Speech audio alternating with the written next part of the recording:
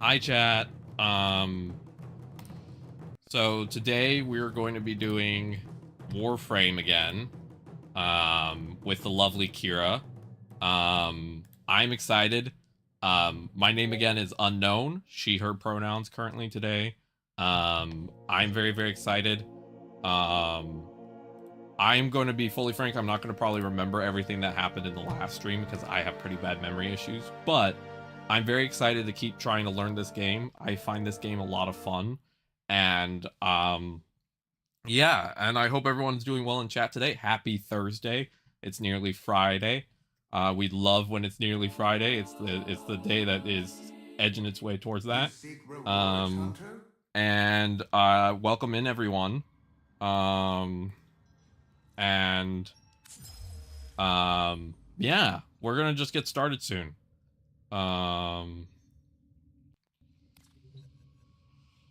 But yeah, if anyone has any questions, just let me know. I'm gonna just try and make sure that everything works, and then I'm gonna switch over to the PlayStation view. I think YouTube stream is running. Yeah, I think everything's running, so we should all be good now. And if anyone has any questions, feel free to just ask. Yeah.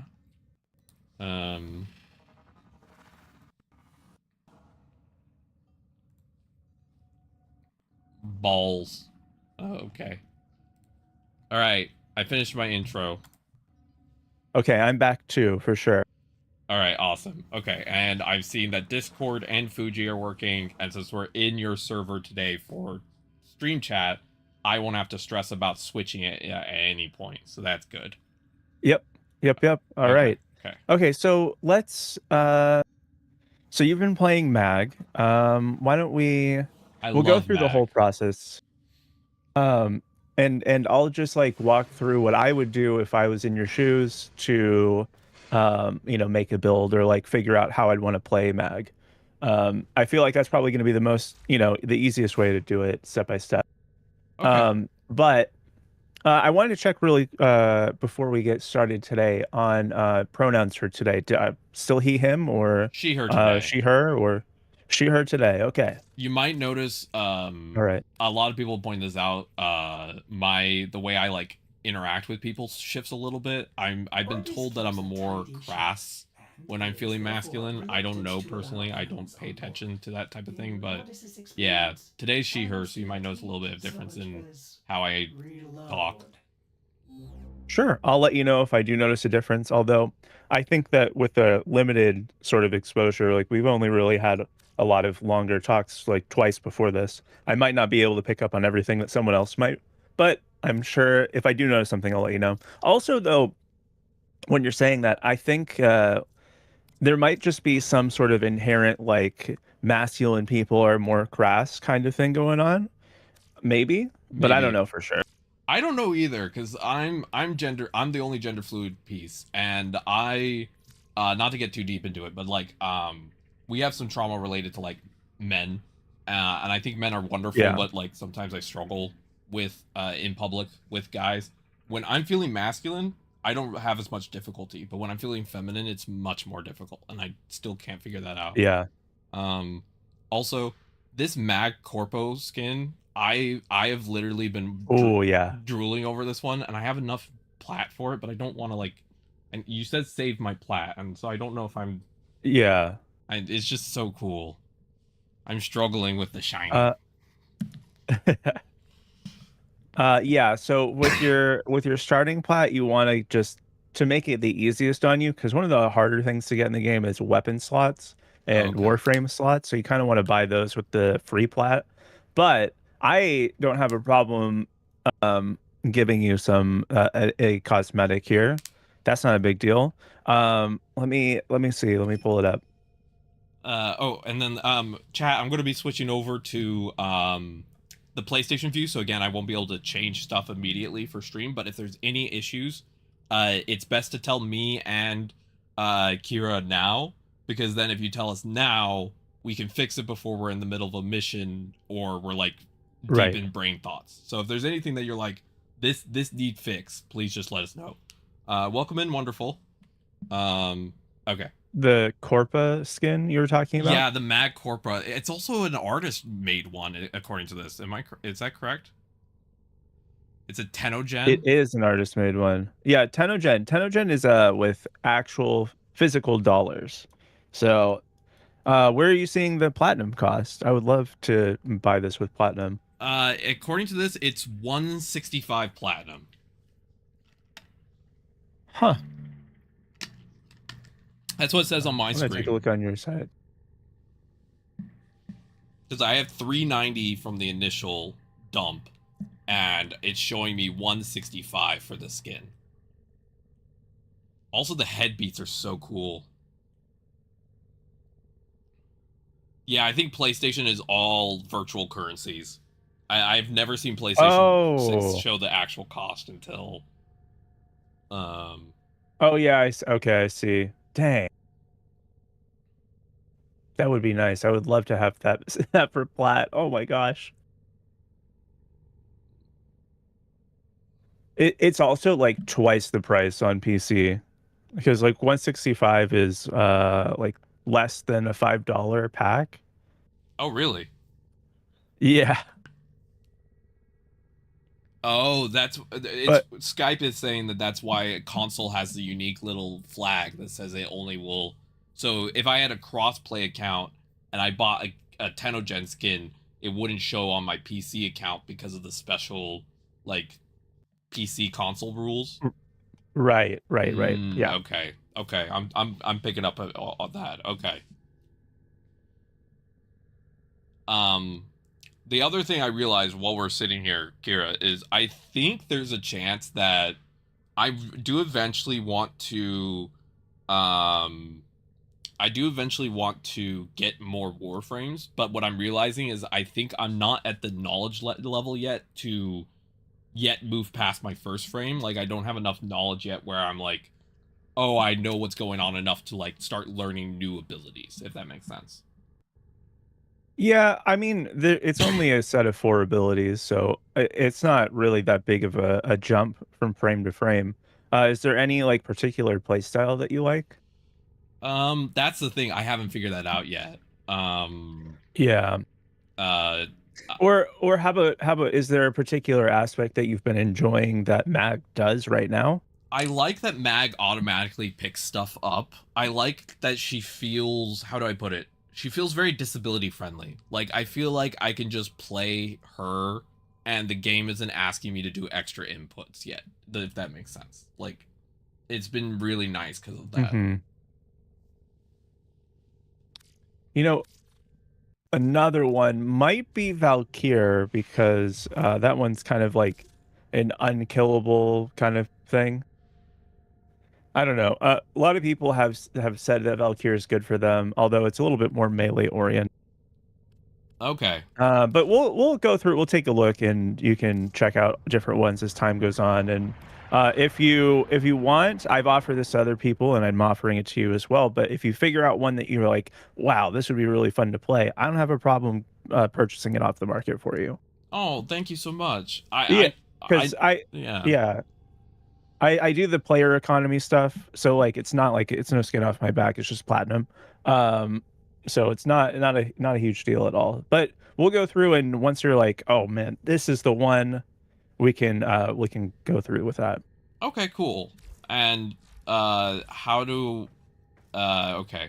And so I can grab the Mag Corpus skin right now, you said? I should be able to.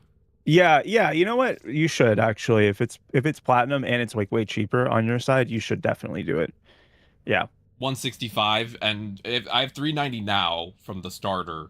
Um Yeah. Don't worry about that. okay, so I have enough now. I Yeah. would still have enough for this stuff you're talking about. Yeah, it's 20 for each loadout slot for a Warframe, and I think 15 or 12 for Okay. two weapon slots. So you should have plenty left over. Oh, And Corpus skin is really cool looking, so there's an extra wrinkle. It has to be Oh purchased no. platinum. Ah, darn. It can't be free plat. Oh, that is a I'm not gonna flame them for that. I understand why they do that, but damn. Damn, damn, damn. That is a unique.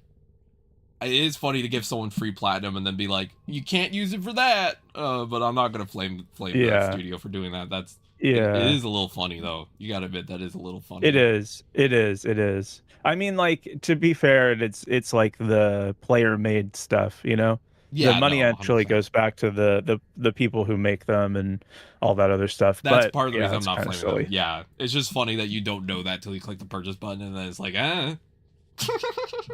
Nah, just like take your hand out of the cookie jar, please. Yeah, like Gosh, maybe what that's they kind of should annoying. do in the future if they want to make it more new player friendly is have the free platinum you're given be like a separate pool, like it has a different icon, so that way you can tell immediately like this can't be used for this. Um, that might be smart down the road for them to do. Tenno, you Oh, have Burrito learned Bowl's trying to tell much me in a something. short period, but your Okay, work has barely listen to started. Burrito Bowl. Yeah, I Burrito have Bowl is word telling me from things. Oh, and Venus. Wonderful saying, The people aside of from the Fortuna expensive suffer money-based under a Warframe, all corrupt, the abilities are pretty despotic easy. preacher Okay, so that's good named to know. Yeah, Neff. yeah, yeah, yeah. They require a I, champion capable of to what fighting Odd Skype is Corvus. saying, I'm down for doing VC Use again. the Venus junction Just to the more people, bypass faction just a note about how I blockades. work. The more people in VC, When you the get to harder it is for me to Fortuna, process information. find So it just means that we would gentleman have to go slower if we goes wanted by to the go over anything, moniker which is not a the problem. It's business. just a Yeah, disability He note. is trustworthy. I was thinking that we would do like Graciously kind of the offered me learning session residence in first, and Marine. then after that we'll do like a Come gameplay see thing with me other people too. when you Sounds like a wish plan. to learn Also, I have more. another mastery thing to do, another test. I would do if I were you to take the test, Okay, I'll take the because you're test gonna then. need to get to two, so that way we can trade, and you'll also need a multi-factor authentication, which you can set up in your account on the website. On the website, okay. But you know, it's not super urgent, but I'll probably want to give you some mods and stuff to start you out. But So let me do the mastery, then let me real quick switch to my PC, and it should only take me a minute or two to set up multi-factor. 1 second, my poor cat, he's having an asthma attack. Give me 1 second. I don't know if you can hear that, but he's having some trouble. It's okay, buddy. I can't actually, not over the other sounds already. Okay, okay. But Well, I hope he's okay. if he has an asthma attack, we have to basically. Luckily, he's laying on the bed right next to me, so I was able to fix it without getting up. But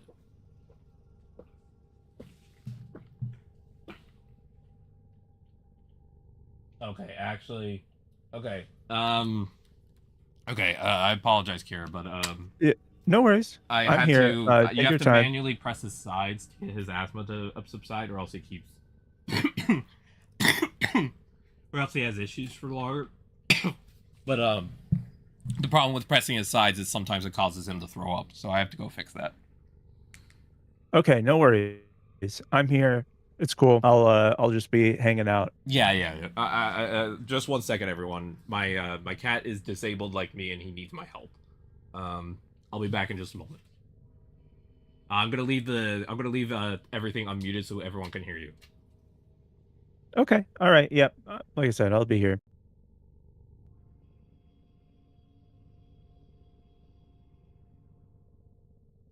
What we're probably gonna do while we have the time, actually, is pull open Overframe so we can look up a build.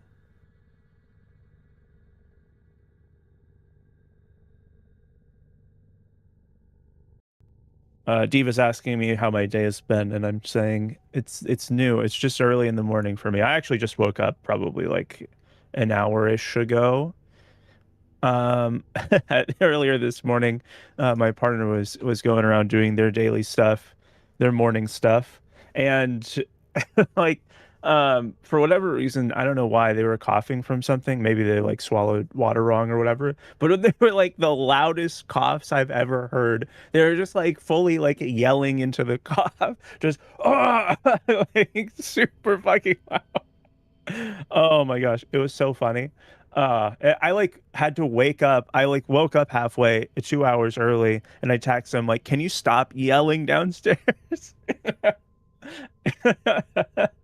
It was really funny. Or at least I thought it was anyway. Yeah, maybe they did. Maybe they did.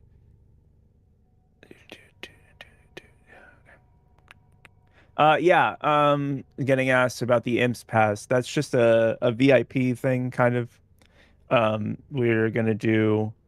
We do weekly events in my Discord. I think right now the next thing we're gonna go through more of Freerun and stop being so early. I'm in school.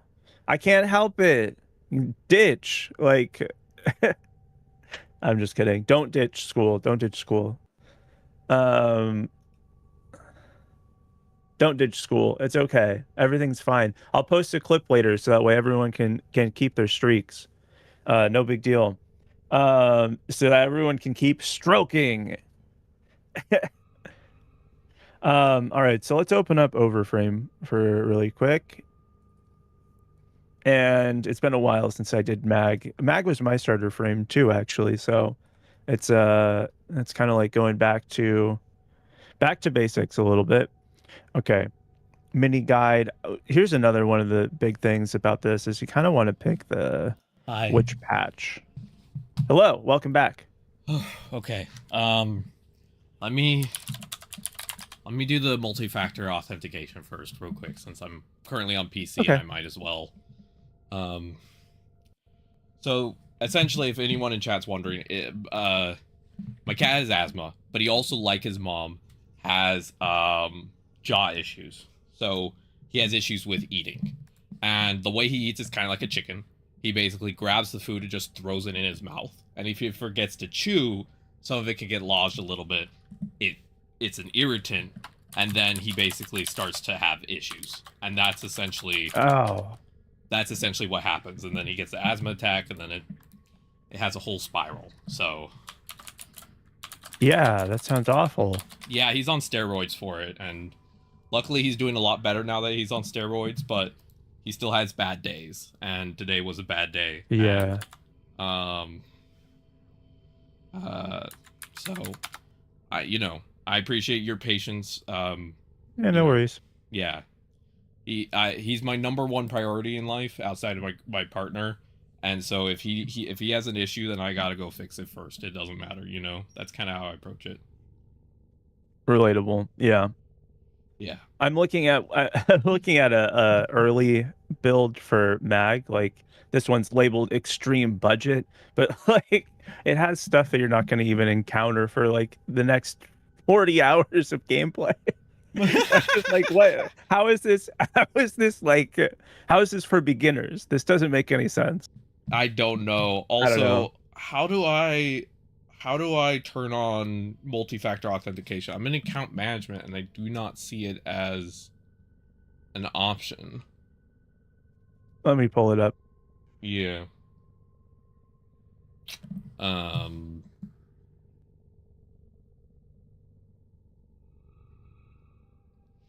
love when games are like, yeah, this is beginner friendly, requires 700 hours of gameplay, and it's like, okay. Yeah. What are you supposed to do up until then? Suffer. Okay, good to know.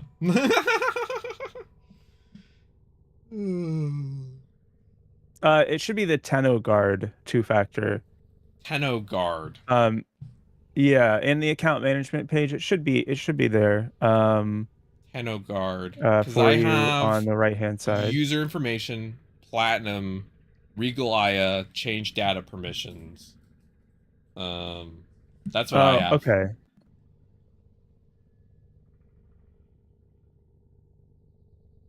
That's what I currently have.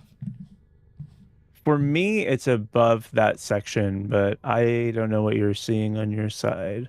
Let me maybe send you the direct link. Yeah, and then let me just look up PlayStation Warframe 2-factor. Let me see if it's like a PlayStation thing real quick. Tenno Guard. It's for PC. Okay. So it is a it won't apply for PlayStation. Okay, cool. But amazing. Let me see what it Fantastic. says for, there's a little link down here. How to enable 2FA on. There is one that shows how to do it for PlayStation. And I have 2FA enabled for specific. PlayStation. All right, perfect. Then I think we're good to go. Yeah. Okay, so I'm gonna switch back then to the game. Sound good? Okay, yeah. I just wanted to check in. How were you unable to do the MR test before all that other stuff happened, or Yeah, were I you didn't able get to to get the it MR done? test. He had the asthma attack Okay. right as I was clicking the button. So let me switch back to my game. Let me first just log out of the thing, and if we need to reapproach it, we will do so. Yeah. Sorry. Okay. 1 second. I'm mentally readjusting because I just had to clean up after him and help him out. Okay, so we're doing the mastery thing first, and then we'll figure out what we're growing from thereafter, right? Yes. Yep. Okay. Great. I might need a little more direction for a little bit just because my brain's rebooting because I was in stream mode, then I was in help cat mode, and it's a little hard to get back to stream mode. Yeah, don't worry about it. Yeah.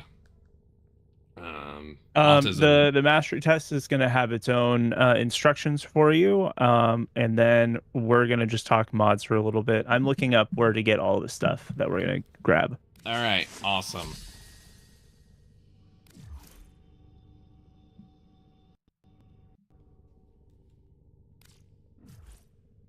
Okay, so I have to...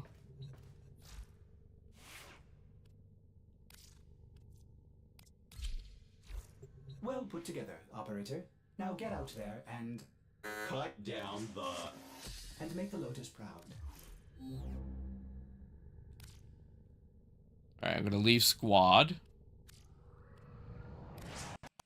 I also will say, because of my autism, there is a chance that I accidentally get stuck on one frame just because I get so used to playing them. With a sidearm. Oh, that's fine. That's totally fine. I mean, the game is about like kind of taking each one and min-maxing them as much as you can. So, later on you'll be encouraged to play more stuff, but if you just want to play one, that's totally fine too. Yeah, we will see if I at what point I potentially feel the urge to play another frame. I have frames I want to potentially get, but I haven't yet had that urge to be like, gotta play something new. Oh, I just gotta shoot stuff with my sidearm. Pretty much, yeah. Fun fact, I actually, yesterday, when I was, on Tuesday, when I was getting a little bit, like, trying to keep track of all the information, I unequipped my primary, and I was only using a secondary. Because it actually made it easier to know what to do. That's a lot of people play like that with just a secondary and a melee. Yeah, that's what, yeah, exactly. That was the combo I was doing. I was basically playing John Wick the frame. Yeah. A formidable performance. I love my new pistol. I got a new pistol and I made it pink. Another job well executed. I Was it unlocked a the new loadout Queller slot. or? Let me get the name for you. Nice. Said I got a new loadout slot and I have a new message. Oh, Lotus gave me another schlab. Thank you, Lotus. A schlab. A schlab. Fantastic. Yeah, I got a new loadout slot. So yeah, it's the Furus. That's the new weapon I have. Ooh, okay, nice. Yeah, I have a Furus and a bow.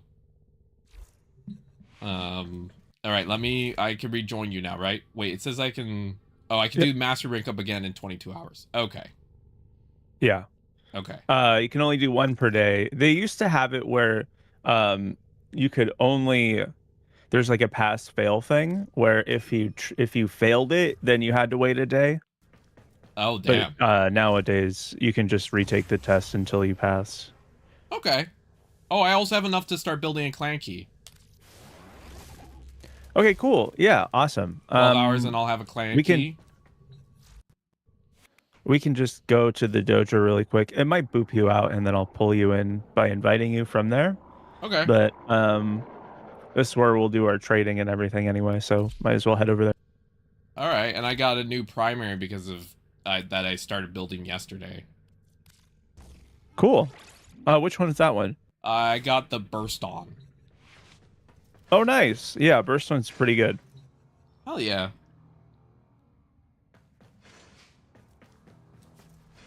Oh, and I have a note to try motion controls.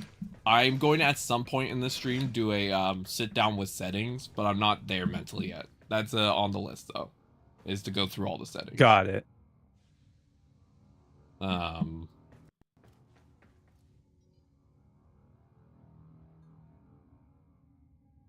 Operator, did you hear that? I'm Okay, seeing so- some cursed emotes in your chat today. Cosmic Yeah, radiation yeah. They're flooding with the blue waffle. It sounds, the way you said that indicates there's like a story behind the blue waffle. You don't want to know. If you don't already know what a blue waffle is, don't look it up. Just Okay. trust me on this one. Okay, understood. Okay, you can look it up if you want. It's really gross though. Just don't say I didn't warn you. I'm good then. I would rather stick to my beautiful brain loving Yuri than venture into the cursed internet. Correct. Okay, this is the right. Yeah, exactly. Yeah, that's the thing, Skype, I'm wondering is I actually have really bad hand tremors. Like when I'm holding the controller, it's basically like jumping up and down. I have built-in vibration, as I jokingly call it. So that's why I was a little bit concerned about gyro, is like it might be fun, but I'm worried that it might not be disability fun. So where are we going, Kira? So right now we're just going to the dojo. I'm just waiting on you to head. Oh, I realized I didn't click the button. I'm so sorry. No worries. Okay.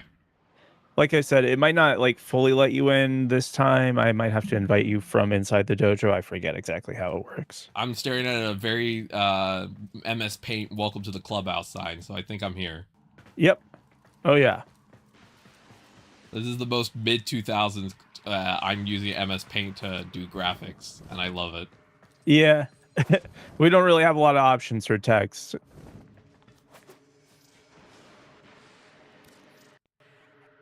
Oh, So trading? each player needs to put something up for trade, and so what you'll probably find is like some random bronze mod that's unranked to add. A lot of people do ammo drum because it's like one that you might have in the beginning of the game. It's not very useful. Okay. Mods. I have a vitality mod. Really, whatever you want to add is fine. Just one of them, so that way the trade can go through. Okay.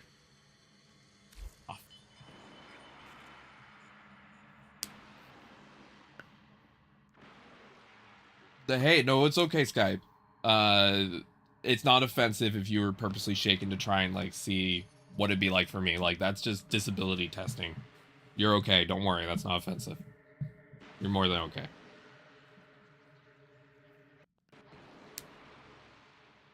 Seven 4. Okay, I'm gonna write that down. That'll be a note for myself. Thank you. 7 4. I'm having a bad memory day, so I'm writing things down. 7 4 4 gyro. Maybe. Yeah, that'll be when I do settings. Okay. Thank you, Skype. Oh.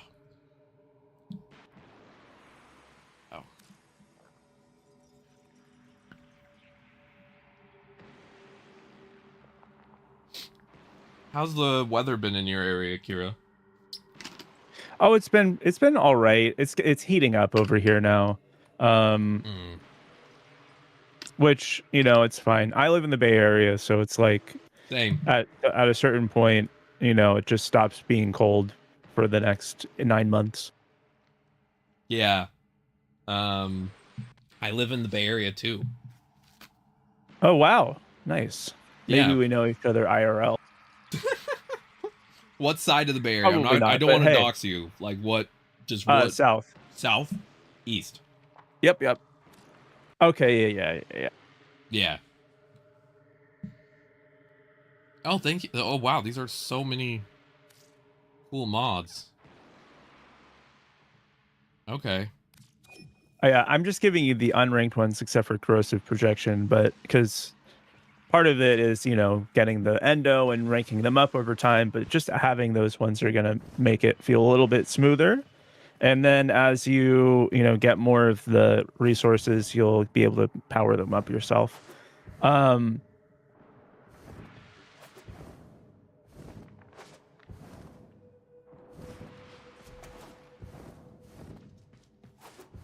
best. Okay, so then you've done the junction to get to Venus, right? Yeah, I did the junction yesterday. That's how I got the new pistol. Okay, cool. Well, we should do the open world stuff now, Open just to world. get you intro to that. So first we're gonna go to Cetus.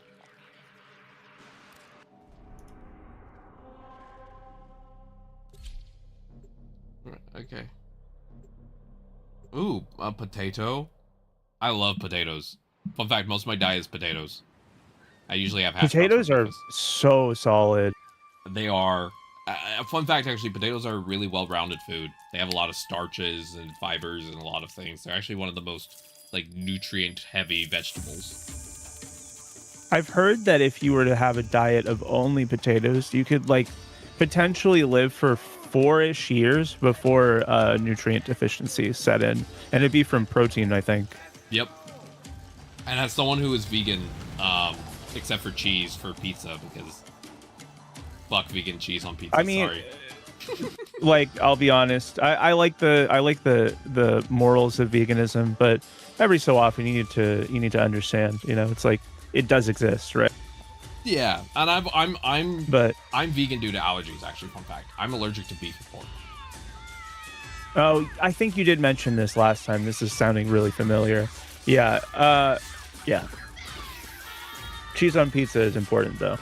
Cheese on pizza is the one thing I refuse to give up as a vegan.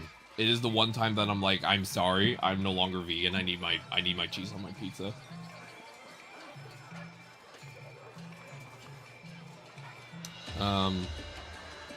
Well, that's cool. Wonderful that each planet has its own open world area. That's cool. Also, there's a whole trailer for this. This is really nice. This is some, one thing I will give to this game, there is some production value behind these things. Like, it's like, the game's really going out of its way to make you feel the, like, impact, if that makes sense. Yeah, this one, being a live service title is, it's monetized, and unlike other ones where they're like, okay, we're gonna fleece you for money and then not really change the game at all. Cough, cough, Overwatch, cough, cough. This is like a lot of the funds that they get just go straight back into the game to make it better. All the devs and like the team in charge of it play on stream with people. They'll like give free stuff away. It's like, it's one of those ones where it's like you really look at this being a live service title and it makes sense because of the utilization of all the resources they get. Just go back into the game for the most part. That's super cool. I love that. Yeah, Wonder is the piece in our system that plays Overwatch, and they love the game, but their biggest complaint is that sometimes it feels like the game is designed for monetization over community. Yeah, I think that the game is good. I like that style of game. It wasn't a dig at them, but there is a lot of very blatant, like, oh, hey, go buy this Mercy skin because we want you to. Yeah, no, I didn't think it was a dig at them at all. I think Overwatch is one of those games that's fun to play, not fun to engage with the broader economy. Does that make sense? Yeah. Like, I'm just not really a big fan of loot boxes in general. Oh yeah, no, loot boxes are kind of garbo. Oh, they support a lot of charities too. That's great for D. Yeah. All right, I'm in the open world and I am just bouncing around. Okay, I put down a waypoint that says what on it? I have a waypoint on my map that's 132 meters away and has a little cube above it.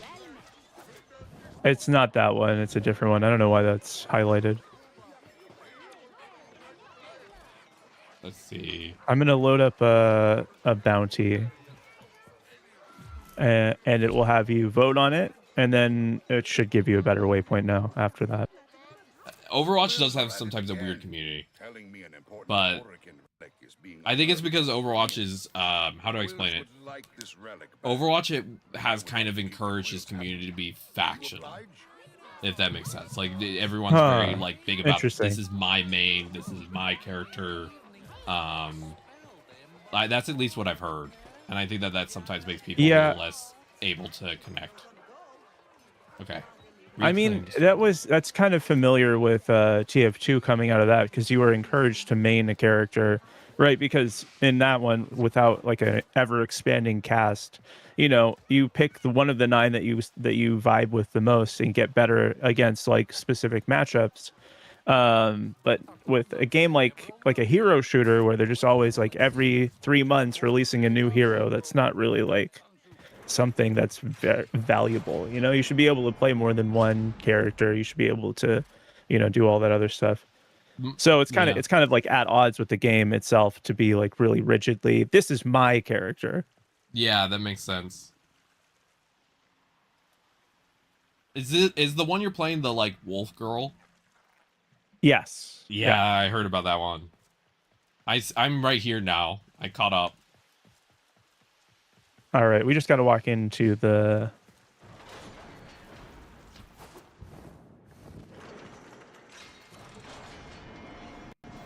The plains All lie right. on. We have some other people joining in with our mission here. These plains are a vast graveyard of the sentients who attacked the tower long I do ago. like the If jumping in local this game. legends are true, not want to be out It's Just a nice. little warning: the water will make you lose control of your character. Yeah, the jumping is really good. Yeah. Also, yeah, Skype, what you're saying is Rivals is the one that releases a new character every month. Overwatch, I think, does it like one character every 3 to 4 months. But yeah, It's like quarterly or something like that. It's Quarterly. not super often. and you're right though. The collabs, I think they recently did a collab for what was it? Near Automata, and the only people that got skins were the popular characters.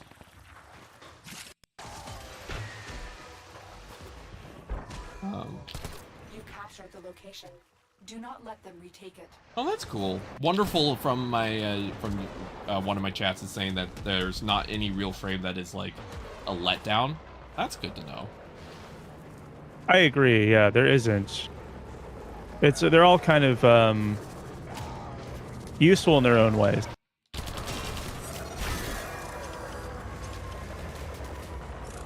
I love that.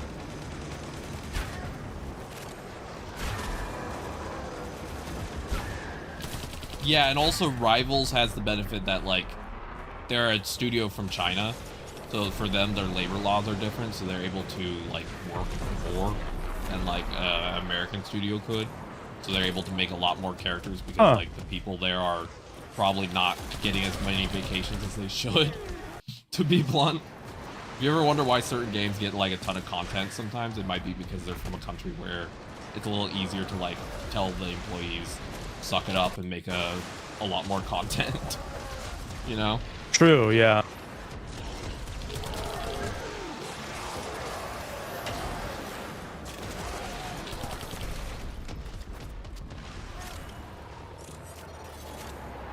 I gotta be frank, I am sad that less places have straws.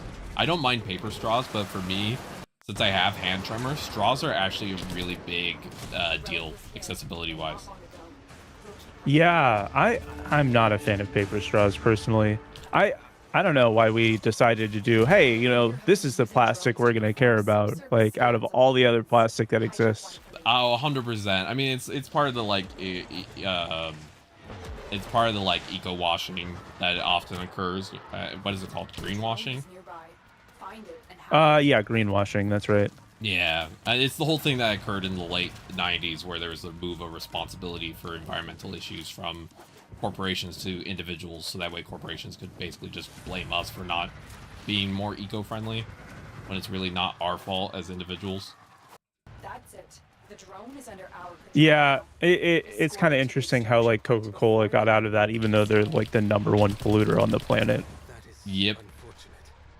100%. No, 100%. And I know this especially well as a, like if you're disabled, most of your medications are plastic, and you will sometimes get people who are like weird about it, and it's like, I don't have a choice that my medications, everything comes in plastic. I think it'd be funny for people who don't understand how much waste there is in a hospital to go see like how much they just throw away.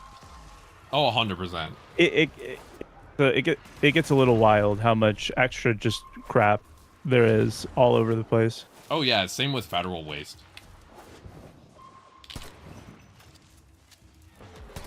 Or like every single like piece of mail or like letter you get that is just unnecessary, that's being sent to you for no reason. I'm supposed to get like documents for all of my bank stuff and like the insurance stuff and everything, but they'll send me like 4 letters a month just telling me, hey, you can like dispute things if you really want to. Oh yeah. Like what are you talking about? I don't even have a problem. Like I love those letters, honestly. it's a little odd. One time, so funny story is, I would say as a new player, Quarantined Burrito, so far I would say yes, it's worth it. But I haven't played for a ton of time, so take my word with a grain of brand newness. But so far I've had a ton of fun.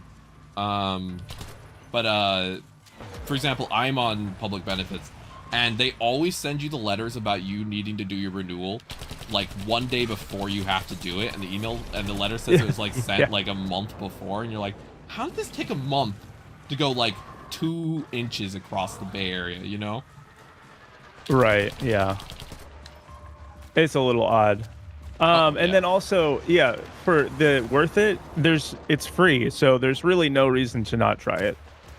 Yeah. Though, as you've said, Kira, before, this is the type of game where, like, having a good buddy with you to learn it is probably kind of a necessity a little bit more than in other games, would you say? Yeah, definitely having someone who can help you out is really important.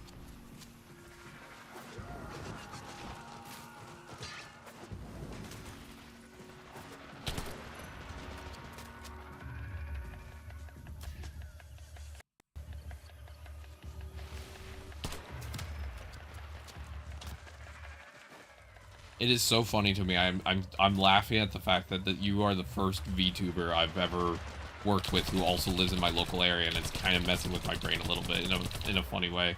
Yeah, that is kind of silly. All right, we're gonna head back into the thing. We actually failed the bounty, but that's because I was messing around. Okay.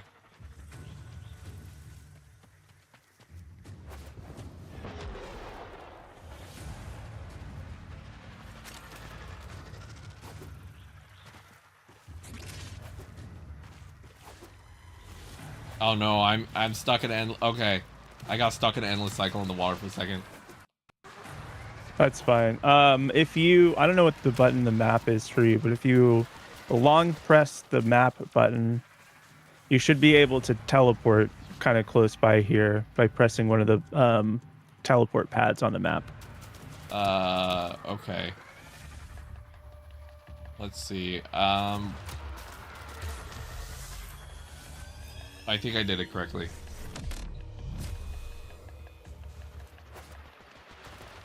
Am I nearby? Yeah, it looks like it.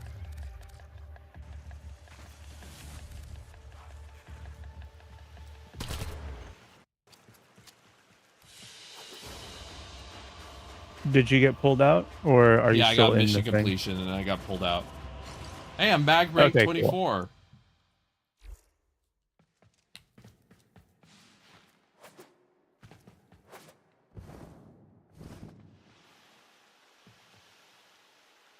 All right, I'm going to switch to something that's not going to make us lose.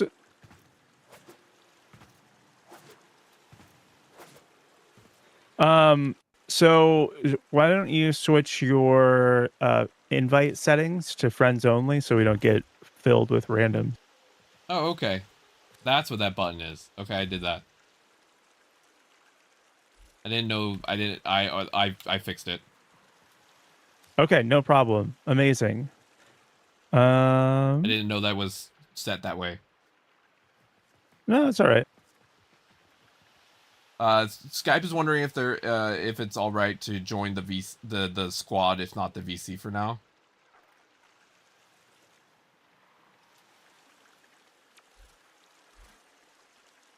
Yeah, that sounds fine to me.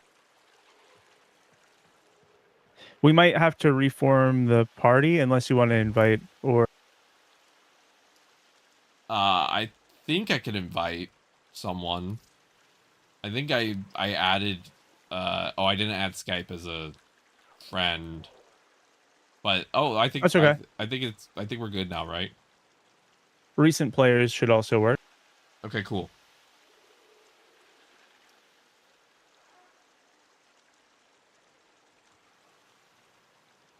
Oh, also, again, in case anyone doesn't know from your chat, my name is Unknown. I'm part of a DID system. We stream under the title of the Emporium of Wonder. Yeah, I am the gender fluid piece of our system. I use she/her pronouns currently, but sometimes it changes. And yeah. Yep, that's the spiel.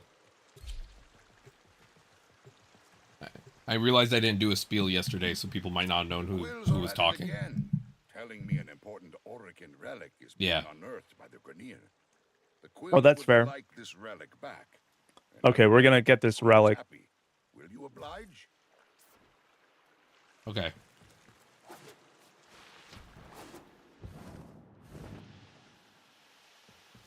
Enter the plains. I'm waiting to enter the plains.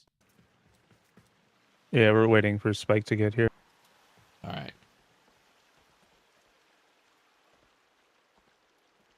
I don't know why there's this dot randomly on the map, the pin.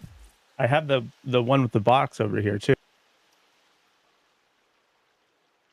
You don't see us yet. Let me make sure I add you to my friends list just to make sure that we are all listed as the same, just in case that's a problem. Why don't we just go out through the doors and then like reload the loading area? Okay, which doors? The ones behind me? Yeah, these ones back here.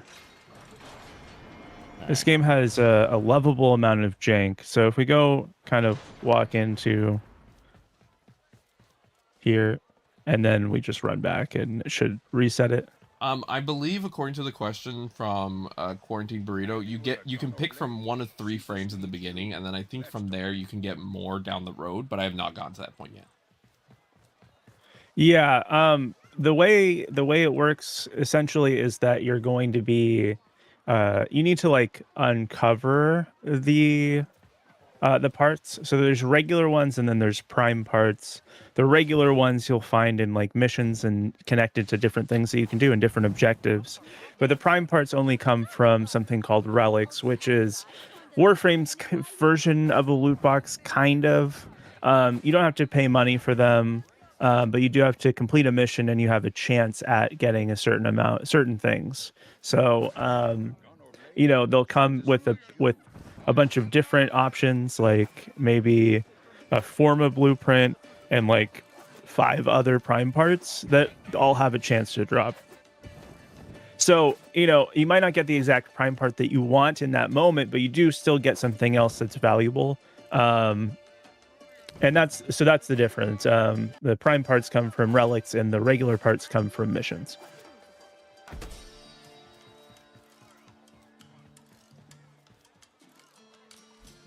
We're stuck in a loading loop, I think. I don't know what's going on. Oh.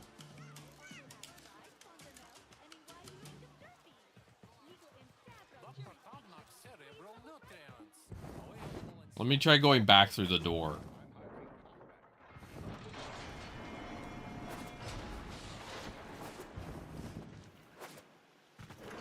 Oh, I think it's loading.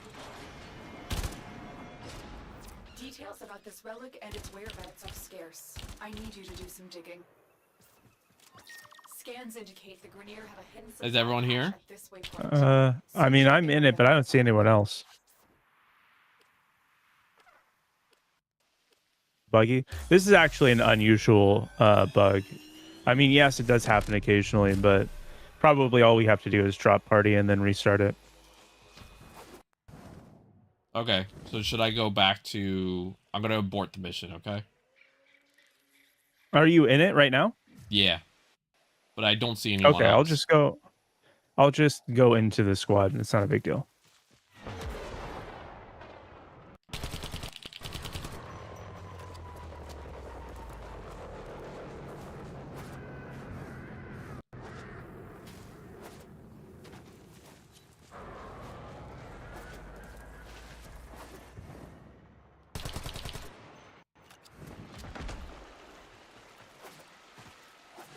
Yeah, spaghetti code for sure.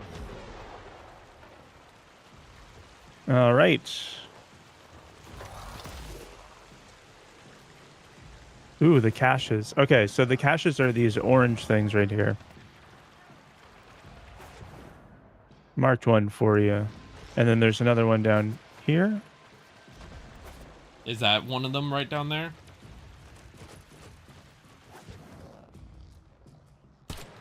You said orange box, right?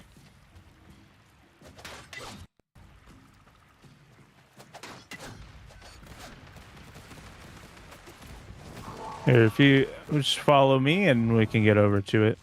All right, I'm following you. They also have a slight sound to them. Okay.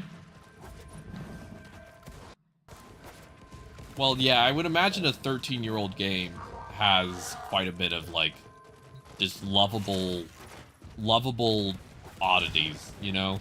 A lot of people don't realize game development is, like, freaking difficult as hell, and probably is one of those things where it's, like, you're fighting uphill, essentially, to try and, like, get everything to still, like, not blow up on you 24/7. Yeah. No, for sure. I have a lot of respect for people who can do coding and make all this stuff work, but oh my gosh, it must be frustrating. Yeah, and also I heard that in the development history of Warframe, this game when it first came out was made by the studio when they released it when they were basically almost broke. So I bet there was some like shortcuts they took, not realizing that 13 years later the game would still be running and they still have to keep some of that original shortcuts around, you know. No sign of the relic, but Plus you have people who leave over time, and this is one actually the biggest reasons that certain government inefficiencies can happen, is that if certain software is not updated, at my waypoint, and then you'll new find people the come in command and have to try and responsible for learn that taking same the software, relic. Eliminate him. you might have people who never knew how to touch it, and it just kind of is like slowly falls further and further apart, essentially, as people are lost in what was left over. You know? Yeah. Government systems are terrible. Oh, 100%. I love loading up a computer and then having it run like DOS programs. Like, what are we doing? It's 30 years later. We had one computer where I used to work for the feds that was one of the most critical, it ran some of the most critical systems for our entire office, like some of our most important like case management stuff. It ran on Windows 97 and could not be plugged into the internet. And if you plug, there was an Ethernet cable labeled next to it that said, if you plug this in, we will fire you. That's really funny. And I asked why there was an Ethernet cable there, and they said that they were required because of when they did a contractor to upgrade the internet for the place, they were required to have every computer have like an Ethernet cable near it for some reason. And so basically the computer had an Ethernet cable next to it, but it was never meant to be used. It was there more as just because they had to, because it was part of the contract. Oh my god. Yeah. Low chances to get hacked, that's real. I located the Mhm. relic. The We had one command system that we is never had to at my use, waypoint. except like once every year, right? Clearing the armor And it was a very field. specific Take out thing, the surrounding and guards. it required a One of floppy them is disk. carrying a data mask. You had to find the get floppy inside. disk once a year to just do this one process on this one computer that you only had to boot once a year, basically. And no one knew why we had to do it that way, but it printed a certain form that they never figured out how to like replicate, I guess. Now insert that data It was a mask whole into the thing. console. So If they destroy the console, we'll never get the vault it's open. always hilarious when they like mandate things through law that's like, this will never change. We're at like the pinnacle of human development and technology, and then like it changes the next year. Yeah. And actually the one funny part about that is the part of the reason that actually a lot of our nuclear tech still runs on really old computers is they've realized that upgrading it might actually be more of a security risk because they don't know how to secure it properly. Like running on old stuff Yeah. might actually be better. Yeah, no, I hear that for any sort of nuclear power sort of thing, that makes sense, but I don't know. Everything else is just like, it's really not that serious. Yeah. I always find it funny when they like lambast like efficiency of certain things, and I'm like, y'all can't run efficiently either. Like, let's not get in our knickers in a twist about something that is not entirely our fault. Yeah.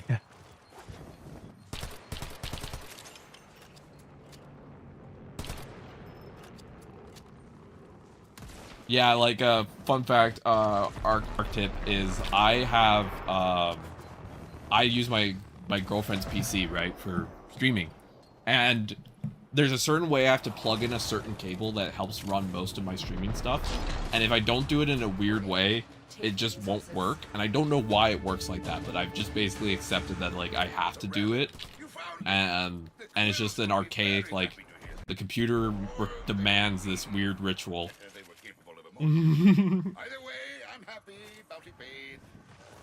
So I use a capture card Oh, to capture my console, and to get the cable to connect properly, to get it to actually like recognize my capture card, I have to plug it into the PC, open up OBS, unplug the cable, and then I have to switch scenes, plug it back in, switch back, and then it works. And then it just is fine the rest of the day. Oh my gosh. That's crazy. That's oh my gosh, that's a lot. That's a big process. Yeah. And why does it work like that? I don't know. If it works, it works. There's no reason to get rid of it that way. Why is my dog named Mailbox? Because it's made out of iron. I don't know. That's basically it. I thought I it was said it because before, that's but where I you should have put named it Female Box. I thought you put it. I thought that was where you put all the testosterone. You just put it inside your dog. That's great. I definitely should do that. Yeah, that's how you transition, right? You grab your robot dog of the future, you put all your testosterone in it, and then you're good to go. I'll name it TRT next. Hell yeah.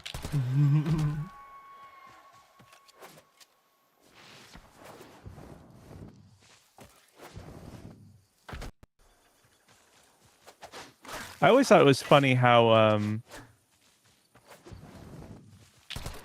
there's just a whole name for there's HRT, but there's also TRT, which is like the same thing as HRT, but for insecure males. Yeah. Mm-hmm. It's Like, let's just call it HRT. That's what it is. Like, yeah, or like for the fact that I always find it funny is like a lot of those hair loss things are just basically like micro doses of like estrogen a lot of times, or like progesterone variants. Oh, that's really funny. I didn't know that. Yeah, because fun fact, the reason that you can reverse male pattern baldness if you go on estrogen is just because of a weird quirk of how hormones work. Being on estrogen basically stops your body from losing hair as quickly. So how do you get men who are losing hair to not lose hair? You give them a tiny bit of estrogen to basically convince their body they shouldn't lose hair. That's super funny. I've heard part of it is the way that testosterone like aromatizes in your body. It turns into this thing called DHT, which is what shrinks your follicles. I didn't know that that was reversed by estrogen though, so that's kind of yeah. silly. There are some actual people who have reported that after going on estrogen later in life, they regained hair. You know. Ooh, that would be nice. Yeah. I definitely got hit by the pattern baldness gene. It's in both sides of my family, so I started balding super early. Oh, I see. I actually had certain spots where I lost hair for unknown reasons, and estrogen did reverse it for me. So personally, nice. I gained some hair back. Nice. Yeah. In The real skeleton life, riding a horse, one-handing a primary weapon doesn't exist, and then they ride up to me right now. Are you kidding me? my current haircut IRL is half of my head is completely shaved, and then the left side of my hair goes down to my tits. That's my haircut. Ooh. Yeah, I really like the punk style. Yeah, we also do it partly because we're hearing impaired on our left side, so we don't care if hair covers that ear. The right side's our good ear. So if we shave that side, it looks stylish, and it also allows us to hear better. Oh, nice. Yeah, that's a great reason. Mm-hmm. I actually on the subject of hearing, I just got these earplugs that are supposed to be for sleeping. I had some before, but they had like these huge like sticks that stuck out, and so I'd roll over and then it would like go uncomfortably deep into my ear. Oh my gosh, Ugh. got to test drive them last night. Ooh, I highly recommend earplugs while sleeping for sure. Hell yeah. Especially where I live, it's super loud. My white noise machine is my girlfriend snores. That's great. I wish I could say the same, but everything in my area is too loud. Everything in my vicinity. That's too bad. It is a little loud where I live, but we live near a little bit of a quieter area, luckily. Oh, nice. It's not like super quiet, but it's enough where like it's not autistically overstimulating all the time. Ironically, it's more overstimulating at night sometimes, because sometimes people will do like donut racing outside. Ooh, nice. Kind of annoying, but also kind of fun to watch when it happens. Yeah, it is. It is, and also the one beauty of like the police in this area is most of the time they know that people don't like them, so they just leave people alone. That's great. Okay, so we did our open world bounty here. Let's go to the other one, the other area that you have unlocked for the next one. Okay, so where do I go? So you're just gonna go to your menu and press exit, and then we'll head over to the next one after reforming the party. Yes. Unfortunately, every time you leave like a main hub area, you have to like rejoin and remake the party. But it's just how it works. All right. I'm going to one day get that Mad Corpus skin, I swear. All right, let me let me fix my loadout real quick, and then I will join. Let me fix my loadout. No problem. There we go. And then accept. Failed to join. Okay, let me try that. I'll send you another one. Oh, I clicked the wrong button. Okay, let me try now. There we go. Yay! Hooray! Okay, so for this next one, I'll invite. I have 58 duplicate mods. Oh my lord! I will look at that in the future. With duplicates, you can dissolve them and then get like upgrade resources. But duplicates are pretty common. Right now, I have 2,262 duplicates. Oh, hell yeah.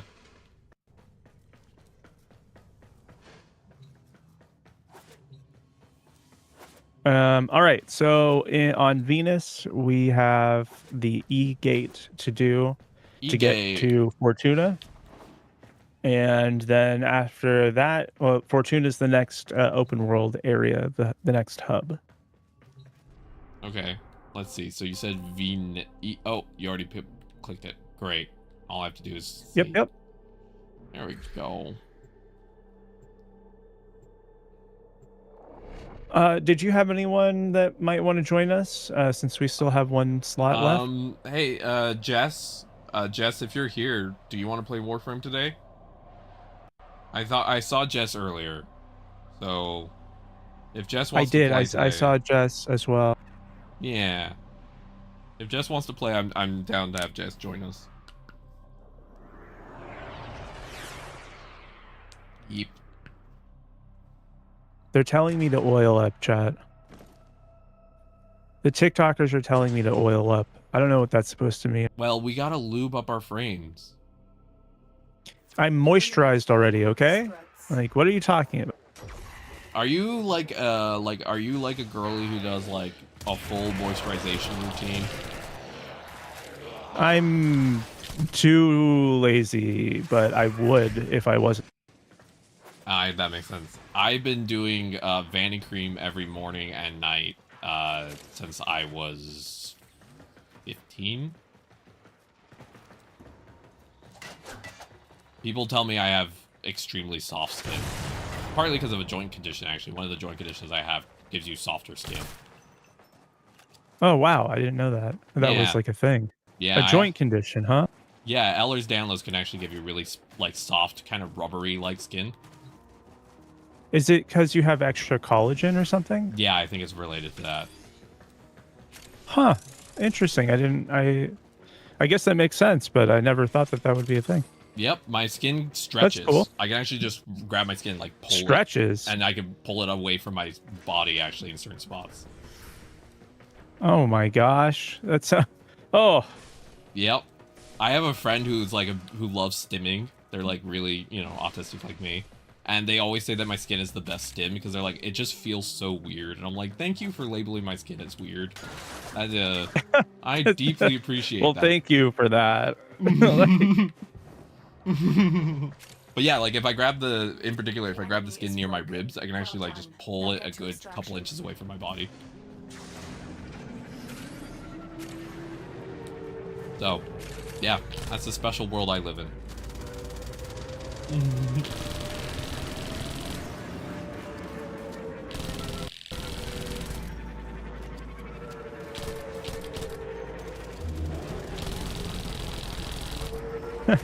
We shot all the people off the ship before they even dropped them in. Hell yeah. And I'm almost out of ammo. Well, it's good that we're finished. We're just on our way out. God, we have a bunch of people who finished quickly in these missions. But yeah, and I also have a caved-in chest. Fun fact. Interesting. Yeah, after having a couple rib surgeries, I have like more expanded of a chest. Oh, for a little while, between the first one and the second one, there's a little bit of a bump that came out where the rib cage reconnected like kind of incorrectly. It's kind of annoying, but oh, interesting. Yeah, you know how it goes. Yeah, I have what people call a baby divot. Like a baby's head can fit inside of it.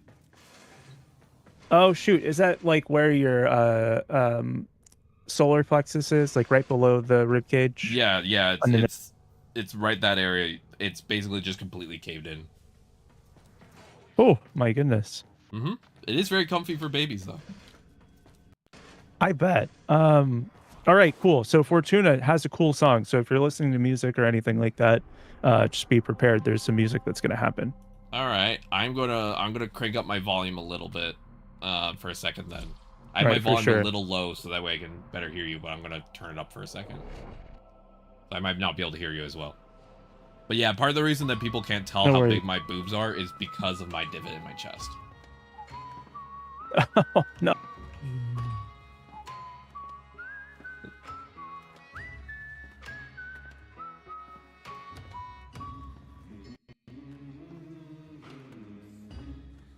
Okay, I'll be adding.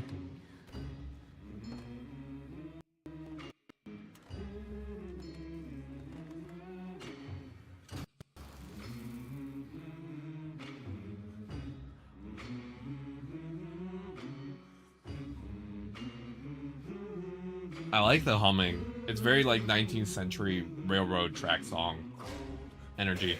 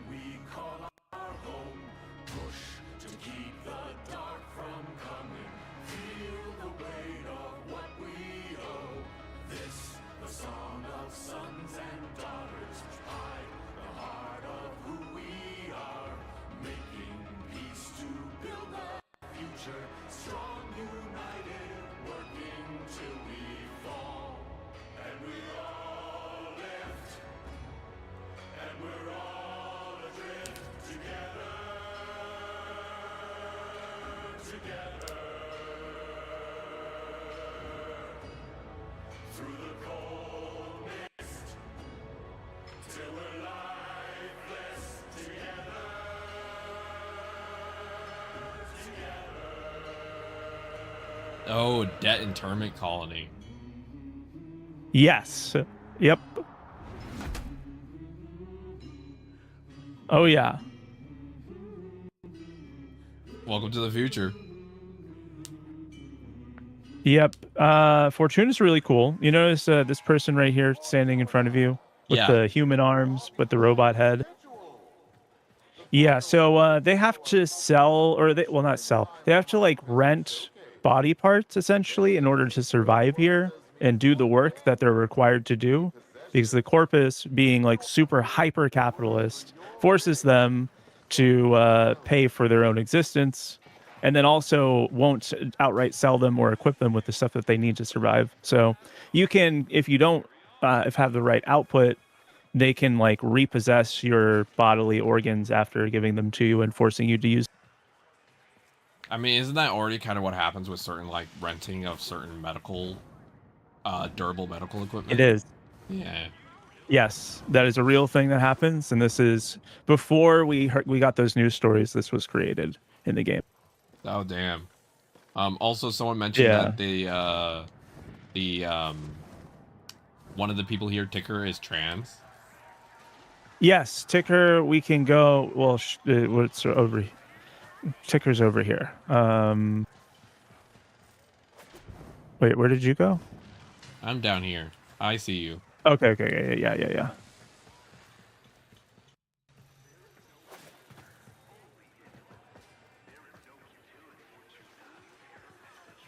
And yeah, Ticker's right up here. Well, look at you, a Tenno. Fine, kind, and benign. Ticker can spot an ambidextrous. Ticker will sell you debt bonds, which you can just do with what you please. And listen tight. And also some other stuff for later, like crew members for your ship that you'll build. Oh hell yeah! Also, I love music, and that song was such a good like 19th century railroad worker song energy. Yes. There's a specific time period that there was a very common thing of like work songs, which is partly what you see in like Lord of the Rings with like some of the dwarven working songs. Oh, okay, yeah. I'm not super into like Lord of the Rings enough that I know any of the songs offhand, but I know what you're talking about. Yeah. Okay. I see the debt bonds. Okay, makes sense. You know where to find me. And then once you get over to the front of the area here, I marked the next person that you need to talk to here, which is Utico. Is it the 67 marker I'm looking at? Yeah, I think so. I don't know the distance from you. Yeah, I think I made it. It would be waypoint 1. Busy. And there's like a quest to start the stuff over here, so we probably won't be able to do a mission yet, but it gets you all intro to the characters. Oh hell yeah! Also, welcome in, Moaz. And we don't need no one getting hurt. You want to help? Go buy Hello. He's been staring down the barrel of a repo order ever since. But yeah, actually, fun fact: there is in the United States, you probably know this, Kira, but there actually is a way to purchase people's medical debt and actually forgive it. And some people have actually been doing that recently. Yeah. You can like buy bulk debt and then forgive it. Ugly thing repossession. Yeah, it's kind of fun because from what I hear, it's you can get it like 20, like a 1 out of 20 dollar to debt ratio or something like that. It's like really ridiculously cheap to buy it and then just easily forgive it. Yeah, exactly. Like, ironically, Pretty debt cool, is I think. cheaper than the amount that you're paying off. That's what a lot of people don't realize a lot of times. Yeah. Well, I mean, like, because they write it off essentially. They don't really need to collect all the debts in order to make a profit. They collect the profit off of the interest payments on the debt, in the first place. So it's they just getting any amount for it is like better than nothing usually. That's the same reason why we had the financial crisis, is because people were selling debt on houses. Yeah, there was junk bonds, and then they were being bought, and then they were being rebundled, and it was house bonds basically being relabeled, and basically debt that should have been a lower grade was being graded higher up, and so basically they were being laundered, and then they got bundled too much, and then basically collapsed. We should just let financial guys control the entire economy. I feel like they just know what they're doing. You know? Yeah, 100% they know what they're doing. Yeah, bankers, they never cause any problems trying to get rich. You know, it's never a problem mixing investment banks with regular banks. That's actually used to be a regulation, is that, as you probably know, there used to have to be a separation between investment banks and regular banks, and it doesn't anymore, which means that the incentives have changed.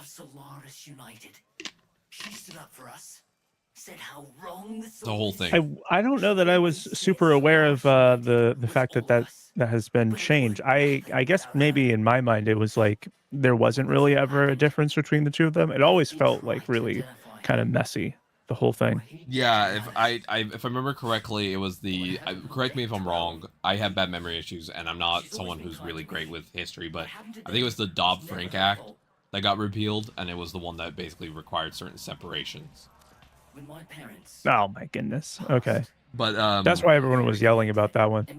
Yeah, and so essentially there used to be a thing where like banks that like do stock trading and things like that, or like investment accounts, had to be completely separate from ones that just held checking and savings accounts. And so therefore that meant that your money was safer and less likely to have fluctuations, because the bank would actually have incentives to try and help you with your money. Now, because they can invest, they're encouraged to like increase credit card debt, because they can use credit card debt as investment funds to then do more investments, which gives them more financial opportunities, essentially. Interesting. I marked a guy over here that they do like pets. Normally like you'd have like a Kubro or a Sentinel, which is what you do have now. And the guy over here has another type, which is called a MOA. A MOA? And yeah. Okay.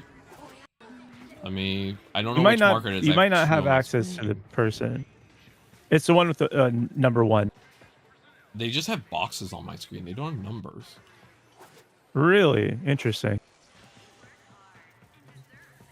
I'm going to blink it then. Oh, okay. I see it now.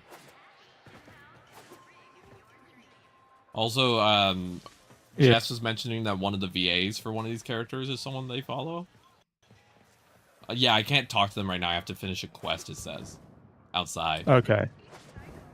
All right. So the quest is single player.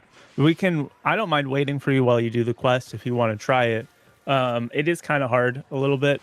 They kind of want you to come in with like a more complete setup. But if you want to give it a shot, I don't mind waiting. I'll give it a small shot. We'll see. Okay, for sure. And enter the Valis. It says waiting for other players. Yeah, we'll probably have to leave the squad while you do the other stuff. Okay, understood. Thank you for your patience, everyone. Oh, I don't mind at all. You ever been out on the Valis, boss? She's a miracle, she is. Blizzard in a fire. I like that everyone got Thanos snapped around me. Magic of rebooted Orican Yeah. Just, gone. No big deal. Yeah. Just disappeared.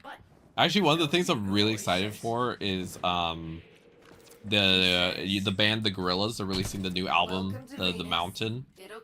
Oh, they are? I didn't know that they're still doing new albums. Oh, wow. Yeah, they did a whole animation recently that was all made like 1960s style, cell animation, completely done by hand.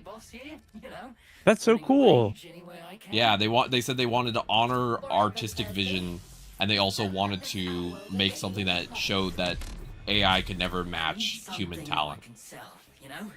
Oh, that's cool. Yeah. I know. But yeah, and it's a whole animation. You can find it on their website, and it's all done with the old cell, all that old style. It's absolutely incredible, honestly. Like the fact that they put in all that energy and effort to do that. I'm gonna pull up your perspective so we can commentate on my side. All right, I have to go find cache, so at least I know what they look like. Here they look a little different. If you see on the right-hand side of your screen, or actually straight in front of you, the smoke coming up, that's one of them. Cool. A little bit easier to find here. And while you were running in, we saw another one. Okay, there's one behind me that I missed. So it's going to be to your left right now. Left. This way.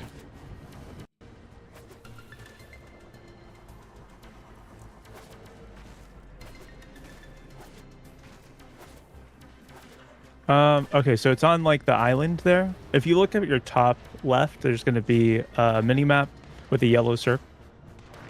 You want to? It's going to be inside that yellow circle. Okay. So down. Yeah, so it's on this little island-looking area, and yeah, if you're going to look to your right.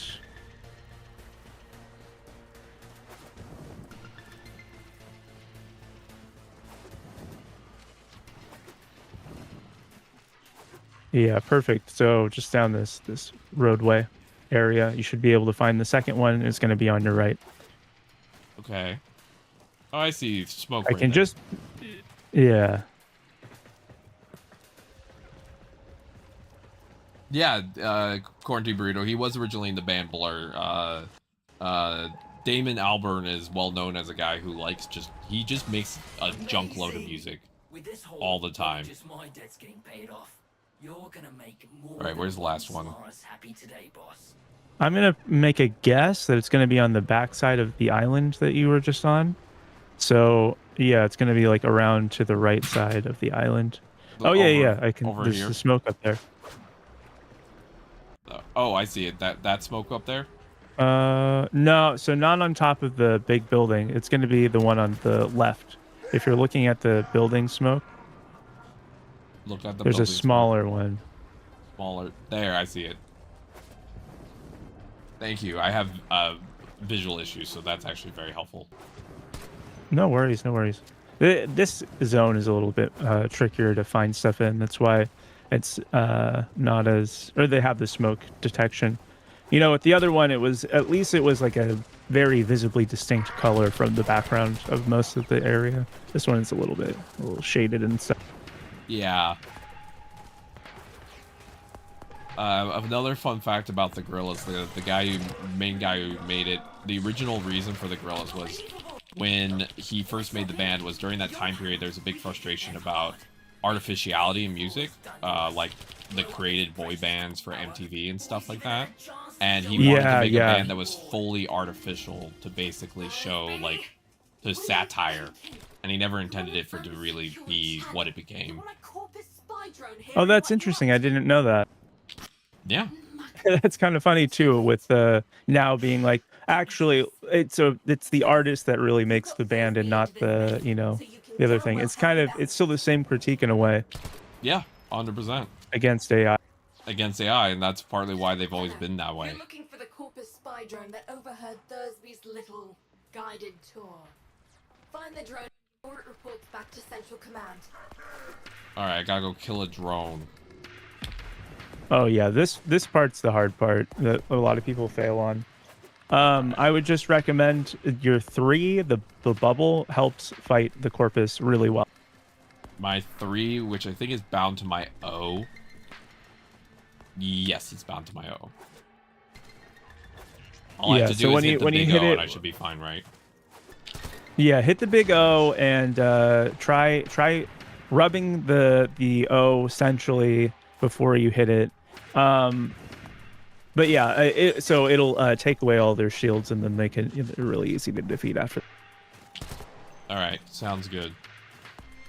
Tracing around the edge of the O, yeah. Okay. The drone is nearby. I just realized that I said the big O, and I just realized what that probably sounded like. Oh, damn it. Yeah, yeah, I know. I thought that was intentional. Not intentional. I am having some trouble with brain thoughts today, so I'm just saying stuff. And then the actual meaning No worries. escapes me later.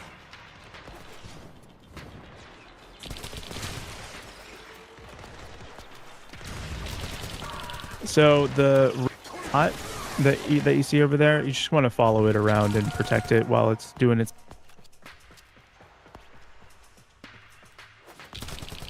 Oh, right now, actually, you're supposed to disable it first, which means shooting it until it goes.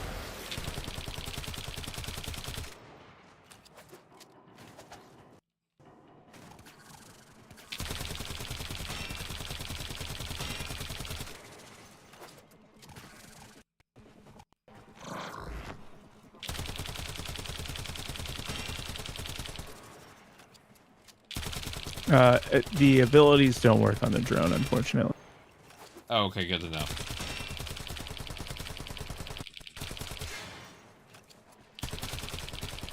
I only have 8 ammo.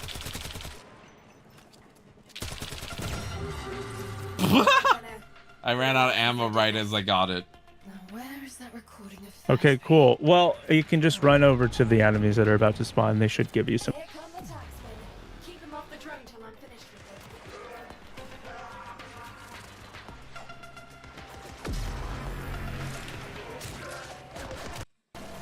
Just make sure to take out all the enemies as quickly as you can. Understood. Right on it, boss.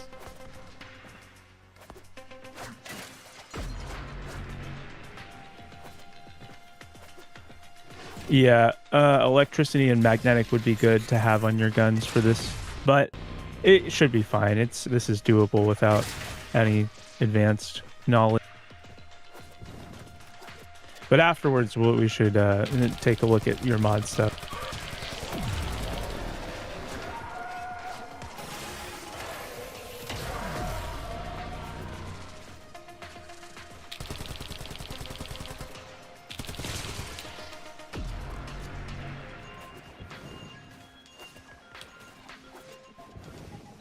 Nice. You're doing well so far. I think they actually might have made this section a little bit less challenging for new players, because I remember doing this and it was just a total mess. Although maybe it was just my memory of it that's kind of like overwhelmingly, like imagining that it was much harder because I was much worse at the game than you are. I don't think I'm that good at the game. I'm just following button prompts. Corpus are legging it. Take out as many as you can. Keep them When I first started this, I was very, very, very confused, but it looks like it's going pretty well for. well. I appreciate that. Okay, cool. Cool. You got this one. You got this down. You got all of the enemies beat up. Hell yeah. Understood? This is my And, first video game, so I don't know how well I'm doing, but I'm glad to hear I did all right. Pretty like telling me that if I was watching this, I would be kind of surprised that it would be your first. I'm just pressing buttons.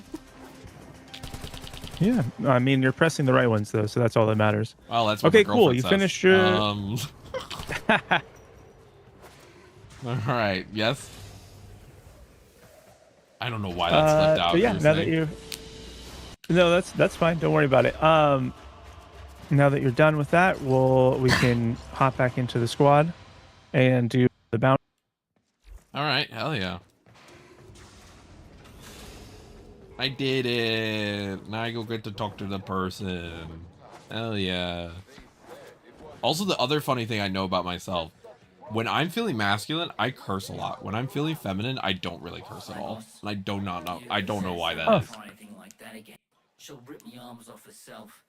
My profanity drops like by 80%. I do not know why. Didn't have enough lucre to stay at a repo. Now I got what I need to open my own shop. Get me head out of the red. All I need is a right hook. Okay, cool. Something. So you talked to Utico. You're ready to do bounties for Utico. I think so. I'm just finishing the dialogue. Gotcha. Thursby finished the thing. Now I have one more person to talk to. Talk to the business.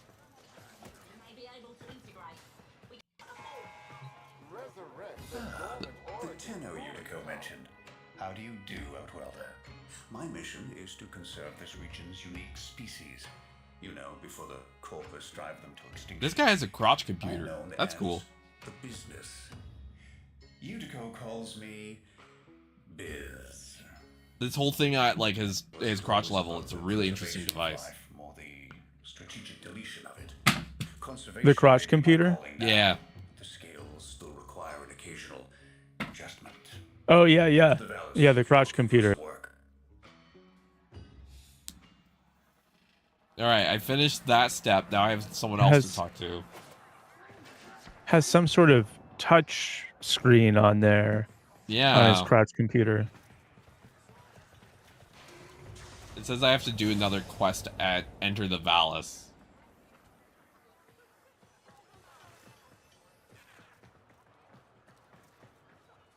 Oh, you have to do another bit of this? Oh, dang. I didn't know. Oh, damn. Yeah, does that mean I have to be solo again? I'm so sorry. Oh, don't worry about it. It's got to get done, you know? Yeah. Someone's got to get things finished here. It's up to you. You're our only hope. I'm averse to getting your hands dirty. Send a message. I've learned that the head of the Corpus Repo Squad has made a hit list. I went into the elevator, and as soon as I went in the elevator, it just like booped me out of your party. That's hilarious. But yeah, the guy's crotch computer definitely has a couple touch screens. Wait, there's a repo list? Interfacing with my crotch computer. Okay. Okay, real question. Does his crotch computer run off of like, does it require him to wear a cage to like properly mount it to? Like, what's the mounting point? Yeah, that's a good question. I think probably yes. At least a cod piece, right? Yeah. We do this quietly. He's like, I do corporate chastity. All right. Maybe Neff doesn't find out. Biz, this isn't the old days. We've got no leverage now. All we can do Yeah, is like a try chastity to belt. stop people from getting ground up by the bureaucracy. People are already getting ground up, UD. Debt on debt, accident by accident, repo by repo. Repo by repo makes me laugh because I've played repo before. Other pieces have, so I've heard about repo before. Don't get noticed. That is kind of silly. If they destroy Yeah. the data, we won't know who to hide from Neff's Reaper squad. Oh, chickens! I have to beat up the British CCTV chickens. Fun fact: no. Britain has one of the highest proportions of CCTVs to out of any country. Really? I'm not surprised by that, actually. Yeah, they love surveillance. Oh God, I have a puzzle. Yeah, you can do the puzzle. No. Ah. I got this. The trick to this is to solve the outside. There we go. You've tripped the alarm. It's now or never, Sparky. Yank that data.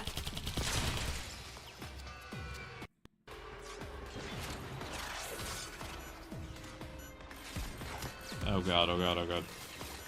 These puzzles. I didn't sign up for Wordle.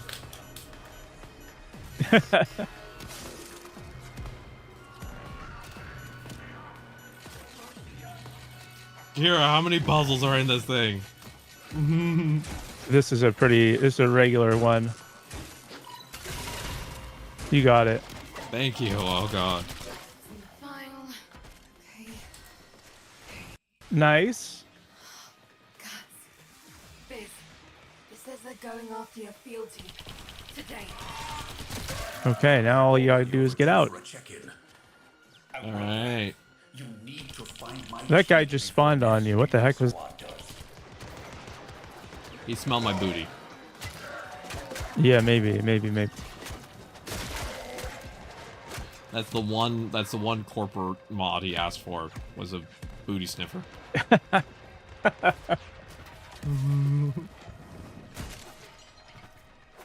At least guy has priorities, right? Yep. I'll always have to have your priorities in check, you know. Exactly. He sold the rest of his body. He's like, but I want to keep the one part that allows me to sniff out a good booty. And they're like, you're weird, my guy, but okay.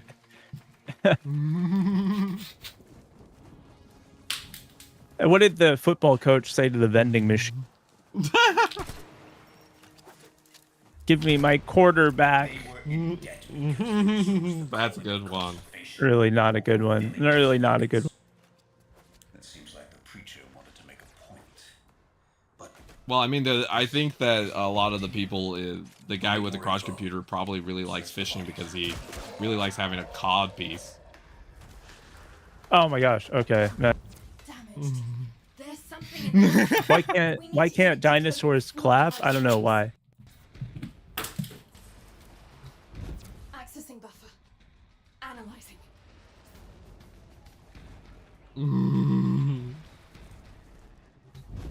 Password. Oh no, because they're dead. Because they're dead. Oh no. Final transmissions. Come on, final transmissions. What kind of dinosaur do you want to have as a root? What type of dinosaur? What? Would you like to have as a roommate? One that doesn't roar too loud. Taking a quick look around. Pterosaurus, because their pee is silent. Coordinates reports. There you go. the survivors are being held nearby, awaiting processing. You know what happens when your kid comes out as trans? Not again. You become This is transparent. lucky.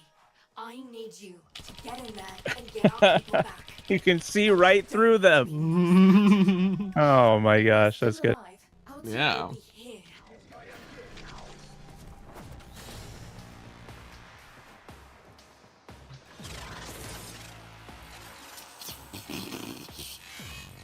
More puzzles. What's the difference between a genealogist and a gynecologist? One of them actually rocks. One of them looks at the family tree. The other one looks at the family bush. There you go.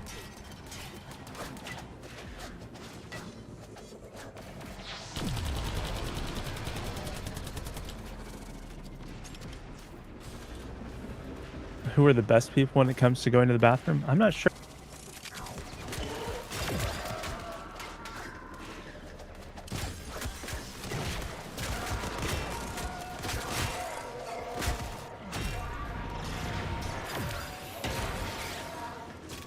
Oh yeah, Jess is right.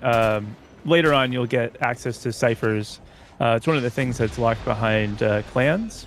So you get a blueprint to let you bypass all the puzzles, Oh hell or yeah. most of them.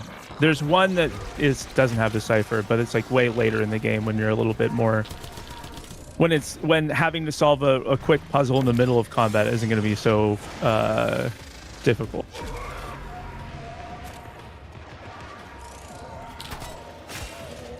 Oh, the best people when it comes to going to the bathroom are Europeans. That's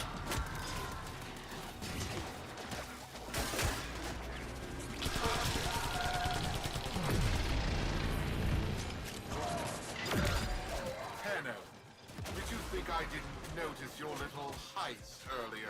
I'm a really big fan of anti-jokes, and so a man walks into a bar and asks if they do news basins of frog tattoo. The barman calls for an ambulance as he realizes the man's having a stroke. Just like, not it. Nah, you just missed him, Pete. I didn't do nothing. What's a news You bait? don't understand. Stop.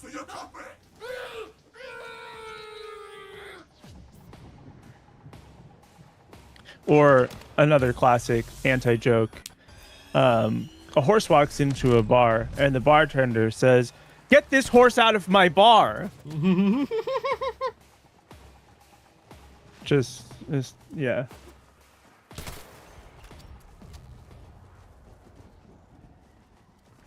That's a good one. I don't know what the blue marker is here for. That's for later when there's going to be a way to load missions from the plane or from Orb Valley. Oh, And that's where the okay. guy is that gives it to. So you don't have to go in the elevator every single time you want to do another bounty. You know, you want to know the biggest downside to getting an ochorectomy? You no longer can say you're ballin'. Oh no! Oh no! Oh my gosh! That joke wasn't you baller. gotta keep that in mind. That joke wasn't baller. I was supposed to protect him, and now he's in pieces. Oh no, Thursby! Stabilize him with so much missing. This was a mistake. And it says, "I'll serve you, but don't start anything." That's a good one. Maybe it's not too late to impress Neff before his big unveiling. Appeal to his mercy. Show him what we can do. Get topside. I'll fill you in.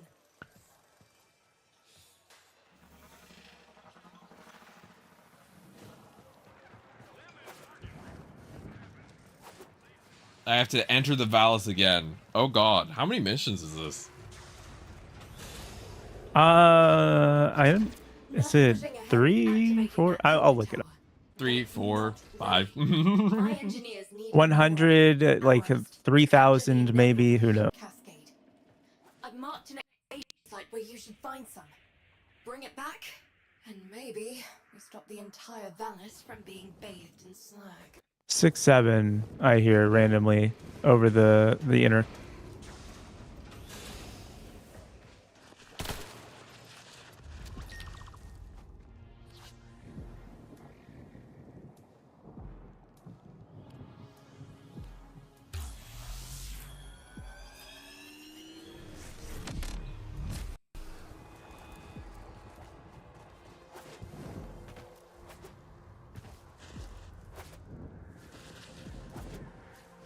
Amarast, do you not understand? Nothing you do will make Neff kind. The more you give, the more he'll take. When you rise up, people get hurt. But if we let that fear divide us, it will only get worse. What does cross save mean? Cross save is across. There's 3 more parts. Oh geez. Cross save is being able to resume your progress on a different platform. So it used to be that your account was locked to whatever your game was on. So like either if you started on like a PlayStation, all of your stuff is locked to PlayStation. Nowadays, only the Tenogen stuff is locked to the platform, and the rest of your account is accessible through the rest. So cross save is just like the Mac. Yeah, just switching around. Still a little salty about how they're like, yeah, you can't use your free plat. I get why, but still. Yeah, I would be salty still too. Oh, I don't know that. Have we done an excavator mission before? Not that I remember. No. Okay. There's these guys with like the circular things on their backs. You have to pick up their little cells, which have a glowing green beacon on them. These? Yes. And then bring it back over to the excavator. Yeah. And that powers it up. You can see the power on the left side of your screen. Okay, I see. Is excavator the new title for bomb surgeons?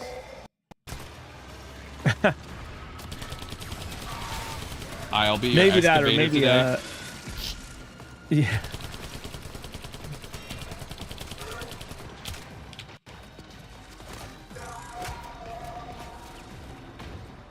All right, cool. And then once you have powered up your excavator to the maximum, it'll give you a full power indicator.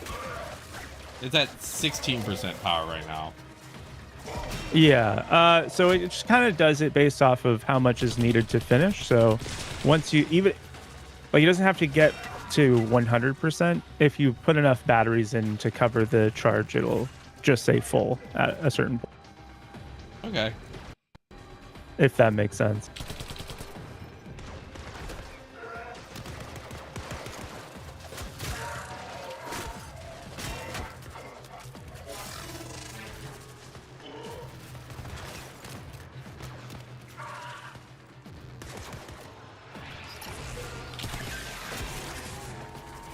All right. Yeah, so after that last one you put in is now at full. Hell yeah.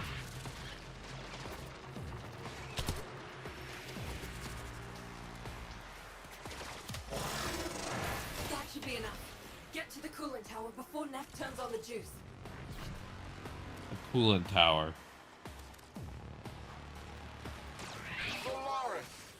The investor showcase is tomorrow. Wait, is his head like a stalker ticker? The coolant tower is not ready. Have you no faith? Neff on you? Yeah. It looks like a stock ticker.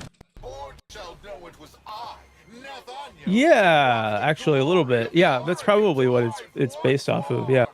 Yeah, one of those old stock ticker machines. I've actually seen those before in a museum.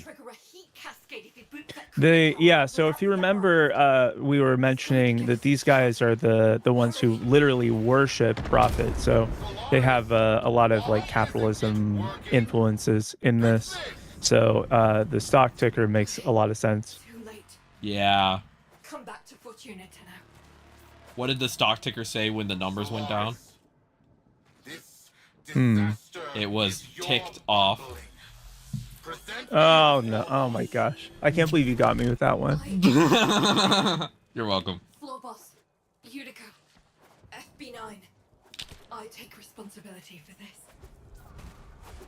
Finally, one of you shows some backbone. Floor boss, You got some people in my TikTok chat a little bit upset by that one. Yes, I did. yeah. So right after that, they're like, "Ain't no way, dude." You're welcome, TikTok chat. Bring shelving.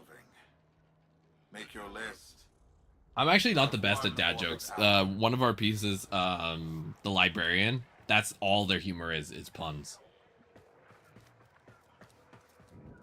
It's absolutely terrible. Puns are great. I really like puns. Puns are difficult to really pull off. Well, the librarian has this, like, we all have sleeping disorder, but the way the librarian worked through it is instead of like counting sheep or anything like that, they would just make puns the entire night. Oh, that's great.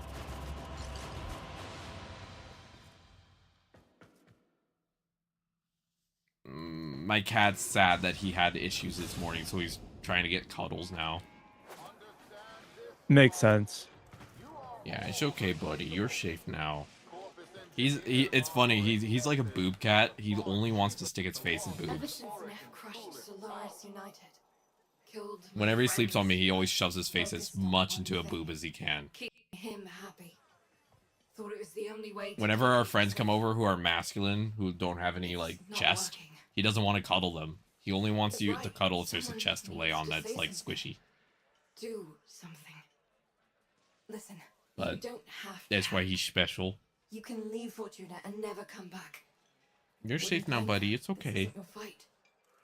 But how are you doing today, Kira? So far, I'm doing pretty great. I'm doing pretty fantastic. Got a lot of good sleep, and I'm still a little bit groggy, I gotta say. How are you enjoying your quest here? I like it so far. I like the vibe of this place a lot, because I often think a lot about like how shitty capitalism is, and this is right up my alley. There's actually that's actually something interesting. I recently watched a YouTube like commentary video about Eat the Rich movies, and one thing they were talking about is that very commonly in Eat the Rich movies, there's a big focus on like the individual and like an individual succeeding against the larger system. And they're talking about how like the actual way we'll dismantle capitalism is through collective action, but these movies kind of serve as like opiate of the masses, because it's just sort of like, well, you know, one person could just magically make a bunch of money or fight back against the system in their own way, and it's like, in reality, no. It's going to take large community building to make change occur. You know what I mean? Yeah, they definitely, even in those anti-capitalist movies, they still have that that rugged individualism aspect, which is, you know, very reliant on capitalism to exist. Like, you know, before we had all of these like mercantilism and like self-made rich people or whatever, quote unquote self-made. You know, it wasn't really seen that a person could become bigger than themselves without the help of society. So just having that as like a portion in those types of movies is still like reaffirming the capitalist idea. Exactly. Capitalism is about, the reason capitalism is successful is because it subsumes its own criticism. Right. Yeah. That's such a good way of putting it. Yeah. Yeah. If you can eat your own criticism, then you never have to worry about people basically fighting back.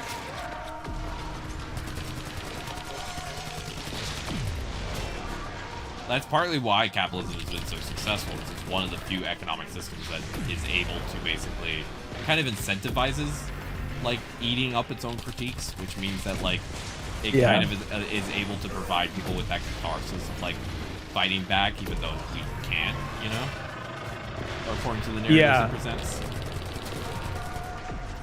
It that's definitely part of it. And then like another like it's kind of like this idea that you can like defeat it by your own actions is like falling in line with the idea that you are like more in control of like your own individual circumstances than, you know, what you would be able to do in a group. And so just like thinking that is playing into it. Exactly, yeah. And it's part of the reason that so many people have talk about like the loneliness epidemic is because we're encouraged to never create like or connect with others. We're encouraged to do everything solo.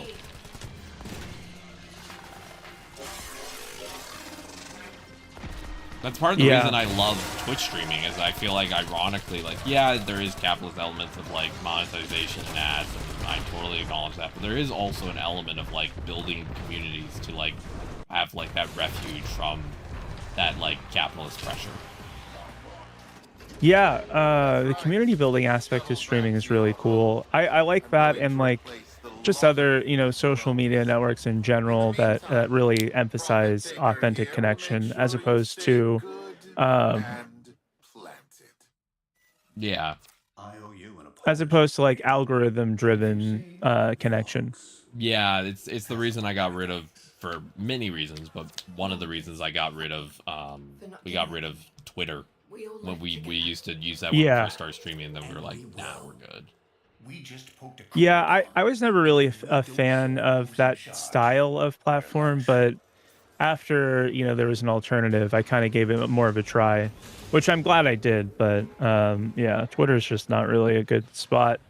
No. Or X or whatever, you know, you want to call it these days.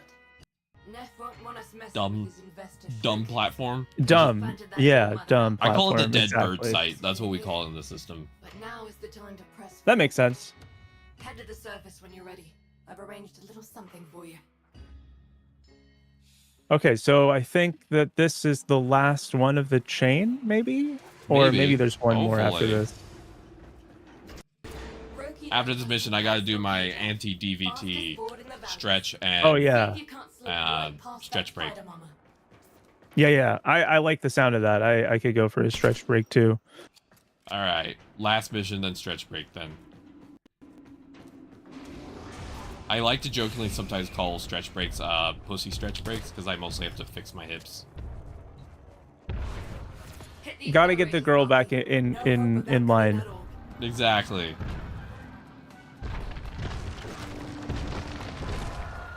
Oh, you have the little wave rider. Nice. Hoverboard. And then there's even a little God, this game was made by people with chronic ADHD. You have a little Yes. like, you have a little meter in the corner to tell you how much you've done tricks. Yep. And then there's a whole other section of this game that's based around doing tricks on the board. Have you ever played there used to be a game that was on that was one of those like plug-in peripherals where it was a snowboard and you would like you would go sledding and you'd have to do a bunch of tricks. SSX Tricky, I think is what you're talking about, right? Yeah, I think so. I have archival, or like a game similar to that. Yeah, I have archival memories from that because I never played it, but one of the other pieces did, so I know about it. Nice. Yeah, no, those games were kind of fun. I don't know. I played some Tony Hawk in my day, but I don't know. At the end of the day, it's just like you're just going and doing tricks for unspecified reasons. I really like the early game like quests or whatever in Tony Hawk where they're like, whoa, dude, we need a totally radical skateboarder to do 3 flips to impress some guy. I don't know. Hell it's yeah. just it's never really clear why they need someone to do like a backflip on a half pipe in order to achieve their goals. Because it's I'm getting cool. asked. It's totally radical. Yeah, exactly. I'm getting asked if someone should wait for a friend to help them or start the game and do stuff alone first. I think that the beginning portion of the game can be done without a lot of help if you wanted to just get your feet wet. But obviously, I'm available to help at any time to just give some pointers or advice. If you have a friend that is already available, I'd probably stick with them. But if you don't and you want to give it a try, it's probably fine. How about you, Anona? How are you feeling at this point with the? Would you be able to be into the game as much as you are now without the help that you've gotten, or do you think that it's necessary? For me, it's necessary with my disabilities. I would have I wouldn't have been able to retain enough of the information to enjoy myself, and having someone else as a basically spare brain has really helped with the ability to feel like like I'm able to enjoy myself more. For sure. Okay, so there's some opinions on that. I think we're in agreement then. Having someone to help out is pretty useful for the early game part. Yeah, I think especially if you experience any type of hand-eye coordination issues or memory loss or things like that, it might even be more helpful because, like, for example, the find the cache mission, I'll be completely frank, I would not have been able to find it in the time I had allotted. Like, I was really struggling with visually identifying where it was. Yeah, I would say that those ones are kind of more difficult, especially if you're not used to what they're supposed to look like. Yeah. Which, honestly, I'm not a huge fan that they make you do this by yourself. Like this one in particular kind of makes more sense to be in a group because most of the stuff you do in these areas are in a group. Mm-hmm. But, you know, we can I'm sure that they're going to listen to me and all of my critiques when I go and present it before the DE board.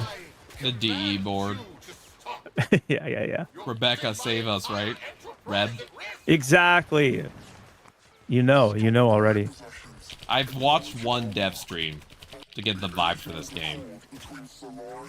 The dev streams are pretty fun. I think that the group that they have doing those is, whether or not it's like realistic, they do seem like they're having a good time. Yeah. I'm just glad they I say seem to be having a realistic, good time. But what I meant there was authentic because, you know, it is like a show, right? Yeah.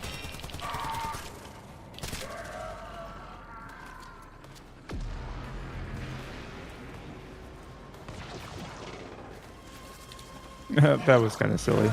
Running into the wall that they put up. Yup. Blow that tower, and you'll destroy Fortuna.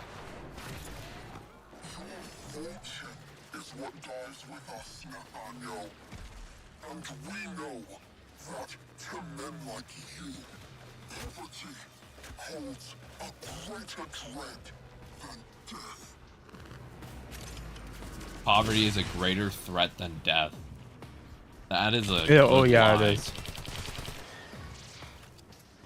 That really, Yeah, for these that guys, is such an American idea. Yep. We love capitalism. It's so good. I mean, I love being incentivized by starving. we're the first generation, I think, since what, like the 1960s that has a lower chance of superseding our parents in terms of financial success. That's pretty crazy. Just wild to think about how set up for success. You know that we were, late, in the 50s, going into the 60s, and then in the 70s, it was just like, okay, let's crash this thing. Oh, 100%. And as a kid who grew up with the Great Recession and COVID and everything else, and also being disabled, like, I've legitimately had to sit down with the fact that, like, I will never financially be successful or stable. And that is just my life. And that's just how it is. Yeah. Yeah, I hear that. That once you accept that, it makes it a lot easier, actually. Yeah, that does. I mean, I kind of knew going into being an adult that like I didn't gel along with like typical jobs and stuff like that. Kind of knew that going into it, but it's still kind of a shock when you're like, okay, so this is my life now. Oh yeah. Yeesh. Yeah, as someone who got fired for being disabled, yeah, I kind of had a reality check pretty early. I went to a job one time with a cane because I needed it that day because I was having some mobility issues, and I got sent home permanently the same day. What the heck? Oh my god, dude. Yep. That's not cool. And I've had interviews before for in-person jobs, and then they see what equipment I'm using in my wheelchair and everything, and they're like, "This is too difficult to accommodate for the company," and so I've never been able to get an in-person job ever since I started having a wheelchair. Oh, it's so frustrating. Yep. Someone else would have done it. Meanwhile, you come see me. And I only really qualify for basic jobs because of my issues. I'm not really able to do very complex work, which I fully acknowledge.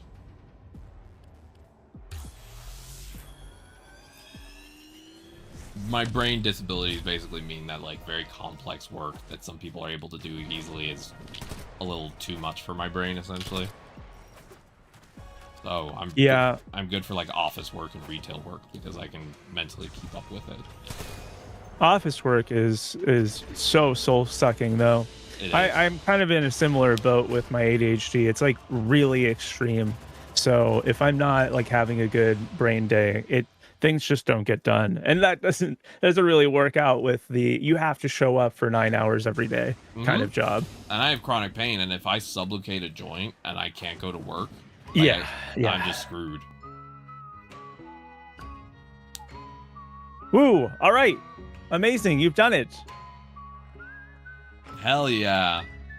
I love how she's just like, look at my big gun. I did it. I did it. I'm so proud. I did a task. Legitimately, that is making my soul warm because completing tasks is so hard in real life. Being like, I finished the task. I'm so happy now. All right. Are we gonna go to orbit and then we're gonna do a brief stretch break? That's the plan. Yep. We'll continue and we'll finish all of Venus missions and then get to Mercury. So I can leave Fortuna for now. Yes, and by that time we should be kind of hitting the wall in terms of time after we've done all of Venus. Okay. Ta-ta, lovelies. That makes sense. Yeah, because it's 1 o'clock right now. Yeah, I don't want to push it too far. I know that last time it was kind of like a little bit over. I feel like the time that you said. I want to just double check. So like 2-ish is probably the best, or do you want to end a little earlier or a little bit later? I can go longer today because I'm having a decent body day today. So if we want to go, it's up to you really. I probably can go till, if at 2 o'clock we take about a 10-minute break for me to take meds and like fully like reset, I would be able to go till like 4 today without feeling awful. But that would be up to you.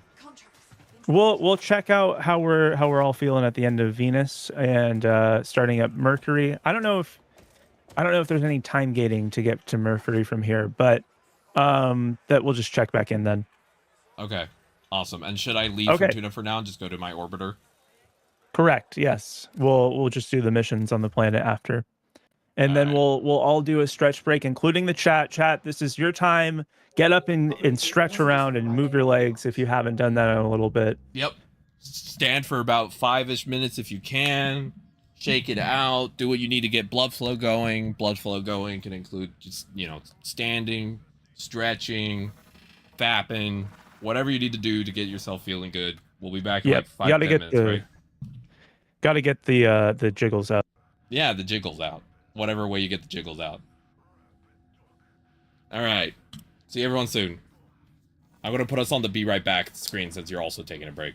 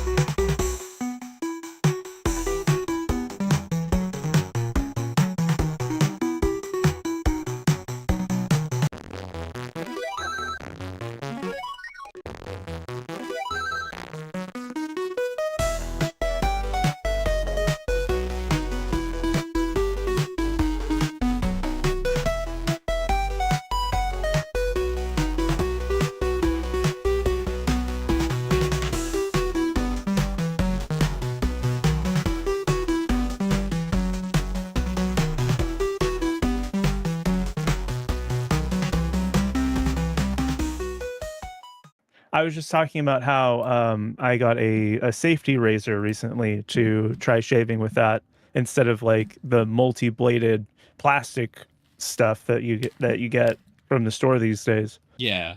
I haven't been able to try it yet because I haven't gone and shaved on anything, but I'm really excited to try it. I wish you all the best of luck with that then. I use a Yeah. metal one that has one of those like replaceable blades, but I only have to replace them once a month. Yeah, I'm pretty sure that's the same kind then. Yeah. Yep. Yeah, I do. What's your shaving pattern for your face, if you don't mind me asking? Because each person has their own. Well, yeah, I mean, for me, the way that I am now, the way that my body looks at the moment, beards look pretty good on me. So I usually keep at least a little bit of a beard. But I'll shave my head. But so there's just so much hair, so it like always gets clogged. So I get like one shave out of a disposable. Okay. I shave my face every morning. Because I don't really grow a lot of facial hair, but it's the sensation that actually bothers me because I'm usually wearing a mask when I'm out and about, and the bristles against the mask is what drives me up a wall. That's why I actually shave every day. Yeah, I feel that. I used to get a lot of problems with that, but I switched to using a respirator type mask, and now it's a little bit easier to deal with. Oh, nice. But I also keep it pretty short. When I say beard, I don't mean like a full, like I just have facial hair that's not like totally shaved down. It's more like it's not a little bit longer than stubble, but it's not like long hair. That makes sense. That makes sense. I was almost gonna joke that like since we're both in the Bay Area, I gotta somehow get you. I could possibly get you some estrogen now. I didn't know you were in the same area as me. Oh my gosh, that'd be crazy. I actually have some spares. I will be fully frank. I actually have some spares. I'm just waiting for to get it. You know, it's not a big deal. I wasn't very far into it, so it's like I'm not like losing progress really. It's just a little bit more of a delay to start. Yeah. I just always like to say, people gotta band together. If you actually need help with any of that, just feel free to ring-a-ling my doorbell. Thank you for the offer. I'm just, like I said, I'm just gonna wait. And then also, I don't really have a problem with acquiring it from gray markets. If I'm really motivated to do this, then I would just do it that way. That makes sense. I got the blueprint for a frame. I have to still get a bunch of parts though. Oh, which one is it? I got Garuda. Oh yeah, Garuda's really fun. Garuda is her whole thing is blood and like being covered by blood. Oh, okay. Really fun. It's kind of vampire-esque. Vampire-esque, okay. I was saying I know some kinky people who are also into that type of thing, so I was like... It's definitely on the kinky side. Yeah. Oh, I get parts for doing Fortuna. Okay. Yep. Okay. Let me switch back to my PlayStation View, and then I can join the party. I actually have enough mods now that actually fill all my slots. Okay. I'm gonna... Yeah, and then also if you, for your Warframe, we can install the reactor, I think is the one for the Warframes. Okay. So if you go to your upgrades, that menu. Yeah, let me switch to that 1 second. Let me switch to PlayStation View so I can actually click things. Also, are you bothered by eating sounds? Not particularly, as long as they're not super loud. Okay, I have some chips near me for I'm probably energy. also going to be eating. You let me know if they're too loud. If they're loud at all, I will put it away. Oh no, it's fine. I just like not directly into the mic is good. It is for me, as long it should be fine. All right, sounds good. God, I love Mag fashion. Mag has some cool skins. Yeah, Mag does really have some cool skins. There's another one that I really like. Let me see if I can pull it up.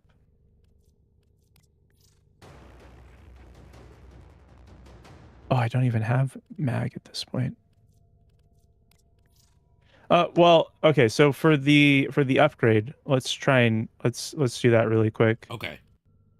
On the upgrade screen, there's going to be some options at the bottom right.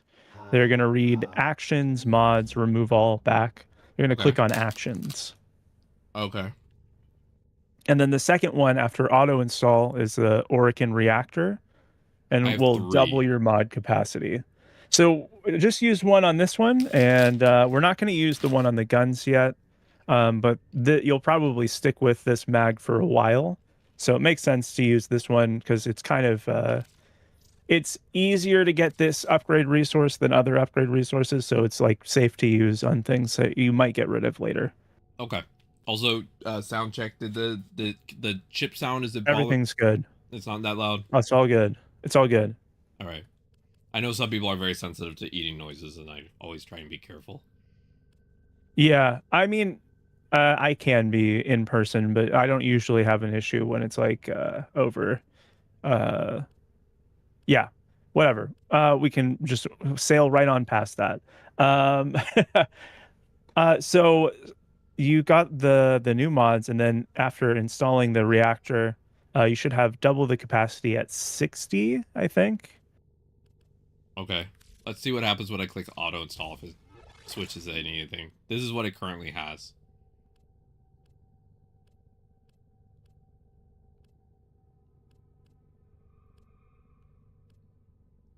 It currently has installed stretch, intensify, vitality, continuity, streamlined redirection flow, and gladiator aegis. Okay. Pretty solid. I would probably. So if I were you, I would go and upgrade Dreamer's Bond. Dreamer's Bond, okay.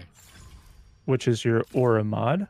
How many times should I upgrade it? Fully upgrade it, if you can. I can. Okay, it's fully upgraded. Cool. And then you'll probably be low on endo after that, so we're just gonna. I have 350 left. Gonna wait. Yeah, all the other ones are gonna take kind of a lot of endo, so we'll get you towards that next. But your upgrade priority would probably be stretch first, and then intensify, and then flow. All right.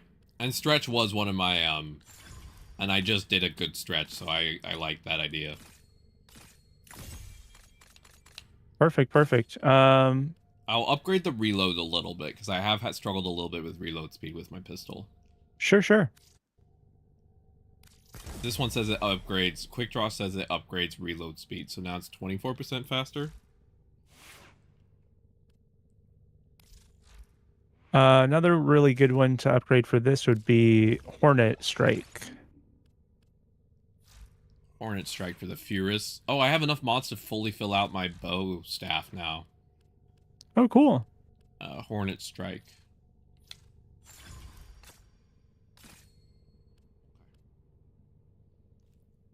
Hi, Osiris. Welcome in.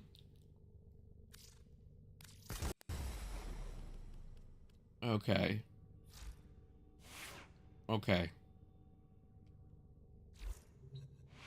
I think this worked. All right. Yeah.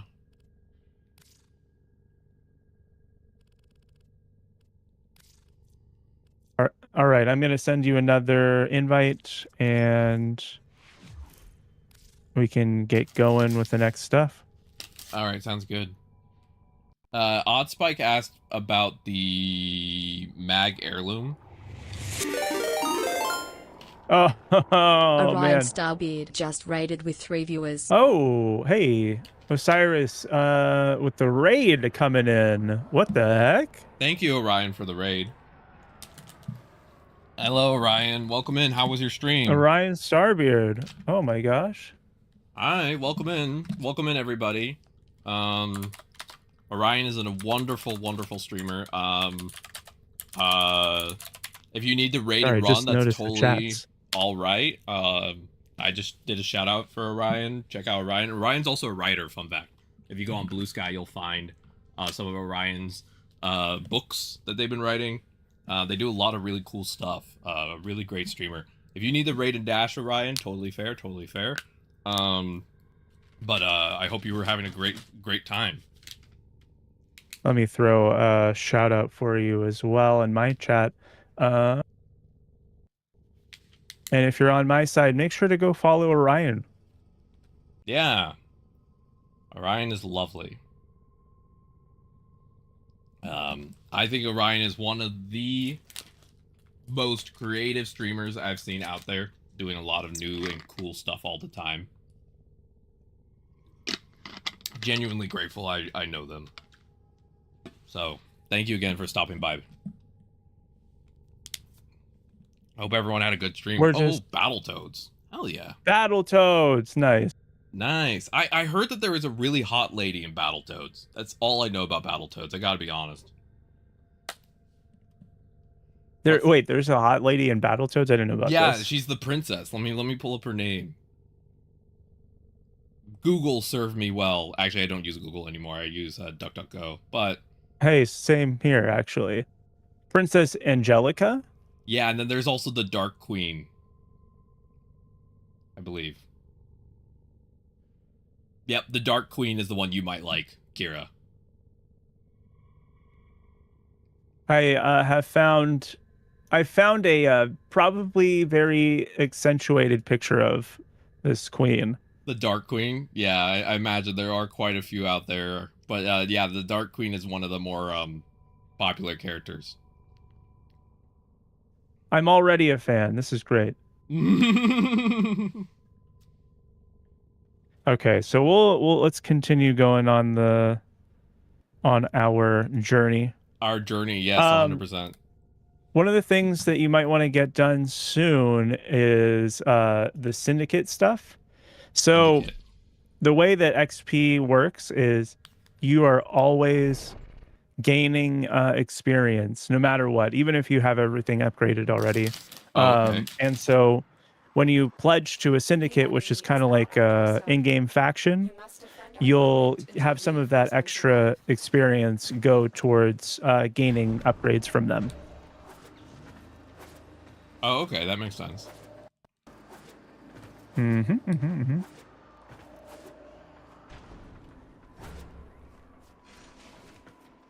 That's very cool. Yeah, I've been playing Mag. I've been playing the Suck Queen. It's been very fun, Osiris.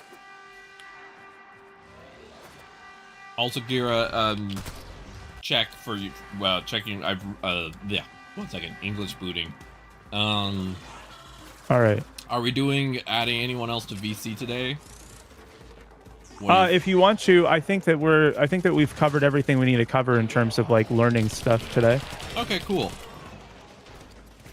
I'm down with VC as long as people know that I might have trouble understanding new information while we're mid-mission.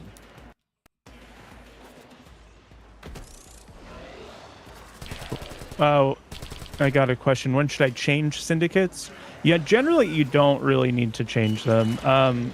The way that it kind of works is that you'll just gain extra experience points. Once you have all of the stuff that you want, you can start selling it or trading it for the other syndicate stuff. It was just better than trying to regrind everything. Because as you rank up with the syndicate, other ones will start to dislike you over time. I think you would have fun in Warframe, Orion, and if you want to learn, I mean, like, Hira is an amazing teacher.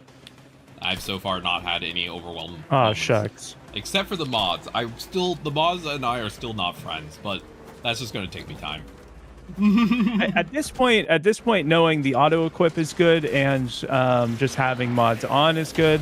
You know how to upgrade them, and then we'll get to a point where we start to get more of the upgrade materials, and you'll like have an easier time gaining them. And that's around the time where you're gonna want to start to really understand why this mod and over that mod and stuff like that. Oh, okay, that reduces the right now. That I don't have to learn. Right now, yeah, you're good. You're good for the moment. Shouldn't be too complicated in terms of just we got them on, and that's better than having them off. Yep. Okay, that makes sense. That makes sense. It's like when you first learn about different forms of protection. As long as you're sticking with at least the basics, Yes. You should be good at first. Yep, exactly. And then later on, you can learn some of the more advanced ones. Advanced ones. Well, you know, it's like condoms have a 70% success rate. IUDs have a 90% success rate. Spermicides like 50%. I've heard IUDs are even higher than that. I've heard Yeah, like they're- 98% for some of them. Some of them, yes, 98% they can get up to 100%. If I had the option to get an IUD, I probably would. I don't mind. For 10 years, it works for 10 years. I just have to go through one procedure. I think I'm ready for that. Yeah, some people have some implantation issues, but generally speaking, it's the easiest and most just like, if you have trouble remembering to take birth control pills, it is the most brain off option. True. I've heard that the Depo-Provera shot was really bad, but we only recently found out about that.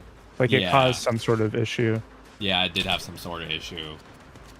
Actually, I'm the history somewhat of unsurprised, contraceptives is though. a whole insane thing, actually. Reinforcements available.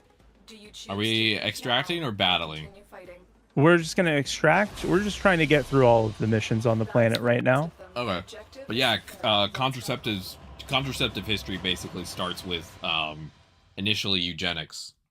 An IUD is essentially a small device that usually is put inside the arm of an individual who has a uterus, and it essentially produces a small amount, depending on the type. There's chemical and non-chemical. Chemical ones produce a small amount of progesterone and that type of thing to basically trick your brain into thinking that it doesn't need to go through the process of like the regular like egg cycle. Non-hormonal is through a different process. I don't know what that process is, honestly. But basically, it's just a device that basically tricks your brain into not doing the things it needs to set up for pregnancy. Yeah, intrauterine device. Some of them go in the arm. That's usually the spot that they go. And they last about 10 years, and then they have to be removed and changed out. Yep. I one of my special interests is actually birth control. Is it really? Yep. That kind of explains why you know a little bit more about it than I would expect. I don't know. I like to, I don't know. Whenever I get confronted with some new process like this, it's one of those things where I'm really likely to like try to, learn as much as I possibly can. Wouldn't say it's like the level of a special interest, but like it's just, it clicks all the right buttons for me in my brain. That makes sense. I can use medicine to change how my body works. It's just so cool to me. It is absolutely amazing. The reason that actually, it's funny because each of us have a different special interest in our system related to reproductive stuff. So some of us are really fascinated about like different forms of sexual activities. And we have, I have the interest in how different contraceptives work. So each of us has kind of a different area that we know a lot about. And then we kind of just each share knowledge whenever we have questions for each other. That's typically how we do it. That's a good way of working on it, actually. Mm-hmm. My job is to know how to prevent babies from being made. And and the funny thing is I'm already sterile. I've always been sterile even before. So technically it's never been a problem, but Just in case, you never know. Something might change one day. Yeah. My girlfriend also definitely can't have kids, so neither of us have the ability to do that, Yeah, if I were to go through the process of it, I don't know. I've never checked my fertility, but I do know that if I were to go down that whole process, I have to go and do like what's it called, IVF or whatever. Yeah, IVF. Because I have like this genetic condition. The reason why I needed a heart transplant is because it like ages twice as fast genetically from somehow that's how it works. So I have to figure out a way to. So it has higher like one that it's doesn't degraded have quicker, that. essentially. Yeah. Is fully powered.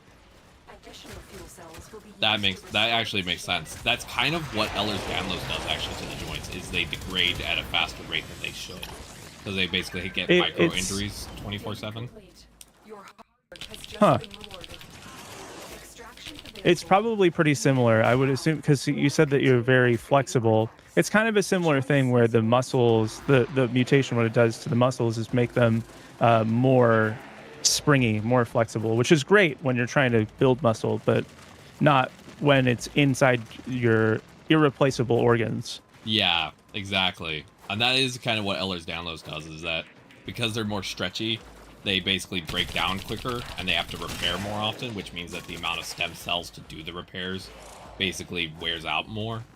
And so eventually at it's like constantly being used. Yeah, exactly. Like I technically have the joints of someone in their 40s, basically, in terms of like arthritis and stuff.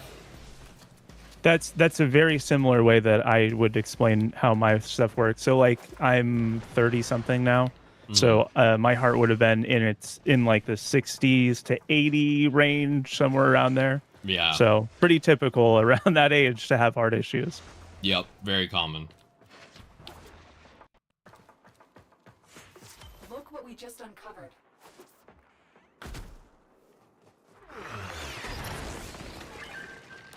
Excavator deployed. Protect. One thing I'm very surprised by, and you know, I'm going to say this as just like it's interesting medically, but like, you know, Ozempic and other GLP-1 agonists. Yep. We keep finding ways how they like make everyone's health better, like just unrelated, crazy, different issues that you would never suspect can be treated with GLP-1 really, really well. Yeah, that's actually been the thing that is the most fascinating about a lot of medicine. Is that a lot of people assume that we know a lot medically. The answer is actually we don't. So like, for example, the medication I take for bedtime is prazosin, right? And it basically reduces your PTSD nightmares. It was originally developed as a medication for prostate health. And they don't know why, but when they were giving it to vets, they noticed that veterans who took it had way less PTSD nightmares, and we still don't know why. But you take prazosin, it gets rid of nightmares, and we just don't know why it does that. Huh. Yeah. That's really cool. I didn't know that. Yeah. It's a literal unknown. We don't know what process it does that, but it does.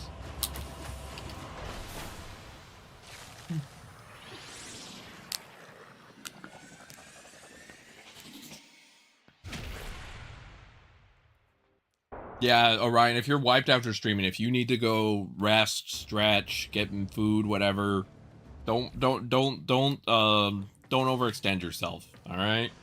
I want you to be able to be all right.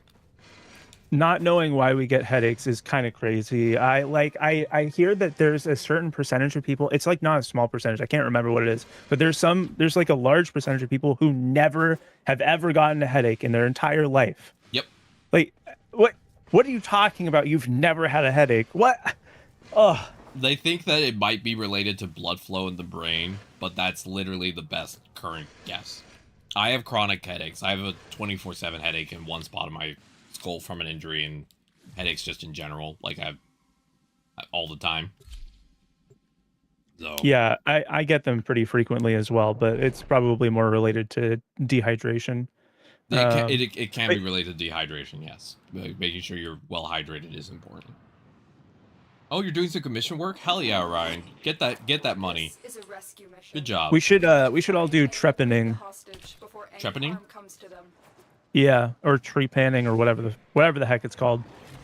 Oh. Where you like you make a hole in your skull so you can let out the extra blood. Yep. And then you become smarter, or so they say.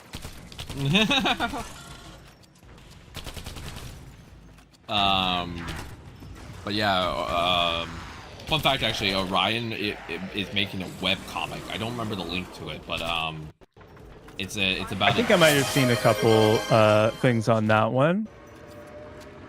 Thank you for the hydrate sage. Orion, if you want to drop I think my chat allows it. If you want to drop a link to your comic, if it doesn't go through, I will post it myself. But yeah, it's a great comic.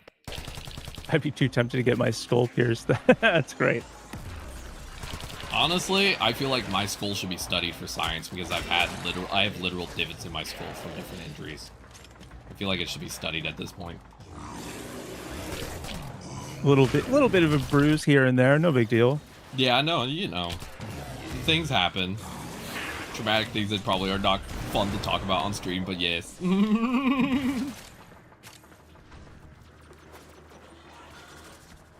I've been told that my skull feels bumpy because of it. Put a tap in like the valve thing. That would be cool.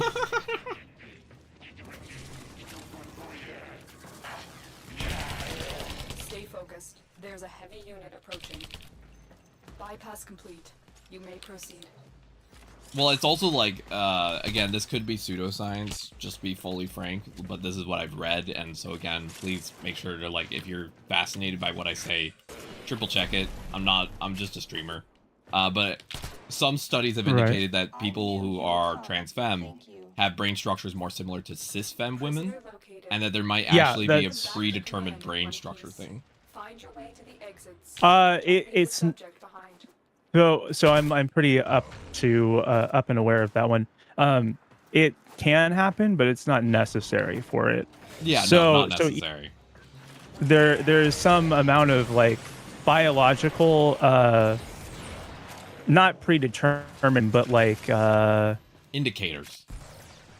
Yeah, indicators like likelihood based on specific biology, whether you'll be masculine, feminine, or some mixture of those. Exactly, yeah. Yeah, no, that's not pseudoscience. That's for real, for real. I can confirm that part at least. Yeah, I always just make sure I flag whatever I say is about science stuff, because I'm like, please make sure you do your research before you cite me, because I'm just one person who reads stuff, and I don't always want to... I don't want to accidentally say something, someone takes it as gospel, and then it causes a whole issue. So I just like being a little careful when I, you know, with my language. Yeah, I like to do that, and I also like to make very absurd claims that don't make any sense to anyone, just as a joke. That's totally your right to do so. I love doing weird science. Like, did you know actually it's possible to hold your breath underwater for 18 minutes without training? Ow. Just shit like that. I don't know. Out of nowhere. I can't hold my breath underwater because of my asthma. Fair enough. I have very limited air capacity. Argons expire once per day, so if you have a ton of them, they should expire slowly, I think. Okay. But I've never checked. Sorry, that was a question that was put into the chat. Everyone, if you see, Orion put the link to their comic if you want to check it out. It's a queer love story with cryptids. It's amazing. I just like shouting out the things my friends do, because I'm like, my friends need more eyeballs on the cool stuff they do. Okay, if I can ask, what's the on a scale from like 1 to Quan Mills, how wild is this love story? Yeah, that's a good question, Orion. How much does it require? How much does it change your brain chemistry? Yep. If just a ballpark figure would be great. Yeah. Because I know that I know Orion also has, outside of comic, their book has more like is more adult, I think. I don't know. I could be wrong. Doomed Yuri Light. Okay. I'm sold. I'm sold. All right. I'm on board. I'm bookmarking it right now. I need you to sabotage this Awesome. reactor. Makes me happy to hear that. It's a complex system. Start by removing the coolant cells.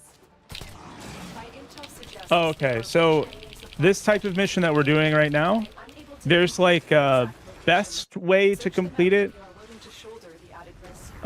which we'll go through as we do this. All right. But basically, we're going and we're getting some cells like from earlier in the excavation mission. and then we're putting the cells in places. And there's like a good, easy way to do it, and then there's a harder way to do it as well. Okay.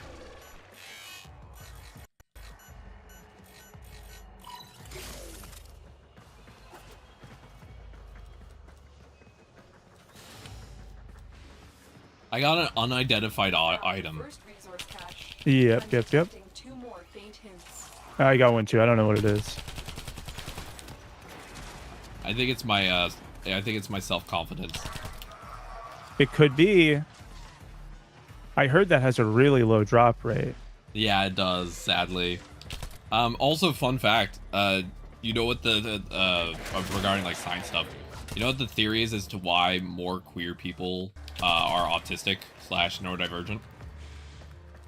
Isn't it something about like being outside the norms, the typical norms that society expects, something kind of like that? Yeah, it's because most oftentimes a lot of people who are neurodivergent don't recognize societal pressure as much, which means that a lot of times the peer pressure to conform feels less for people who are neurodivergent.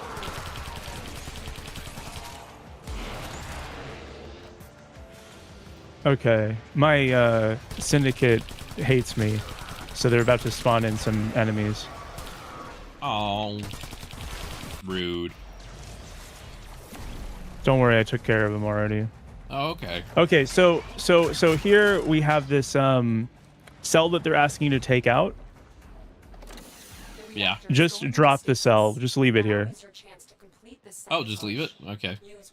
Yeah, just leave it there, and then we're gonna go down into this. I think it's the other side. Orion, I know you're neurospicy as hell.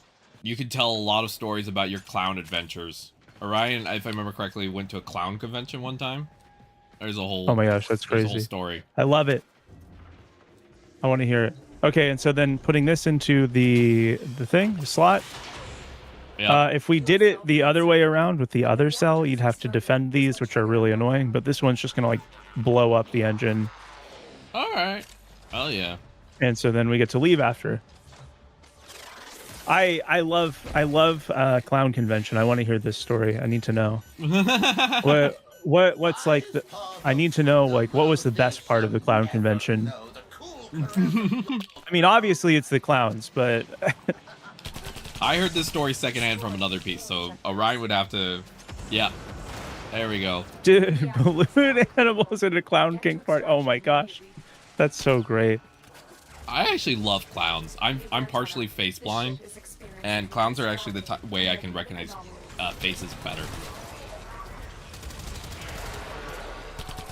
I think clowns are great.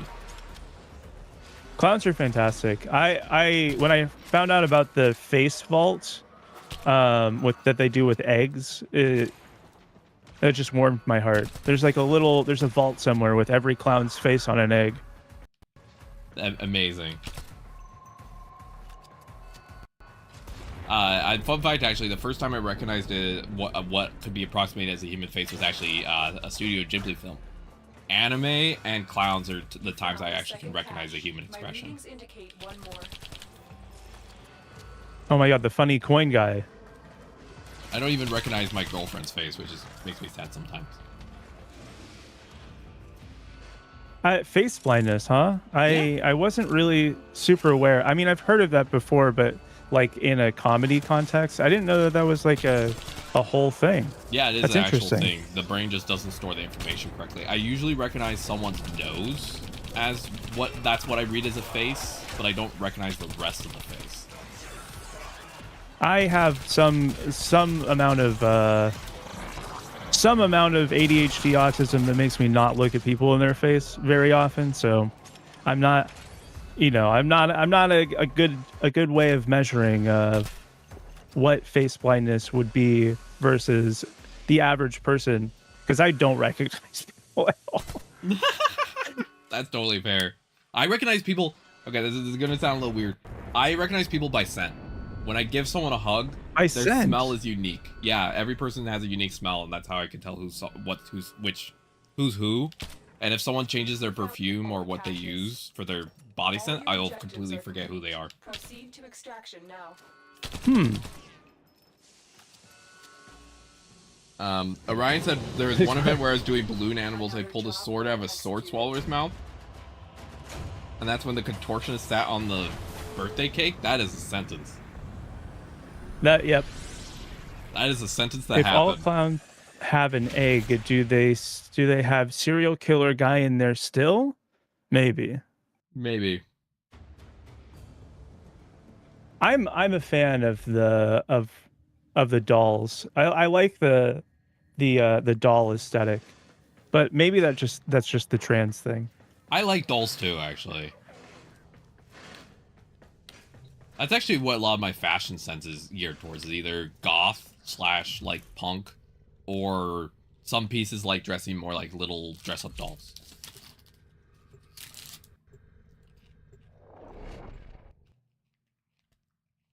Like dress-up dolls. I like that. I recently got myself a corset that I've been trying to break in for a little while. Oh hell yeah! Good for you. I love that. The biggest benefit to being in a wheelchair is you can wear the most impractical fucking clothes, and you get fully away with it.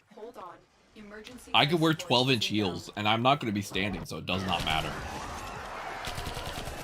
That is, and your shoes never get scuffed. Oh my gosh! Exactly. You're living the highlight on that one. Also, do we want to pull Jess into VC eventually? Just quick question. Oh yeah, let me do that. Sorry, I forgot. No worries.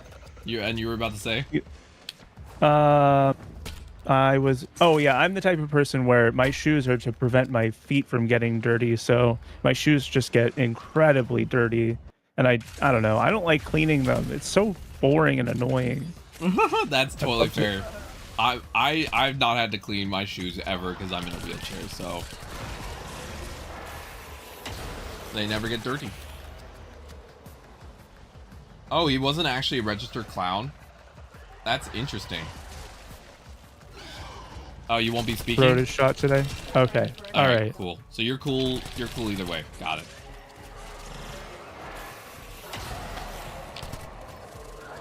You have to register officially to be a clown. That's great.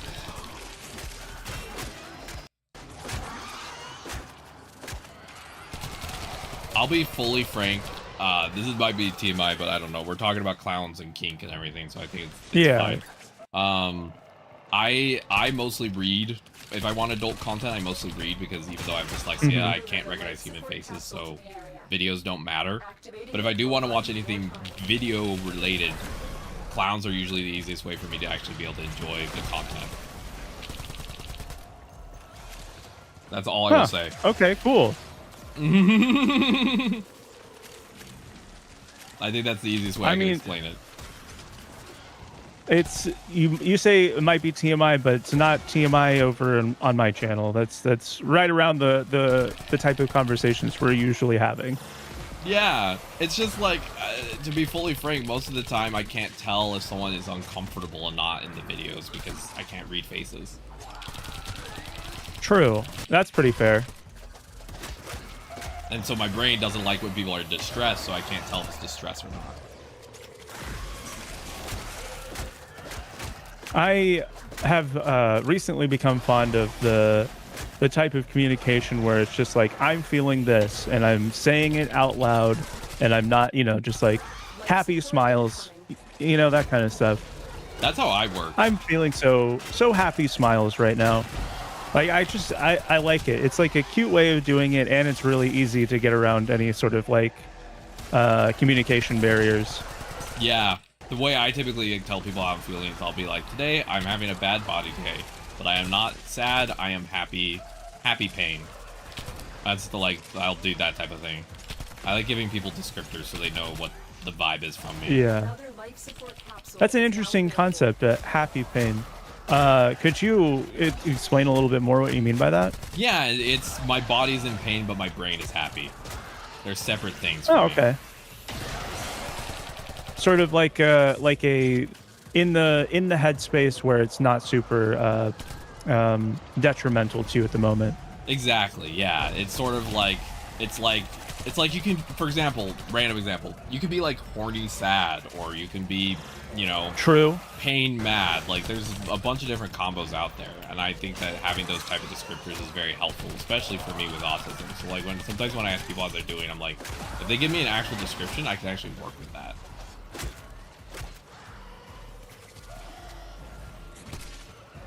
I love this pistol. Oh, the Furus? You'll be happy to know that is one of the best pistols in the entire game. As you go on, it'll like drop off in the mid game and then come back really strong in the late game. I just like how stable it is. The fire rate's really nice. The most confusing description I ever gave someone in terms of like body descriptor of how I was doing was horny pain, because I was in pain that day, but I was also, you know, feeling that way. Yeah, a lot of people experience horny sad, actually. Yeah. Yep. I actually have a theory about that. I think when the human brain is feeling sad, it tries to find ways to rebalance itself. And so I think that's why a lot of people... Yeah. I think you're onto something there. Yeah. It's your brain basically being like, I don't know how to fix this, so maybe I turn on horny, you do horny, and then you're better. That's why I wonder if it's like the body is... That's why I wonder if that's the process the brain goes through.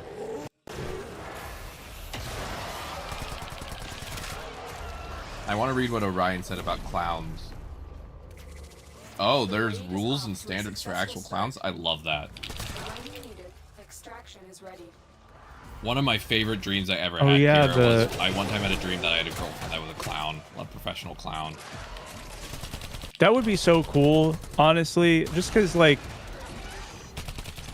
I don't know, like, a professional clown by itself, like, nothing else, none of the other stuff that we've already mentioned already is pretty cool. Like, just to do that professionally requires so much work and dedication and all that stuff. Sort of like how trade skills are, like, if you're like a real master of a trade skill, it's just impressive to watch you work. Yeah, 100%, exactly. It's that, like, watching someone do something skillful. Yeah, exactly, Osiris. You feel a little jolt of happy after it's taken care of. That's exactly what I think the human brain is doing. Is trying to find some chemical release to rebalance, and that's one of the best reliable ways to rebalance chemicals, right? It's like, it's food. I think it's food, sex, sleep. Those are the main three ways the brain can try and rebalance. And if none of those works, then I think the brain kind of just goes, I don't know what to do.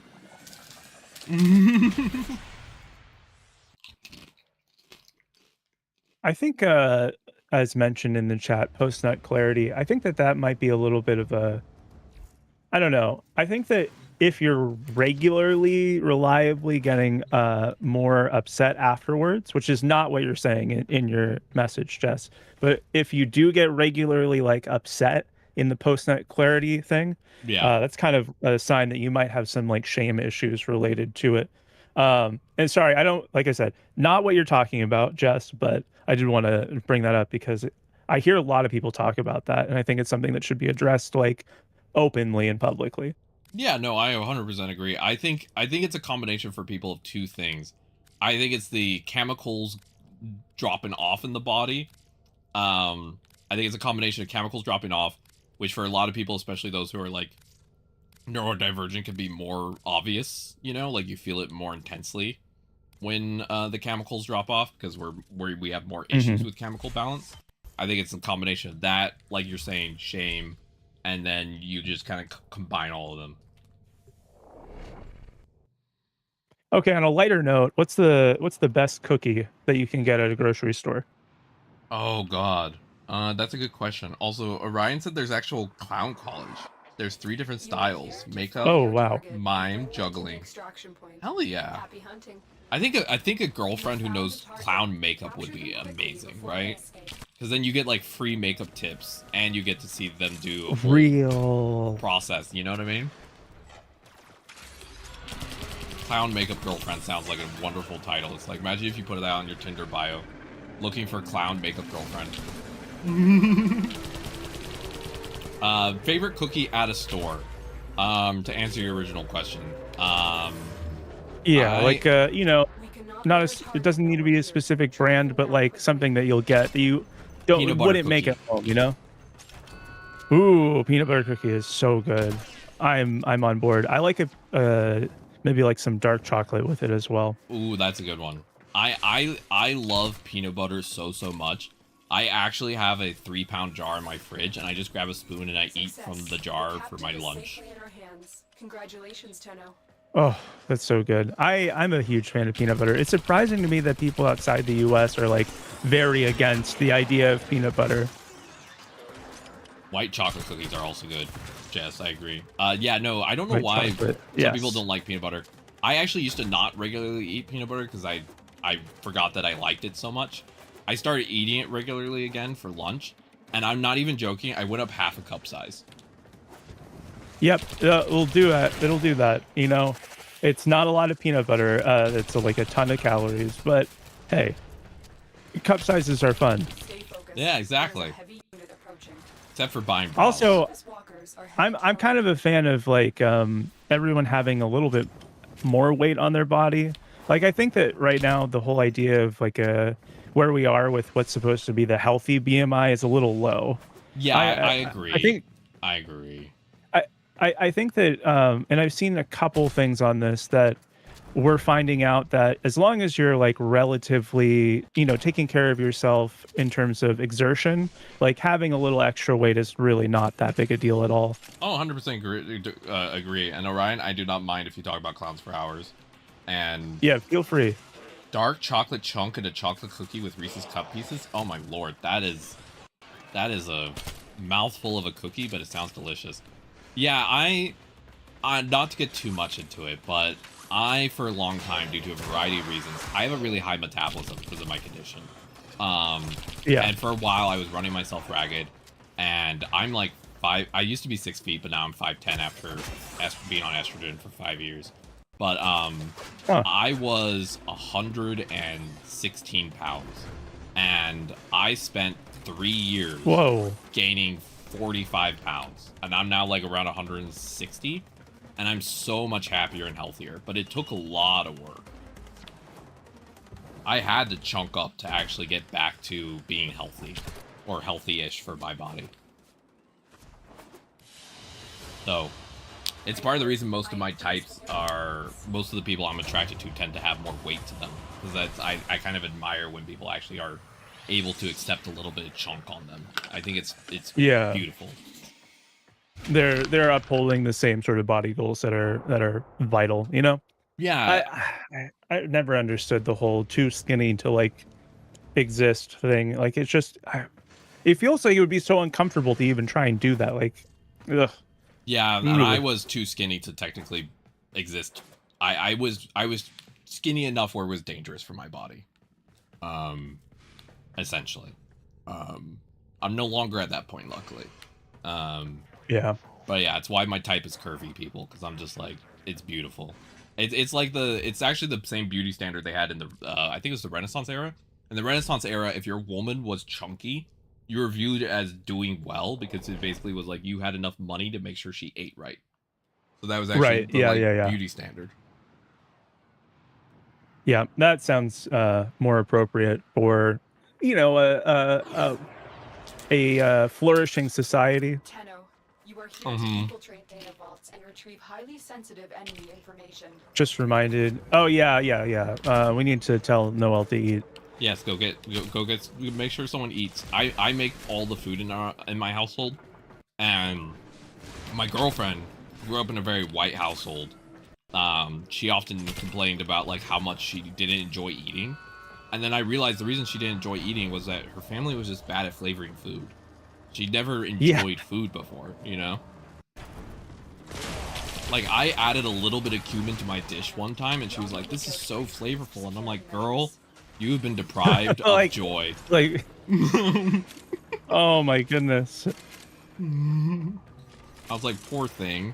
Like yesterday I made jalapeno, fake beef, onion, shiitake mushroom taco mix, and she was so happy. Sounds delicious. It was good. I like cooking. Stick with me. We're gonna do spy missions. These are kind of the more annoying mission types. So we'll walk through one of these together, so that way you can get the hang of like one of the vaults. Sounds good. Sounds like a plan. Yeah, We have to be sneaky, and I'm bringing my cannon into the mission. Yeah, Orion. There, you can have too much weight for sure for health reasons, but I think as long as you're in that middle ground between too little for your body to operate and too much for your body to operate, you're fine. Like, I think a lot of the weight goals don't acknowledge that, like, as long as you're not hitting one of those two extremes, you're like fine, right? Yeah. Yeah, I'm not saying what you were doing was obviously extreme. I'm just saying like the upper and lower limit for your body, essentially. Yeah, and it's different for everyone what that limit is. Exactly. Oh, we got the worst one. So yeah, just don't touch the green lights. If you want, we can. Pog, you got it? I did it? You did it. Hold on, this one's gonna pop up and we'll slide underneath it. Okay.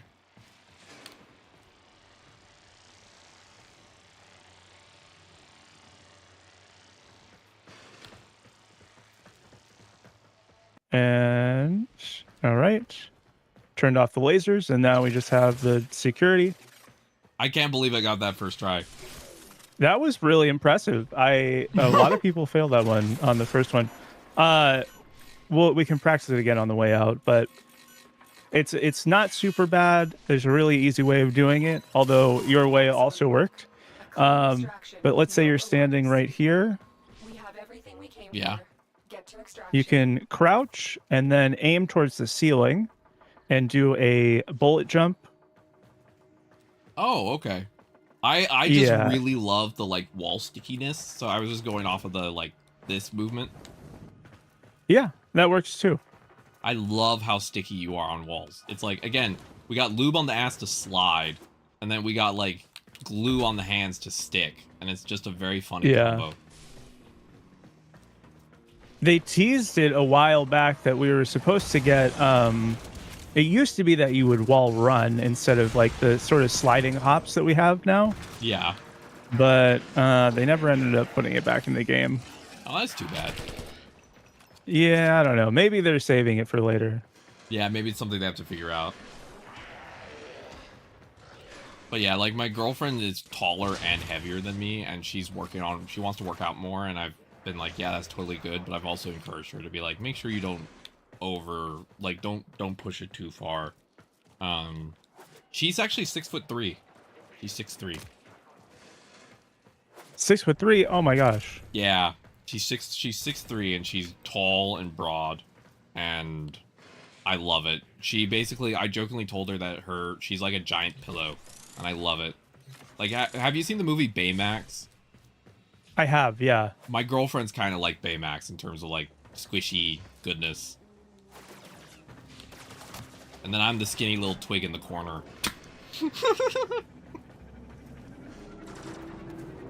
When we're next to each other, people are like, she could just swallow you, like a little snack. And I'm like, yep, that is 100% the truth.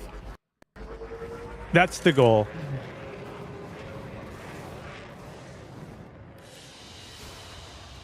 Mission complete. The first clowns were in ancient Egypt? That's so cool.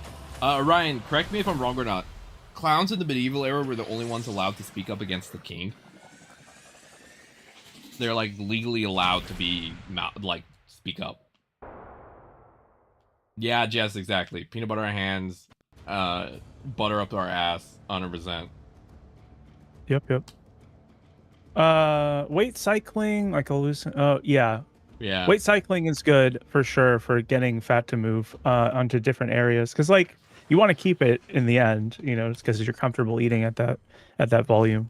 But yeah, weight cycling is good. Yeah.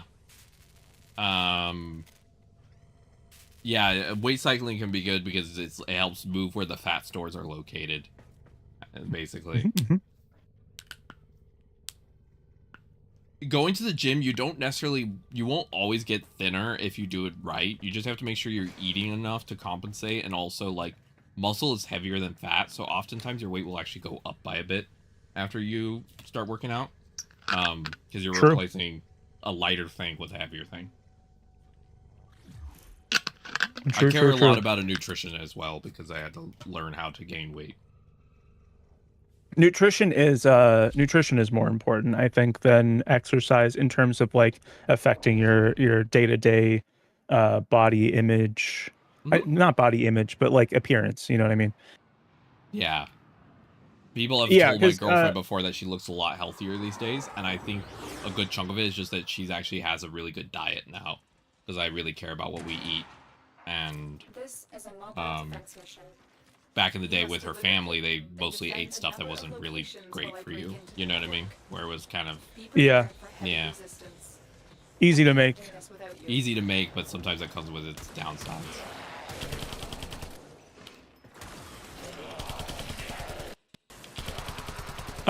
But it works. The way that it works for weight training is because like cardio will help you lose some weight, although it's mostly just how much you're eating.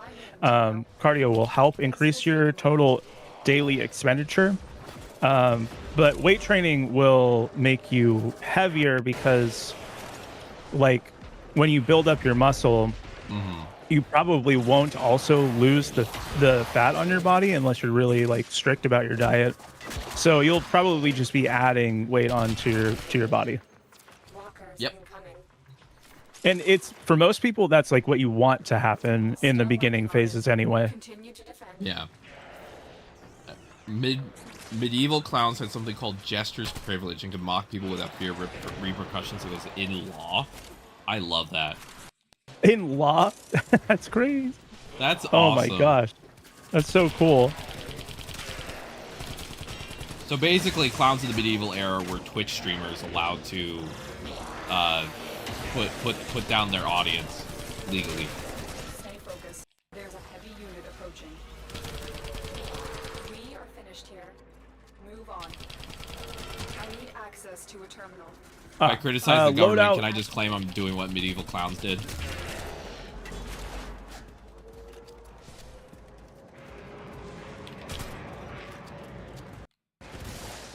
Actually, that's a good question, Kara. How does weight cycling work?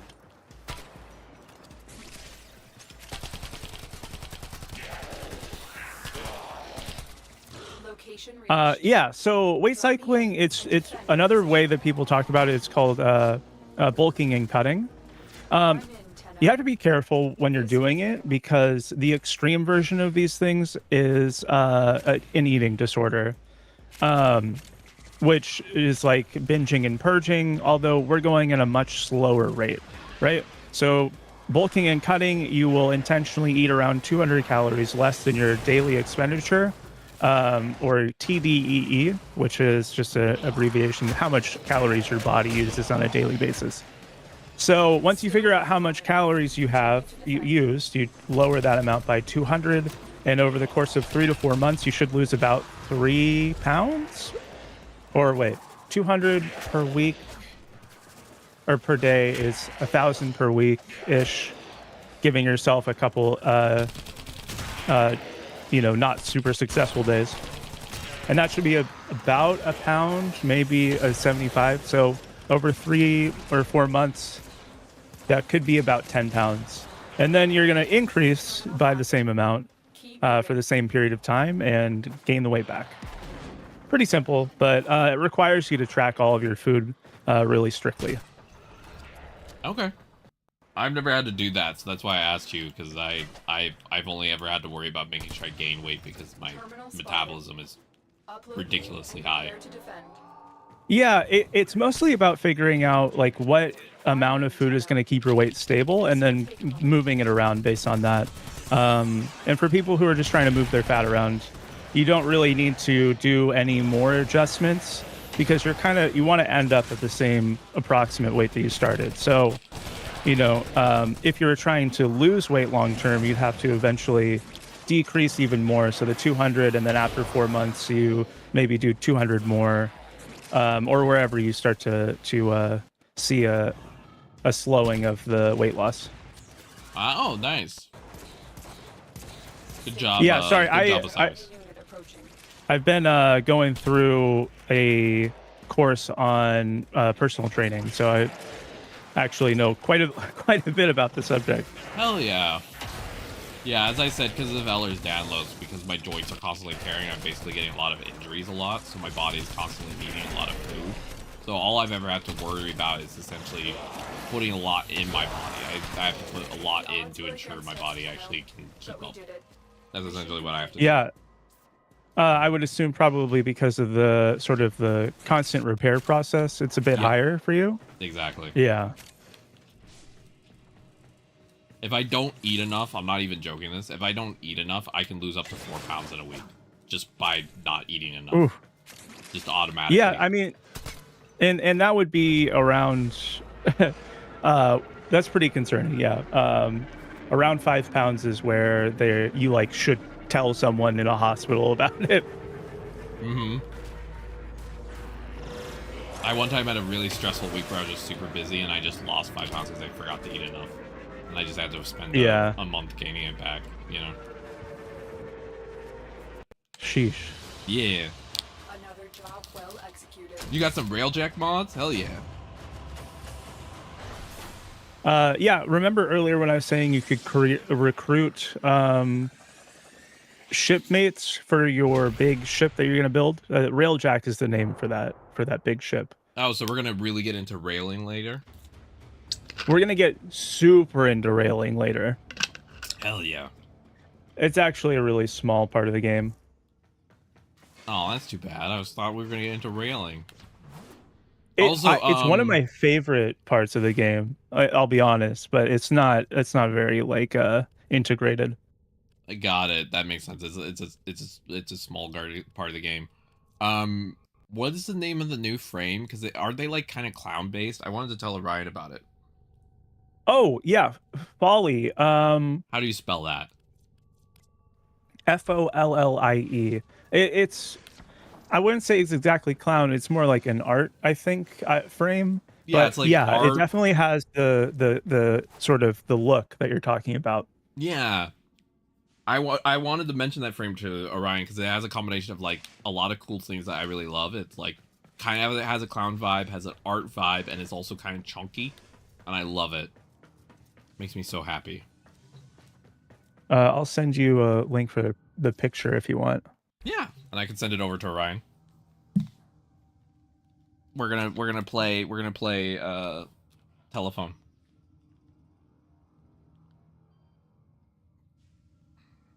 Sadly, if I'm a participant in the telephone, that means that gay will be added to the message.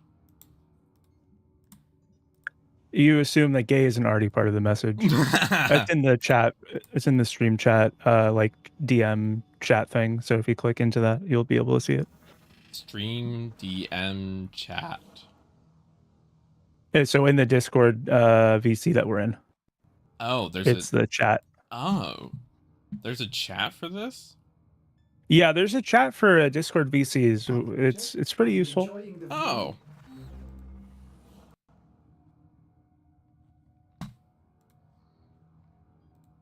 Messages failed to load. Oh no. Okay. Have a nice day, Osiris. Yeah, if you want to just direct DM it to me, I think that my computer is I'll do that. Fit about stream chat. Like, it legitimately is just being angy. It's being so angy. All right. Orion, I have info for you.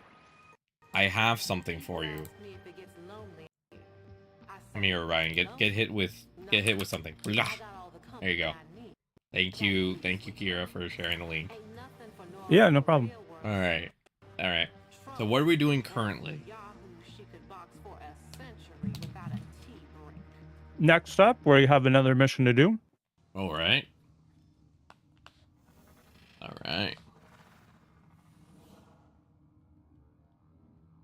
I took my meds a little late today, so the time that I would have to take my brief break to my like 10 to 15 minute break to get meds in me would be at 3 today. Okay.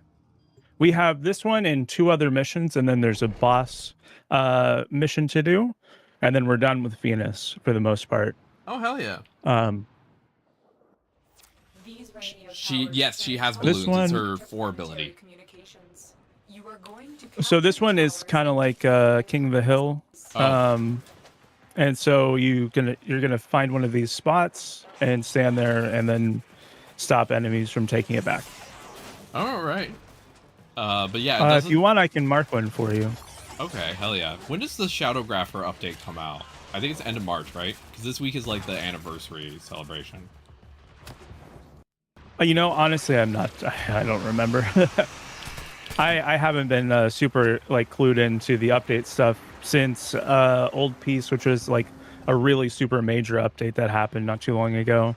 A lot of people who play this game long term are kind of in a slump right now, just because the last big update was like, hey, you're gonna grind a bunch of stuff and it's gonna be okay, but also there's just a ton of things to do in this update. So a lot of us are a little bit burnt out. I didn't really participate in that, but it doesn't have the same amount of hype as the last update did. Oh, that all right. The 25th. That's what Jess said. But yeah, Ryan. Not that people aren't excited, but you know, it's not as like, it's not like the giant thing that everyone is going crazy for, like right. Other updates. Yeah, that makes sense. Yeah, Ryan. Her 4 abilities where she picks people up with her balloons and then suspends them, and she can also you can draw your own little icons for her, for your abilities, and then she will be able to materialize things out of thin air. So she can basically pull a bazooka out of her booty because she drew it. That's what Foley can do. She seems really fun. Yeah, I'm really excited to give her a try. It's out of all the different new frames that are coming out, or that have come out in the past year, I'm most interested in trying this one. Hell yeah! It looks like one of the better new frames. And also, I like that you can doodle your own icons. Yeah, I think that's really cute. You know immediately some people are going to be drawing some weens and some vaginas. Questionable things. Yeah. Yeah. Humans. I mean, another part of it though for me is that I mainly only play female body frames, so I'm excited to get another one finally after the past 3 all being male. Oh, that's fair. Oh, that's fair. That it might make you emotional, Ryan.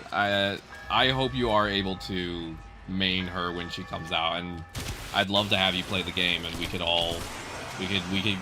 get you on Foley, and it doesn't matter if you're good at the game or not. It would just be fun to just have you hanging out. Yeah, all of the new stuff is like not super time gated, from what I understand. There was one recently that was placed pretty far into the game, but if you were to start playing soonish, we could get you to the spot where she'll be accessible to you pretty comfortably. Okay. How soon would Orion have to start roughly then, do you think, for that to be... Well, depending on how much time you want to put into the game, I recently started someone else who got through most of the story things, but was playing like 40 hours a week. So we want a couple weeks to be, really have it be smooth, but it would require some upfront investment. Yeah. Okay. We cannot allow the enemy to learn of our espionage. But, the game is really, there's just a lot of stuff. So it's fine to, take your time and get there when you get there. Yeah. Also, lazy shells, that makes sense. To fight dysphoria playing female shells. For me, the reason I play mostly female shells, even though I'm gender fluid and sometimes feel like a guy, is ironically because I find femininity really beautiful. Nothing against men, but male frames don't cause my brain to go, ooh, exciting as much as like a feminine frame does. Does that make sense? Yeah, I agree. And unfortunately for this game in particular, I feel personally that a lot of the male silhouettes aren't as interesting as the female silhouettes, just like on a like a design level. That makes sense. Yeah, Ryan. I'd love to have you join in.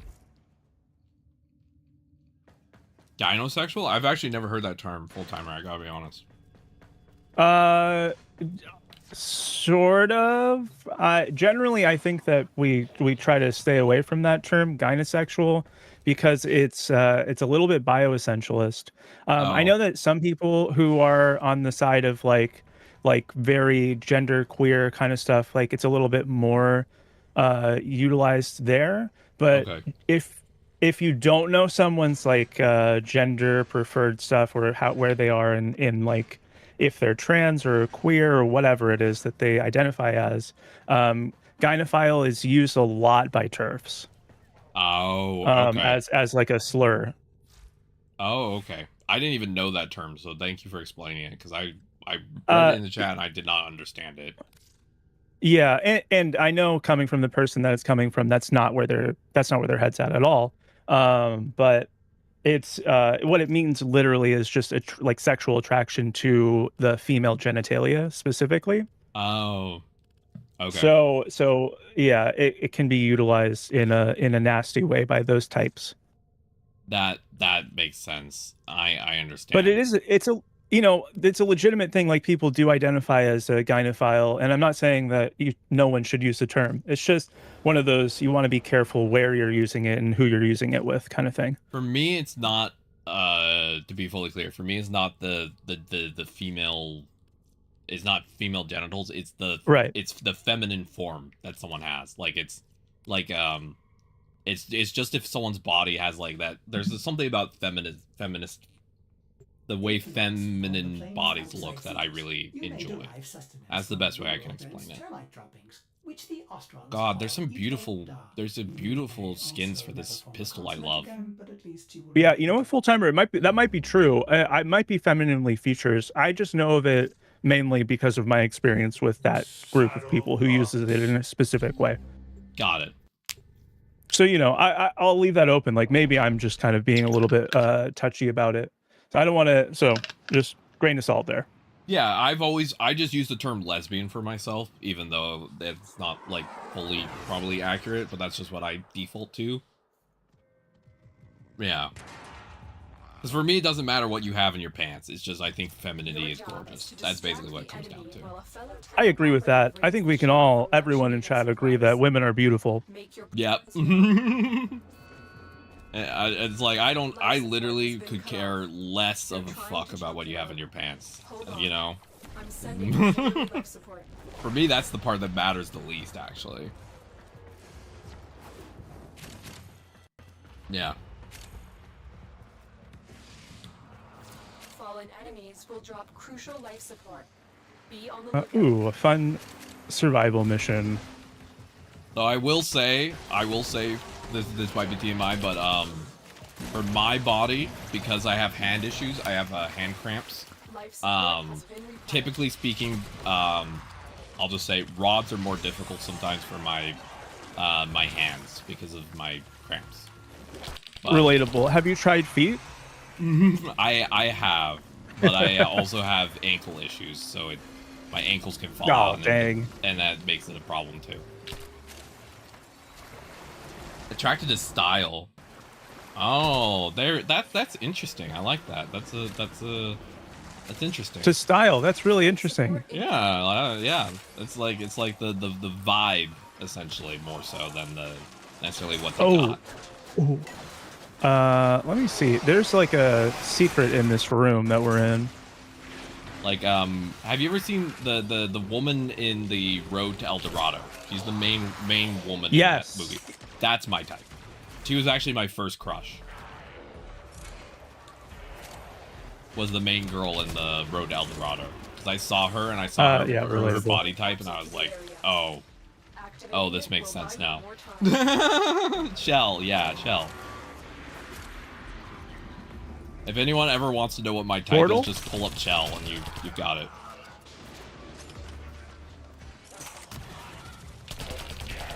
I have a jumping challenge for you, if you want to try it. Yes. Where do I go? I might fail it. Oh, I see where you are. Okay, I'm coming over to your side. It's a difficult one, but I think that you might be able to do it after seeing you in the last one. All right, I'm headed over. Oh, I need to get back up there. This one will help practice your bullet jump. Okay. I'm trying to figure out how to get up onto the platform that y'all are on. Oh, I see over here. I can demonstrate for you if you want. There, I'm coming over to you. Prepare for life support.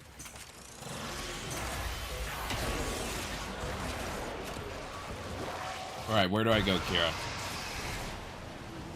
Okay, so you see directly up, there's a waypoint 1 up there. Yeah. Yep, so that's where we're going. So you're going to do a bullet jump straight up into the air to get onto the ledge up here. Okay. Delivered another life support capsule.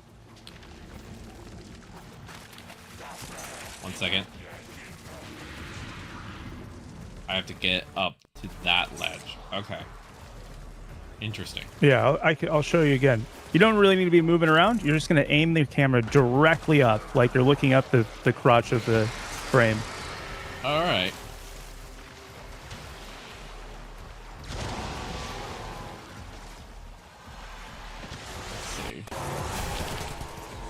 Have we? Okay, so bullet jumping. Have we covered what a bullet jump is? Yeah, I know that you are introed to it. I know the button, but it's the hardest button for me to reliably get. Okay. Let me line up where this is again. Let's see. So you're just gonna hold the crouch button, and then yep, nice. Life support on the way. You made it all the way up to the vent.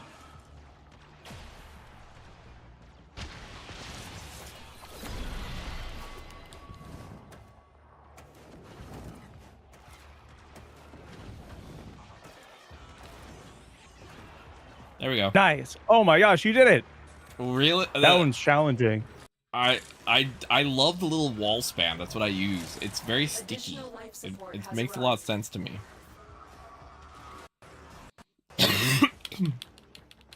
Congratulations.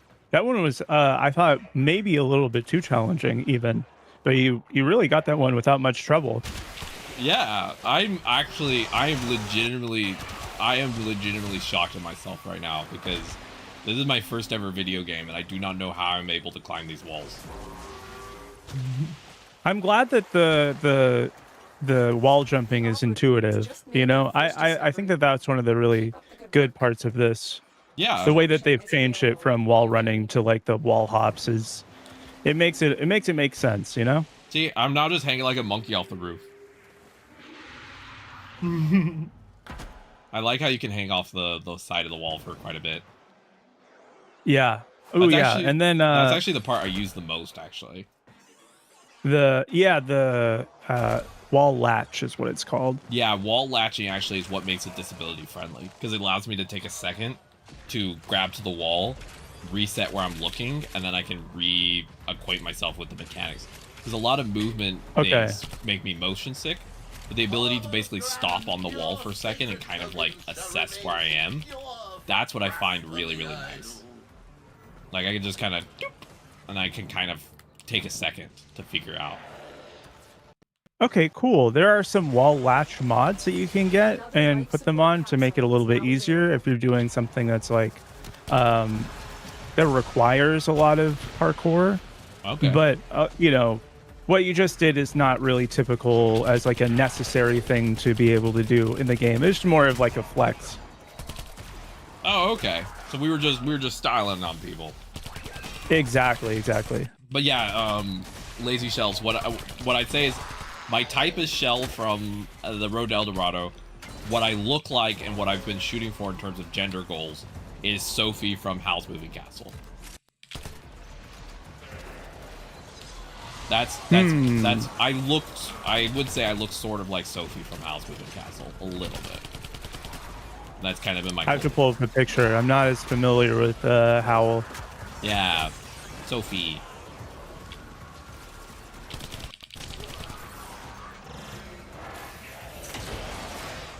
Oh no. Oh no! They're already at the extract. Oh, really?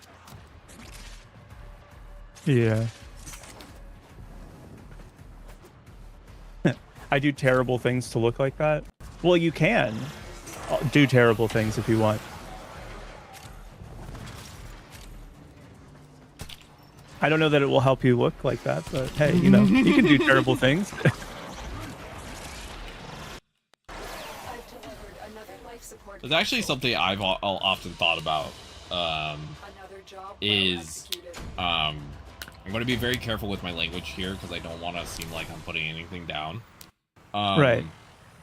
I think one of the important things that I've spent a lot of time sitting with is, do I want certain surgeries for gender affirmation because Right. I'm so used to not liking myself in the mirror that I don't recognize my own beauty, or because of genuinely something I want to change? Like, am I so unused to myself in the mirror that I'm wanting to do certain things just to make, like, just to chase a better feeling? In which case, I think then I should try and take more time to first try and see more of who I am before I Right. do that. That's kind of the thing I've been trying to mentally figure out. Yeah, I'm definitely one of the reasons why it took me so long to like actually follow through was I'm one of those people where a big a hang up for me was like I don't want to be an ugly girl if I transition, even though that's like it's not a nice thing to say about yourself in the first place, but then Right. also it's like upholding all of these like gendered based expectations of how you're supposed to look and act and you know and all this other stuff. So like I get that, you know, in the sense where you also don't want to like be overly influenced by beauty culture and like toxic beauty standards as well. Like, is Yeah, it something that's going to make you feel really like good in your body, or is it maybe something that's like people are telling you that you need to feel good with your body? exactly. Exactly. And I think that the thing is because I have DID, I don't recognize the person in the mirror. So I need to work on that before I do anything that really changes how I look. You know what I mean? Yeah, I really want to get this no, weapon I skin totally for get that. 45 platinum, but I know it's probably not worth it. Which weapon skin? The capstan pistol skin? I know I'm supposed to save my plat. I just have been really enjoying the Furus so much. Yeah, is it self-loathing or is it just social misogyny? Operator, Exactly. visualizing a bloody battle. I just have been really enjoying the Furus. It's the weapon that's made me actually really enjoy the gunplay. Can you spell that? Capstan, Capstan. There's also the Perlex skin, but that one is part of a whole giant bundle. I'm like, no. But the Capstan is really nice. It has like this weird like bells around it. It's very interesting. It's very sci-fi. Oh yeah, that one looks really cool, and it's usable on all the pistol types. Oh, really? So is that worth 45 or nah? Let's finish this boss fight really quick, and then we can do some custom styling. Okay, styling. Yay. But yeah, I think the thing is that I think the very important thing that a lot of trans people need to take time with is recognizing that, like, to someone, even if it's not you right now, you're probably someone that they would find beautiful. And finding your own beauty and then being like, oh, that's actually the area I do want to change because it actually does matter is the important thing to spend time learning, you know? Like, I don't recognize myself in the mirror because I'm face blind and I have DID, but I know I have really great thighs and they make me really happy. You know, like I know one thing about me that makes me feel beautiful. You know? Aww. Yeah. It's not a big thing, but it's just a small thing that makes me feel like, yeah, I'm good. And that's actually the reason we've never gotten any type of face surgery is we just don't recognize ourselves in the mirror. So it's like, what's the point? What's the point of changing a face that we don't even recognize? You know what I mean? Yeah, I have a lot of very masculine reading facial features. Like, maybe good for dating as a teenager, but definitely not great as a budding trans woman. So I don't know. I'm still like I've been deciding on that for a while now. Yeah. And there's never any rush. Yeah. That's a nice thing, is you can take as much time as you need to True. figure out exactly what you want, you know? It's your body. Mod it that however the hell you want, you know what I mean? I'm a big fan of body mods personally. I think that they're pretty cool. I mean, like, I don't know that I would necessarily get a lot of them. Oh, check out this huge boss.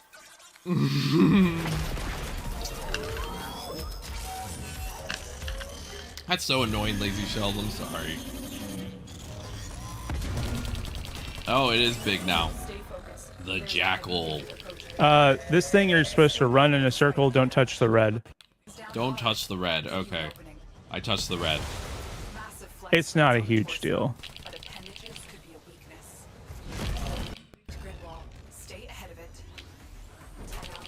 Use your Paragon. Goth baddie. Orion, I think you'd make a great goth baddie. I think you can get there. I believe in you. I believe in you. The reason I've never gotten any can. comments on my lack of facial hair, or like if I should have a beard or not, is I wear a mask 24/7, so people can't even tell if I have facial hair or not, which means that I never have those questions. It's actually part of the reason I don't do makeup, because my eyes are really deep set, and I wear glasses, and I always wear a mask, so it's like, what part of my face would you even see the makeup on? Watch your angles. True, true. You're running out of cover.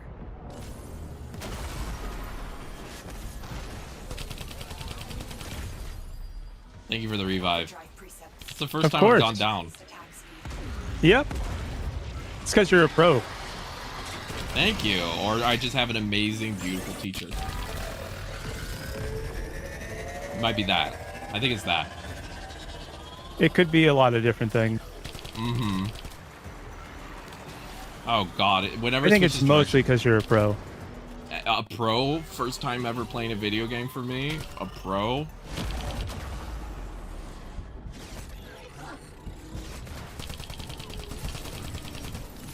Thanks, Jess. Oh, your masking is your dad? Yeah. That makes sense. I never looked like my dad, because my dad's probably not my dad. So I never had that as a goal. And I don't even look like anyone on my mom's side, either. I actually look like nobody in my family. That's actually the confusing part. Critically damaged. Finish it off. That's one of the things people have even told me, that people have seen photos of my family members and they're like, you look nothing like them. And I'm like, yeah, I don't know what's going on there. My dad can grow a really big beard. I can't, I barely get even stubble, you know?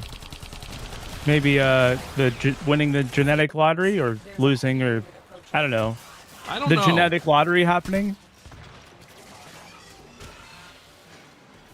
Oh, you used to have a carnival barker mustache, Orion? Honestly, that's a vibe. I know you don't want it anymore, but that is, I gotta just say that I respect that vibe when you did have it. That is an energy. That is an energy to roll up to someone and be like, yes, I have this, you know, I have a fancy mustache. You know, that is a vibe, you know what I mean? I always appreciate like well-maintained facial hair. Like, maybe it's not my thing, but like it definitely will always look good if you have like a shape to your mustache, or like you know, you trim your beard in a certain way, as opposed to like the I just got hair on my face kind of look. Yeah.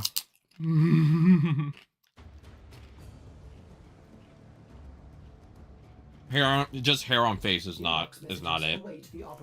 Well, I have a mailbox. Messages from the void. Oh, thanks, Kira. Yeah, no problem. Thank you so much. Of course, no big deal. Oh. Did we go through and get all of the color palettes? Yes, the last time we played. No, 2 days ago. we didn't. No, I'm still rocking the basic ones, but that's all right. Okay, there should be. Oh, it looks so good. so pretty. I'm legitimately almost tearing up. Thank you. Of course, don't worry about it. I'm trying to too remember close where to it my is. period to be handling these emotions. Yeah, don't worry about it. Let's see. Oh, it looks so good in blue.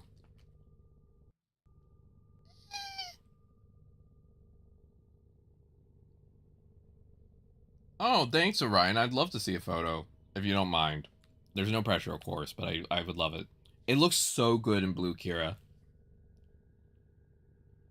Like, if I'm you... glad you're liking it. Yeah, if you look at my stream, look at it in teal. It's like a very... oh, it's so pretty. Yeah, trans gun colors. Exactly. All right, real quick, I gotta see this photo Orion sent me. I'm too curious. It's like someone sent me a cookie. I need a second to go look at the cookie.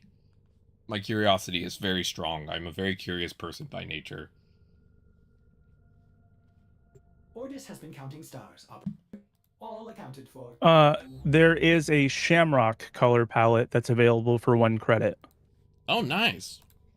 Okay, Orion, I gotta say, immaculate vibe. I know you don't recognize yourself with that anymore, but I just gotta tell you, if I met you back then, I would have just been like, damn, they're a vibe. That is an energy. Some people walk around in life with like a, you know, like not, they trying to like make themselves very small. That's a full energy. That's walking into the room and being like, hello, everyone. Oh. One of the pieces in our system, the manager, he likes wearing all pink on purpose because he likes, as he said, being a color flashbang. Yeah, I know the type. Mm-hmm. He's a femboy, and he likes basically making people's eyes bleed a little bit when they perceive him. There's a bow staff that makes it into like a big banner. Oh, that's hilarious. They definitely have some style with their skins. They definitely know how to make it feel like, how do I put it? They know how to like give it like a flair. Like, these aren't basic skins. These aren't like boring, you know, just, oh, it's whatever, you know. They do a good job. Yeah, no, they do. Let's take a look at. There's one. I think it's called.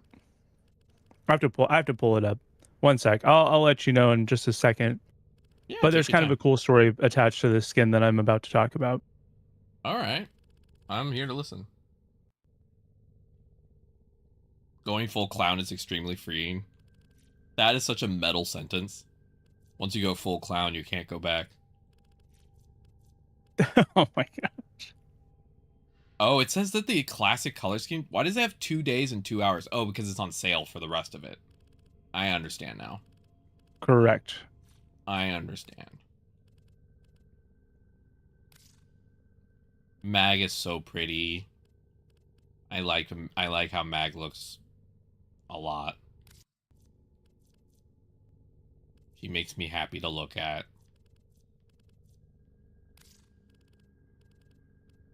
I'm so happy I already found a skin that a character that I like the look of. I didn't know if I'd like any of the starter looks.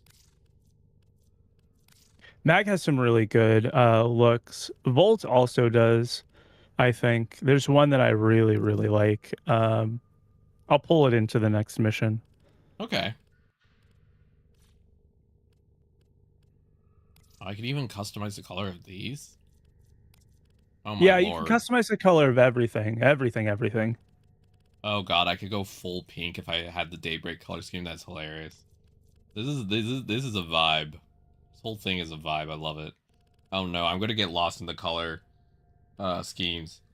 Yeah, Mag is a woman. That's actually the reason I picked her, was because I was like, them. Yeah, when people can't recognize you, it's easy to live as a character, Orion. Yeah. Yeah, no, I actually fully understand that. Part of the reason I love being a VTuber is because it's like my It's like my pretty little mask, you know? I get to be an animatronic modem when I'm streaming, you know? And in real life, I have a very creaky, weird body that doesn't really work right, and I can't do a lot of things I want to do. But virtually, I'm able to represent myself in a way that makes me really happy. And so I think it's the beauty of that. And I think a lot of people would be like, well, you should learn to, you know, appreciate what you have, blah, blah, blah. And I'm like, yeah, but there's also beauty in, like, sometimes I think, especially for people who are neurodivergent, having a mask, not necessarily like masking, like, I think it's different, but like having a mask that makes you feel confident or beautiful in your own way can be really, really freeing. Like having that thing that makes you go, I feel good. I like this about myself. And yeah, I think that's something that you can really enjoy. Yeah, exactly. It's like you get to play within the boundaries of what makes you feel joy.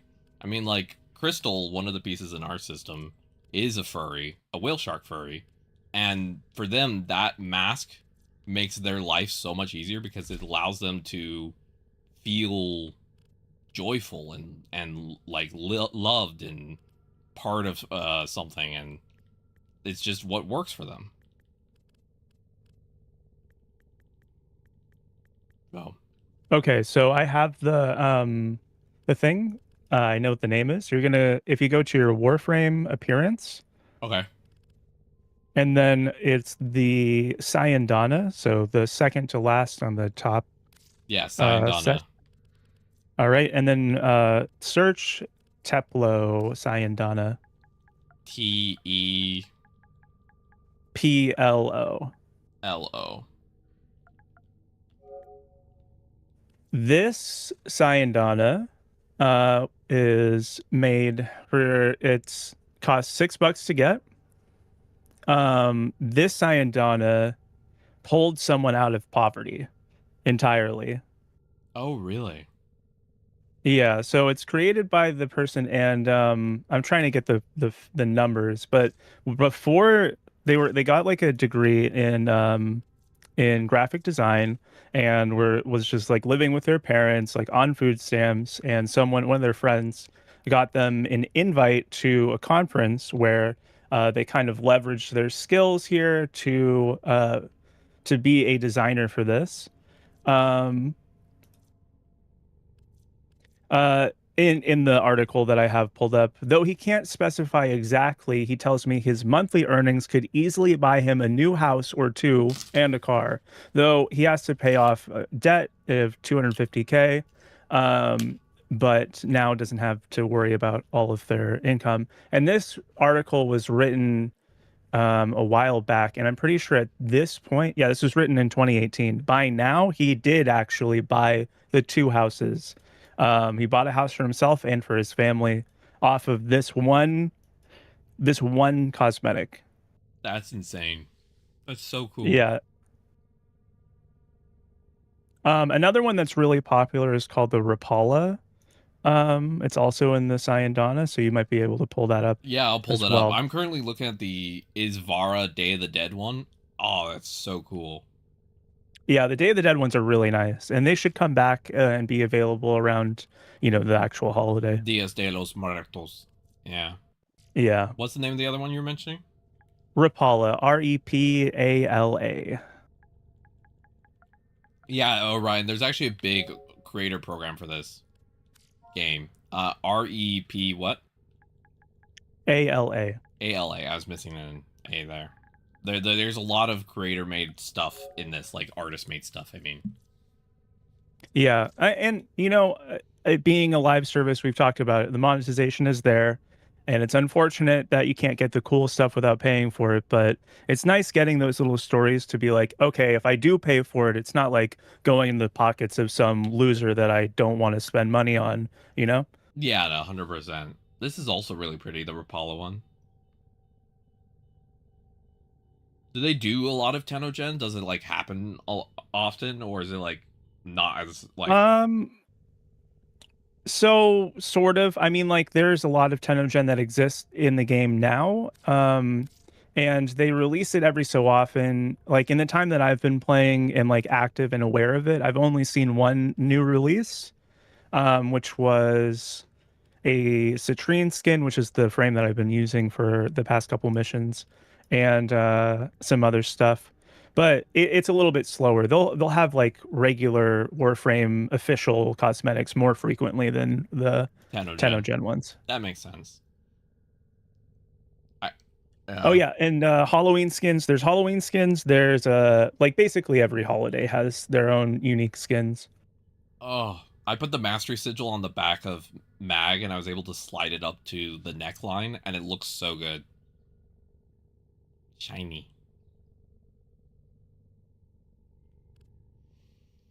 Oh god. I need to close the customization or else I'm gonna end up buying shit. Relatable.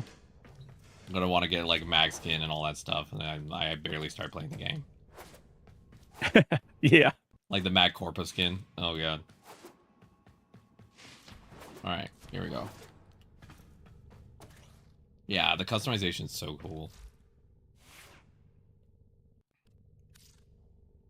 Oh, you can even oh, I forgot I could upgrade this little guy. Auto install. There, I put some more things on him. The little floaty dude.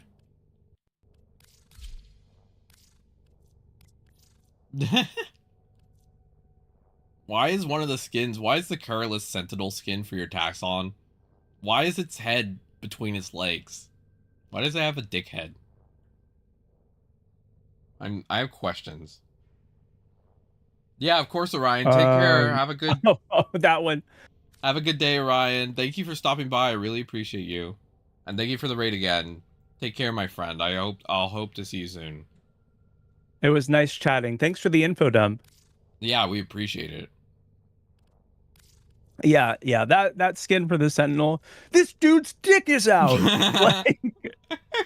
It's just full hanging. It's just waving in the wind.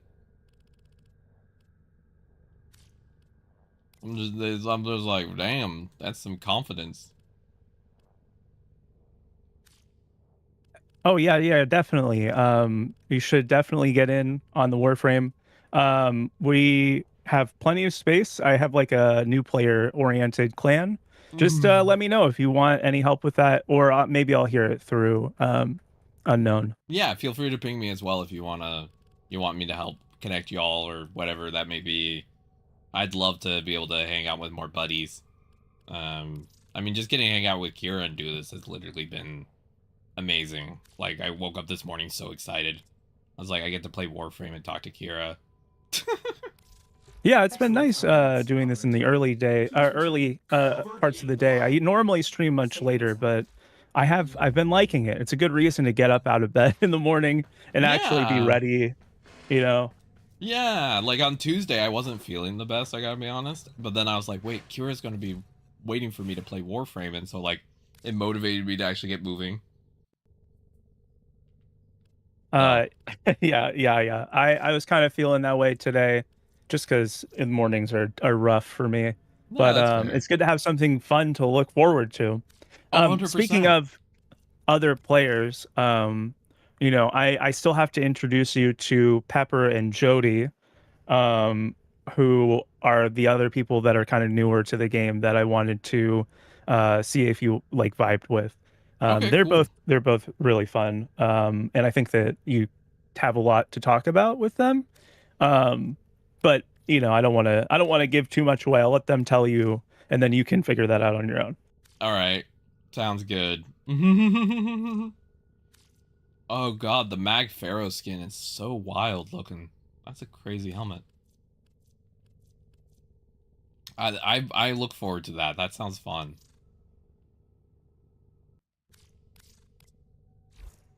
So what are we doing right now?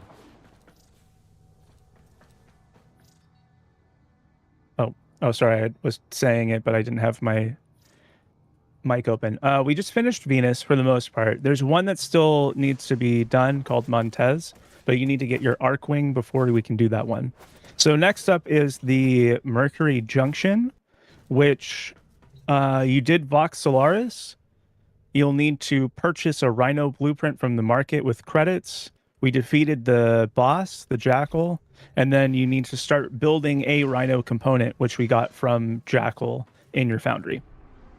Oh, okay. And then you'll have that junction unlocked and ready to be conquered. And this is also the time period that we said that we would check in to see where we're going, how we're feeling for more today, or maybe more another day. How are you doing? I'm doing great, so I'm fine. Yeah. But I want to check with you. I'm doing pretty good. I need to go check on making sure that it's a comfortable temperature in here. It's starting to heat up. So then I need to go check on that, and then I'll be right back. Let's do this before you go. It's 3 on my side, so it's my med time. So what I'm gonna do is I'm gonna stand up, I'm gonna stretch, I'm gonna take my meds, and I have to set a timer or else I'll be too excited to play and get right back on. I'm gonna set a timer for about 10 minutes. That'll give me time to let the meds kick in without me thinking about anything. I'm literally just gonna stare at a wall. And then I'll be able to, the meds will have kicked in by then, so then I'll be able to have full energy for as long as you got energy. Okay, sure. I was thinking that for today it would be good to get Mercury completed. It has less total missions than Venus, so we should be able to knock it out. And that completing Mercury ends the beginner phase. We're gonna fight that guy that you saw in the beginning at the end of Mercury. Oh hell yeah. Okay. I'm super stoked for that. Okay. I'm gonna So plan action. Yeah, I'm not going to switch to my break screen so that way people can hear you if you want to keep talking on my side. Sure. I'm gonna set. And then okay, I like I said, I'm gonna get up and do some stuff really quick, but I'll be back before you are. Okay, yeah, and I'm gonna set a timer for 10 minutes. Chat. I'm gonna be back in 10 minutes, so get up and stretch, do whatever you need to do. Make sure that you take care of yourselves. I'll be back shortly, but I'm gonna force myself to actually do self-care, so I will have to do a full 10-minute break no matter what. So I'll be back soon.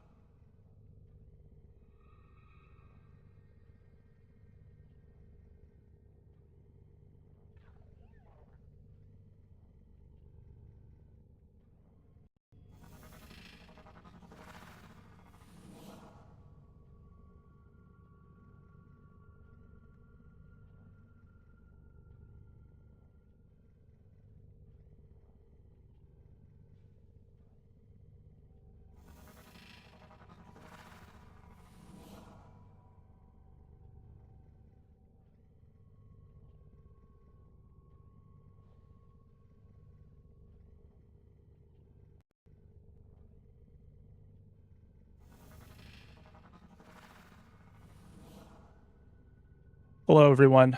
It's me. It's me again.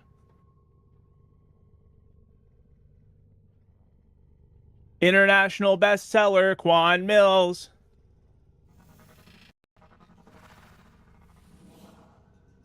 Oh, man, that book is so funny. This hoe got roaches in her crib.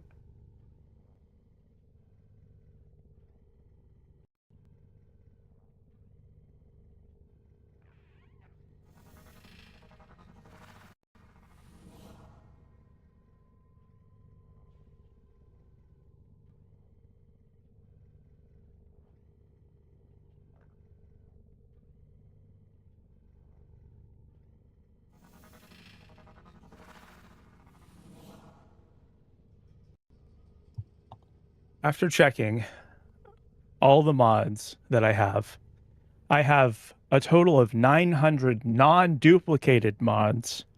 Like what? How is there that many in the game? I thought there was a lot less, but then, you know, you think about all the different weapon types and everything.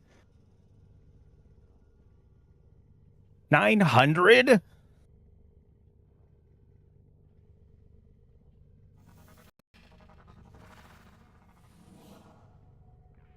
I like don't even know what half of my ribbons are for. The Stalta I know is probably pretty good, I think. But I don't know what I want to put on this. Who wants to start freaking gambling with me? And for whatever reason, I have 3 burst laser ribbons.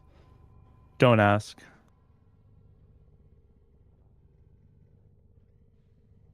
I don't know. What's the best thing that I don't have? Is the Rauta good? I know the Sobek is pretty good. I was pretty excited to get this when it revealed. I have a Wolf Sledge Riv as well. I'm pretty sure that one's kind of good.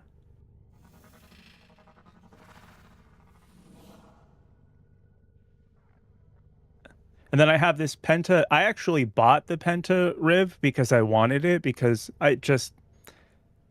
the Penta's such a bad gun. I kind of wanted to give it a try. See, maybe we could get something good out of this. But I need to get the rest of the pieces for the Carmine Penta, because I'm not going to use it in the regular one. What the heck? I don't know how many of the pieces I actually have, though. I think I might have sold mine.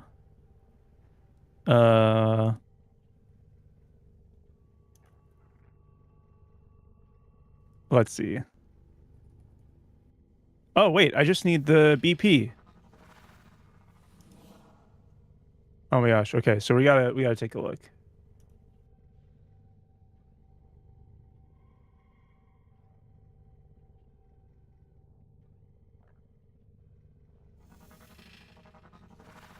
Carmine Penta is a special variant of the Penta grenade launcher featuring a higher rate of fire and doubled magazine size. It's still not very good, though, I'm sure.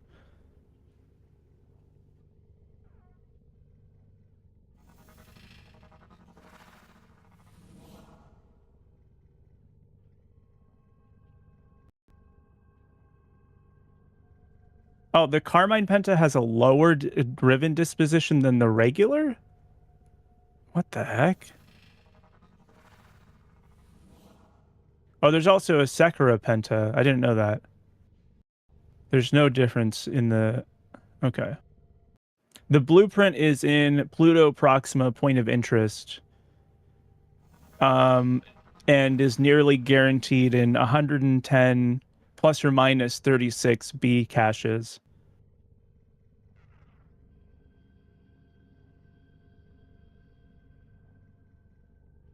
It's also in the Veil Proxima Point of Interest.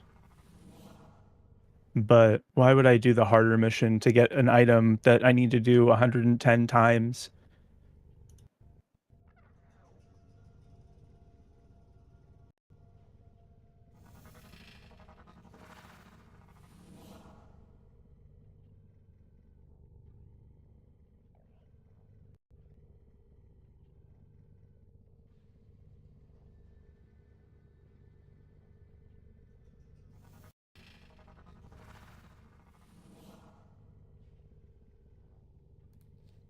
All right. Hello. think I switch over to a different frame here. Hello. Hello, welcome back. Hi. I'm on my last minute of break, so I'm going to just quietly eat some chips, but I'm just letting you know I am now back. Okay. I'm here as well. Wonderful. Deciding on what to use for this next section of the game. I'm going to use mag. Shocker. Interesting. I wouldn't have expected that. I know, I'm getting spicy in here today.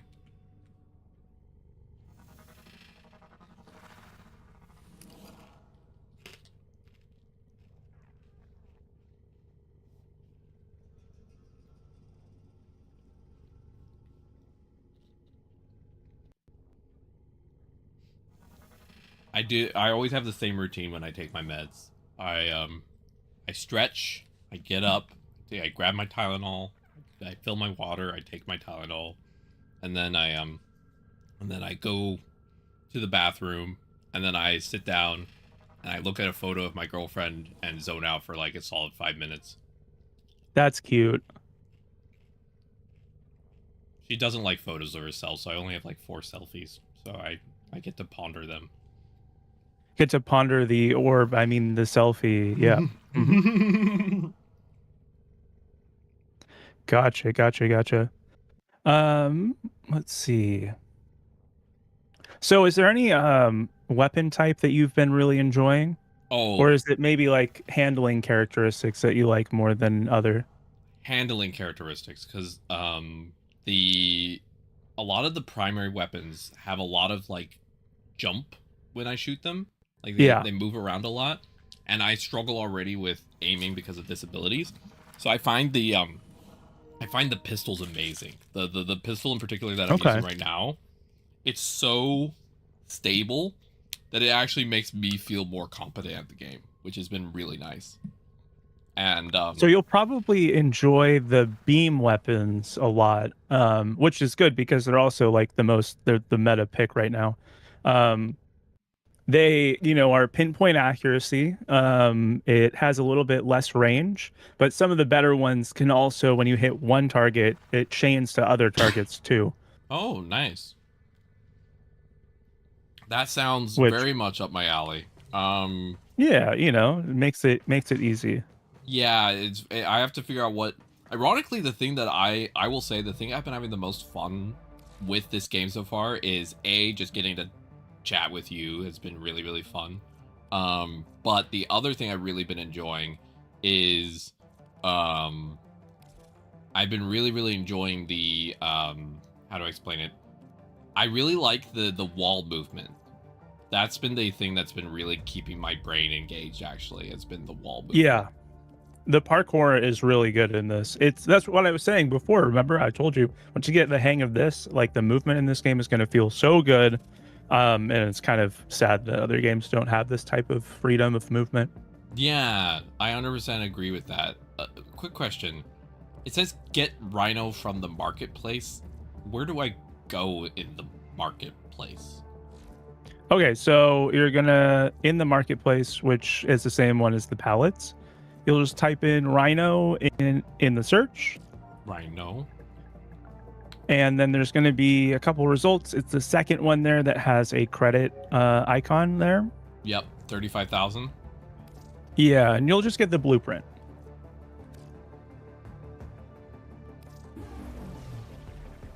Okay, cool. Also, I added that mag Corpa skin to my wish list. I found out that you can do that. Nice. Nice. That's actually great for my brain, because if I forget that I liked it, I'll be able to actually just go back and see it. And also, if you end up getting paired with a particularly generous person, people will go through your wish list and see if there's something in there that they can gift you. Oh, that's cute. Just kind of randomly, like, especially if they're like older players who don't really have much use for, in-game currency or whatever else. They like to help out. The community aspect of this game is really strong because it's so grindy, and like they don't want people to like feel like they're alone in the game. There's a lot of thematically it's fitting as well, and I don't know. I just really like the community, honestly. Yeah, I love that. Oh, I got Warframe inventory slot. Okay. I have everything I need to do the junction now. I did all the steps, Kira. All right. Okay, so you got the next junction down. Yeah. It's a solo, unfortunately, but I'm sure you can do it. It's not particularly difficult yet. Okay, I will go do that then. Let me go do that. I also get to try out my new weapon skin. Thank you again. Of course, don't worry about it. I may or may not have had a small cry over how cool it was while I was in the bathroom. That's a good response. I like it. Especially when I'm close to my period, which is currently what's coming around the corner. Yeah, it should be happening in about 2 or 3 days. I get a phantom period. I was always surprised by that, but like I'm also the type where when I was younger, I would get like sympathy periods. So like I'm kind of very facetiously looking forward to that. I initially was not. I was initially. Here's the thing. I didn't even know phantom periods existed initially when I first started transitioning. Oh, it changes the VFX for the gun. That's so cool. I didn't even know that they were a thing. Not the worst. Yeah. And so then I first got one, and I literally messaged my doctor, and I'm like, I don't know what's going on. Please help me. And she's like, oh, you're just having a period. And I'm like, why did no one tell me this?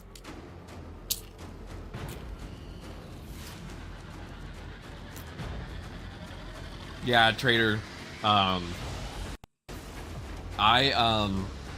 I will say I'm a very emotional person because of autism and a variety of other factors.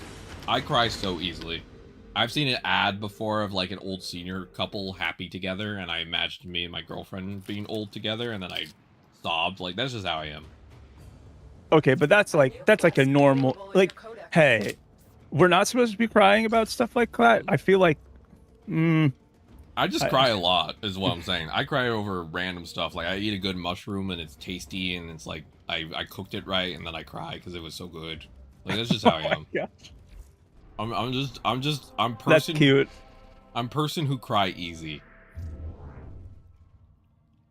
Yeah, that's really cute. Yeah. You got the emotions must stay in autism? Yeah. We all have different varieties. I have the everything could make me cry at any moment autism.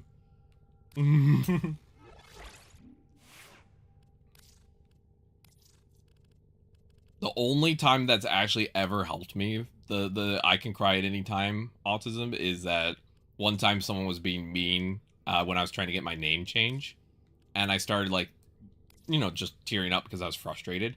But they thought it was because I was sad, and they felt so bad that they processed my form even though they were initially trying to deny it. I have found a lot of success with the crying whenever I run into a problem. They should stop rewarding this behavior, but I don't think anyone will. I'm gonna try this bolter. It says it's a slow, heavy fire. That might be more my speed. Bolter's good. It has a lot of recoil, but it's like manageable for the distance that you should be shooting, right? It's not like a super long range weapon. It's like more of those mag dump at an enemy that's close by you. So the aiming isn't super, like, it doesn't require pinpoint accuracy. That makes sense. Also, the bolter Baruva skin is very, how do I put this gently? Flower vagina, and I kind of love it. Yeah, about flower vagina. Funny you should mention that. There's a lot of characters that have like very obvious like design details that are supposed to be genitalia. As I said, I told you these devs seem queer and horny. As ready as you will ever be. All right, I'm ready for whatever. Okay, cool. Let's continue on with Mercury and get this dude out of here. Yeah. Evict him. Also, yeah, British culture, from what I heard, is a very don't cry culture. And I could be wrong Yeah, about that, but stiff that's what upper I've lip heard. and all.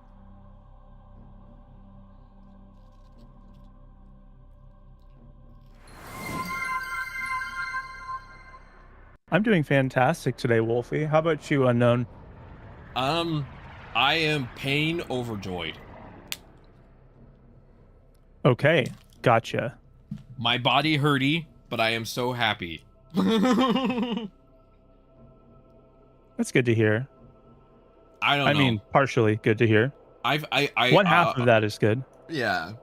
I like being honest with how I'm feeling, and I find talking to Kira very comforting and invigorating, so it makes it easier to be online for longer hours. So, that's part of the reason I'm so happy. I have a cool person to talk to. Oh, you're so sweet. I just like being open with how I'm doing. So that's the status report. Okay. I'll load up the next one. And then the other thing that we need to do Yes. is we should probably go and check out a relay eventually, so you can talk to a couple people that are there. Okay. And we'll help you pick your syndicate, which I think unlocks a little bit later, actually. If I remember correctly, it's like MR4 or 5 or something like that. But we can talk to the people ahead of time, so that way you get to start it immediately. Okay. Hell yeah. Oh, I think I am going to like this rifle. I think this will be the first rifle I like. It's very flat in terms of the shooting. Okay, where am I going? Over here. Meow. While my meds boot up in the next 20 minutes or so, I might seem a little bit more unhinged. It's just because the Tylenol is kicking in, so I'm starting to feel a little bit more Gotcha. good. A little bit loosened in terms of inhibitions. Yeah, well, I'm always loose. That's true. That's true. Except where it matters, right? Yeah, except where it matters.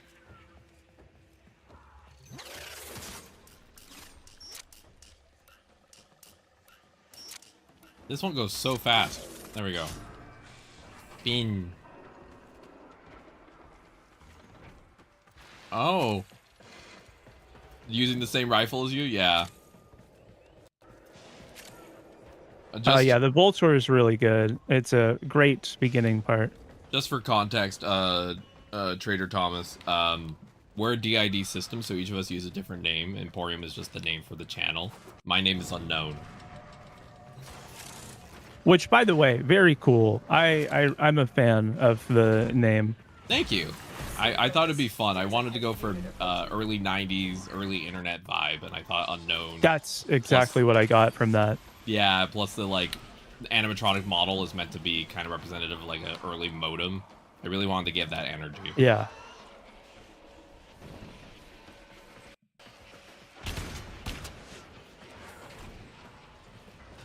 Boom. Oh yeah, this rifle is like the pistol. This is up my alley. It's very like steady, if that makes sense. I don't feel like I'm having to fight it. I love like it's not super accurate, but it's not bouncing up or kicking back on you. Exactly, yeah. Yeah. Yeah, Jess, I've been thinking about adding a name tag at the bottom. It's on the list of upgrades to do. I just keep forgetting to do it, which is memory issues. It's why putting chat on screen took me like 6 months or so, is because I kept being like, I gotta do that, forgot. I have to do that, forgot. Yeah, relatable. But yeah, I am planning, I'm hoping by next month to have like a little name tag thing. I also want to like talk to my co-creator about what would be the best way to do it, because he's like really good at like style. So I want to figure out what would be the coolest way to do it that would be easy for people to read. But yes, that is on the list. I'm wondering, do you multi-stream? Yeah. You have broken their ranks and they are I do YouTube and Twitch. Oh, cool. Have you thought about any other platforms like TikTok or TikTok? No, I've never actually used TikTok. I Fair. personally find the platform very overstimulating, and so I've never been able to sit down and figure it out. And for context, I didn't have social media until I started being a content creator, so certain platforms are very hard for me. But Twitch, YouTube, Blue Sky, those have all been very easy for me. So those are the ones I've been the most able to use without feeling like I'm like fighting against myself, if that makes sense. Right. Yeah. No, TikTok is really overstimulating. Honestly, I feel like I need to like take a break sometimes just to let my brain like breathe a little bit. But yeah, so I feel it. I know Instagram also has some streaming features, but I don't know that people do that a lot. No, I wouldn't. I've never heard of that even. So maybe I don't. If it does exist, I wouldn't imagine it's very common. Yeah. Yeah. And then Kick obviously is a no-go, I think, for a lot of pretty obvious reasons. Yeah, for a lot of LGBTQ people, Kick is the worst option. Yeah, we actually funny story. The reason we started streaming on YouTube, I want to make sure also. I heard last time that if I talk too much about other platforms, it might mess up your TikTok. So I don't want to. No, don't worry about that. I don't. TikTok for me is an outreach thing. It's not really about like if I have a stream on to TikTok and like some people come in eventually, that's good. That's all I want. It's not about optimizing. That stuff is more for people who are like have hundreds of viewers because they'll penalize you for like supposedly leading them off platform.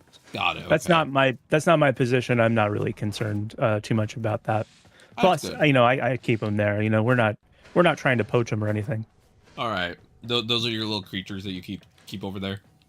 Yeah, I keep them behind the glass, and I say hi occasionally. Exactly. You got your gremlins on Twitch, you got your creatures on TikTok, and then you got your... each one has a different name for the little guys. Yeah, so I started streaming on YouTube because my co-creator, lovely guy, he's very, very busy, right? He has his own life, his own struggles and everything. And my computer currently can't handle editing software. Like, it literally blows up.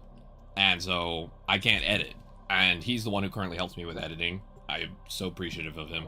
And a lot of times funny things would happen on Twitch, but then the VODs would go away after a certain number of days. So now streaming on YouTube means I don't have to think about, because I forget so many things, I don't have to take the manual time to download the VOD or put it on YouTube or any of those steps.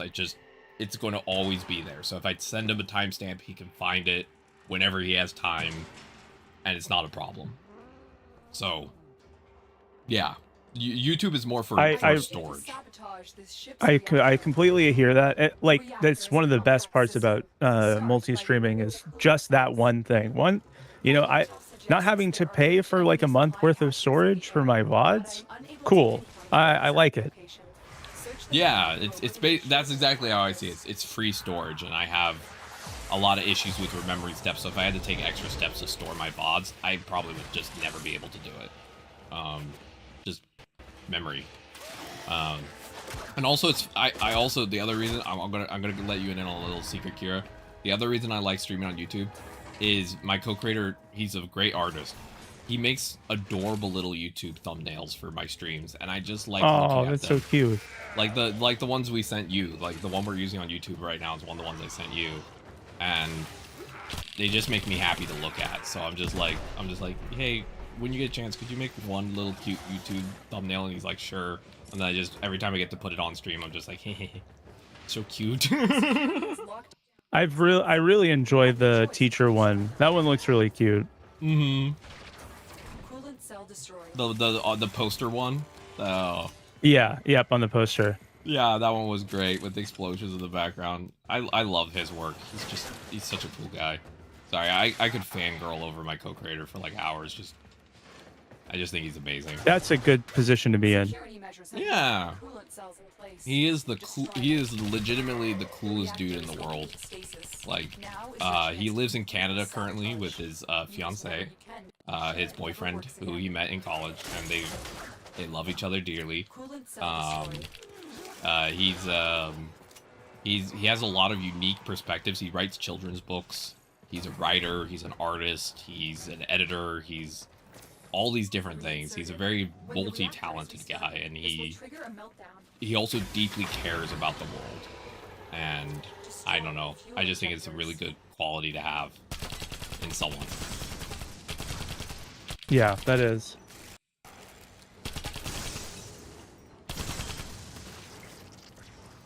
I like that the weapon now shakes like a maraca. Oh yeah, it does. It makes my brain happy. But yeah. I don't know if I've ever told you my story about how I got started VTubing. No, I haven't heard it yet. So we were at one of our lowest mentally in terms of physical issues. We'd been dealing with a lot of bad disabilities. We were just kind of at the end of our rope. We were just kind of like, life wasn't awful, but there's just so much going wrong in terms of everything and facing our own personal decline, etc., etc. And we were at that kind of mental point where like one wrong thing could probably send us in a really rough spot, right? And we saw this video from Polygon about like VTubers are the future of blah blah blah, and we watched this video about these people who are like creating online and doing all these things and making these cute characters and being able to connect with people, and we legitimately cried for like a solid 12 minutes because we're like, that is so beautiful, we want to do that. And we talked to our best friend, our co-creator Sprocket, and he was like, well, maybe we could do it together. And we kind of talked about it, and he ended up making our first model. And at the time, our asthma was really bad, and we hadn't gotten enough help with it, so we had to use TTS for voice. Though recently we got a better inhaler, so now we can actually talk. And we just started streaming, and legitimately, it is the thing we most enjoy doing in life. It makes a lot of things more exciting. Like, we don't ever want to put pressure on it to become a career, but like, legitimately without it, I don't know where we'd be mentally today. As a hobby, it's such a good outlet. I honestly, it provides a little bit extra incentive to participate in this like hobby, you know, in the sense that, you know, I'm enjoying the things that I do on stream as well as the stream itself, and it helps add a little extra push to do those fun, exciting things. Yeah, exactly. Yeah, I can really relate to that. Yeah. Yeah, for me, I kind of started the VTubing stuff as like a way to avoid, or like to sort of keep myself accountable. Oh, interesting. Accountable how? Because I had around the time that I started VTubing is when I was like trying to change a lot of habits. I was participating in some really negative things for myself, and it just like it was a way where I could like be engaging with video games and things like that, without having to, you know, without like slipping back into doing like you know, all of the negative things that I would do at the time before. I don't really want to get too serious. It was drug related, but it just kind of helped me get out of that mindset of like, oh, I'm playing video games, I want to like do this thing. And so now I'm playing video games, so I should stream to people, and obviously I don't want to be like, you know, elevated or you know, intoxicated for that in that way. Yeah, that makes sense. So for me, it was a really healthy outlet to get past that point in my life. It was a way to refocus yourself, like force you to do better, not through like something that might be really difficult, like just trying to sit with yourself and be like, I got to do better, but like something that kind of like encouraged it naturally. Yeah, exactly. And you know, for me, it wasn't, you know, it was a little bit easier to do it that way. I had an easier time than most, but I definitely attribute VTubing as like the reason why it was so easy for me to get past that point. It's kind of cool in that way. I'm happy to hear that. That's good that it had that positive change for you. I feel like a VTubing for a lot of, I think the reason VTubing appeals so much to disabled and trans people is because it gives us like a healthy outlet that we don't usually get, you know?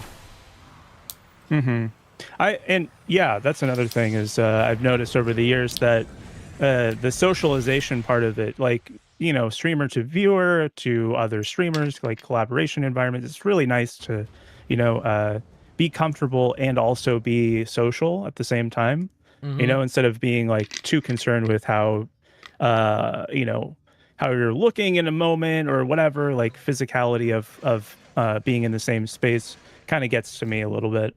Yeah, no, 100%. Like for me, I'm immunocompromised. So being around other people a lot is legitimately dangerous, which means that I Yeah. don't often have options to interact with people.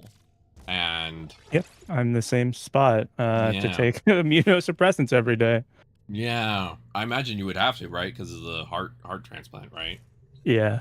Yeah, because those you have to for rejection issues, right? Yep. Although nowadays it's not super bad protocol. Like it used to be like pretty debilitating, but now it's like you're we have a better understanding of how much is needed and what and better medications for it. Okay, that's good. I'm glad to hear that. But yeah, so for me, streaming is the way I can connect with friends and everything without like putting myself in danger a lot, you know? Yeah, exactly. A common cold can literally put me back a month in terms of feeling good. Like that's where my body's at. Oh yeah, no, that's I'm right there. If I have a pimple, I'll see the like it recovering for probably 3 to 4 months afterwards. Yup. I mean, not like in places with high skin transfer, but like you know, like you get them random other places too. Yeah, no, 100%. I feel that. If I get a cut on my hand just from cooking or whatever, it could like last for weeks. Oh, that's rough. Sorry to hear that. Yeah, it's my joint condition. It makes my skin more terrible, but also more it's More harder for it rubbery. to pull together. Yeah. They actually have a scientific term for not scientific, but there's a term for what I get. It's called cigarette tears. Cigarette tears. That's an interesting term. Yeah, I don't understand where that term came from, but that's what I hear it called. It's basically that my skin's so stretchy, it just naturally tears a little bit, essentially. So, Oh, it's like, a I good thing get they didn't name that that term in the UK. Yeah.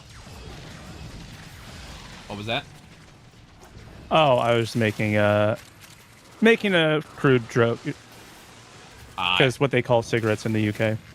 Oh, that's right. They call it the slur. That's right. Yeah. The slur. Extraction is ready, unless you can handle more of the enemy. That's the We did it. objective is secure. Yay, another one. That's a message of all time. Oh yeah, I also have a thing that keeps track of them. Ah.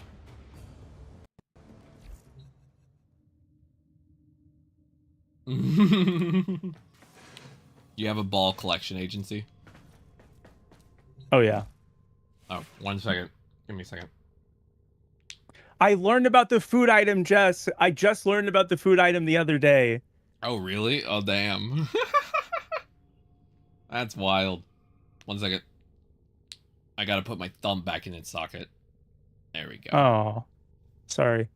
Oh, no, it doesn't. It's totally fine. It just happens. I just basically gotta shut that thing back in. Put that thing back where it came from, or so help me. I one time told a friend, I'm like, I'm really good at putting things back in. And they're like, what? I'm like, yeah, it doesn't make much sense unless you know my life. I can't pull out. I have to pull in. That's my life. Oh my God. All right, let's see. Here we go. A cemetery is the only place where people are dying to get in. That's true. And I mean, getting head is really popular there because you have your headstones. That's good.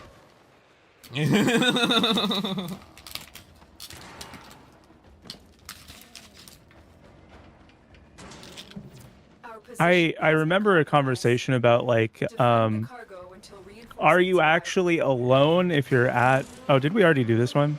Whoops. But are you actually like alone when you're at a cemetery, or do all the people that are there count as like being there with you? They count as being there with you. But at most cemeteries, you have to rent your space, and it's only for a set period of time before they move your body. So, technically speaking, we never escaped capitalism. Oh yeah, some cemeteries you don't buy your plot, you rent it, and it's there for a certain period of time. I had no idea. That's a whole man. Capitalism is really kind of bad. Yep. I think there might be something wrong with this capitalism stuff, guys. Like, we need to check this out. It's preventing us from kissing as many women as we want. Damn you. Exactly. But yeah, no, actually, yeah, you don't always own your burial plot. Sometimes you're actually only renting it for like 20 years or whatever, and then they get to move your body somewhere else. It's a whole thing. And that's not to mention the whole funeral industrial complex. As far as it goes, like, I don't really mind the moving your body part. Like, honestly, we shouldn't really be like putting, organic matter full of formaldehyde into the ground. Mm-hmm. Like, it doesn't really seem like a smart idea there when we're talking about like the longevity of the earth. But I don't know. Well, it's just like the idea of a tombstone is that's supposed to be like final, like that's where you're going, Yeah, there's actually been a movement for what are called natural cemeteries, where your body's buried without any formaldehyde or anything, so that way that area can basically stay chemical free. Cool. It just means that you can't be viewed, usually. True. That's the reason formaldehyde burials first started out, was they weren't actually meant to be used all the time. It was initially meant as a thing of like, for example, when Abraham Lincoln passed away or stuff, you want to preserve someone for a period of time because they were really like important or whatever, and a lot of people might want to see them, etc., etc. And it wasn't meant to become a whole big industry. Like, there's been a big movement actually of people who nowadays are making their own coffins out of natural materials and want to be buried without chemicals, so that way it can basically be low impact on the planet. Yeah, I've heard of a company that does like they will bundle the organic matter with like a seed for a tree, so that way you grow out into a tree afterwards over the course of the next 100 years or so. Yeah, I thought about that type of thing. I think it's beautiful. I really think that like is more meaningful than putting a rock in the ground. Oh yeah. I like personally, I think I might have a little bit more like relation with a tree than a rock, but hey. I've actually thought before that if I was forced to pick a headstone, it would just be made out of wood, and it would just say "bitch is here." Not even named, just random curse word, and there you go. That bitch. Exactly. Here. And then like my Twitch link as just a joke. It's like, hey, you want to watch me live? Oh my god. And then that's it. It's something that naturally would fall apart over time. I just think it'd be funny to put a joke on there. Oh, do we all share scans now? Did you get a Mercury thing? I don't remember if I did. I gotta be honest. Oh, never mind. I'm using a Sentinel that auto scans stuff. My bad. Oh, I'm supposed to scan things? You don't have the scanner yet. Don't worry about it. Okay. Yeah. There's like I was saying earlier, there's a couple people we need to talk to in a relay. One of them will give you a scanner quest. And then you'll be able to do the scans for stuff like that, which is really not very important in the beginning part of the game.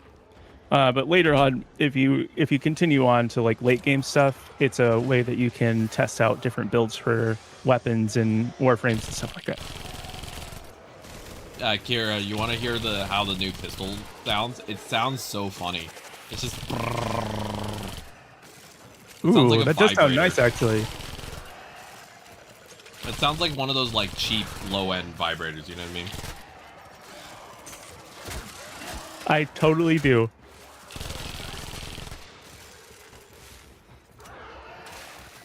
Yeah, Jess, that is the Cephalon scan. You can buy regular scanners, but like honestly, I don't think it's worth buying regular scanners personally, because the Cephalon one will work as a regular one and it'll be upgradable later on. So for like beginners, I'd try to reduce friction as much as possible. Like, let's just do the one that we might be able to use for the rest of the game instead of the one that's only temporary. Yeah, that all makes sense. I'm just currently mowing through guys with my cheap vibrator. But you're right. That is the Cimerus one, not the regular codex scanner.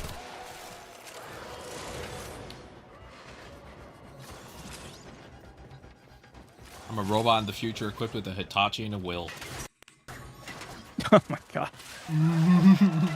We need a frame that just spits out oil on the enemies. Yeah. And themselves. Yeah. The old line. And give it a giant ass.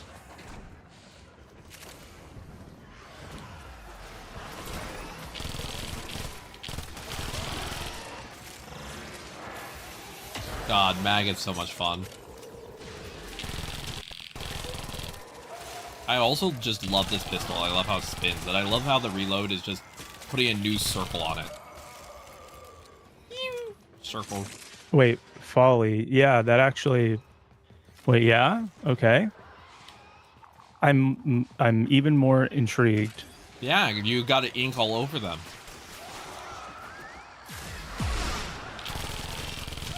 Girl, are you a jellyfish? Because I want you to ink all over me.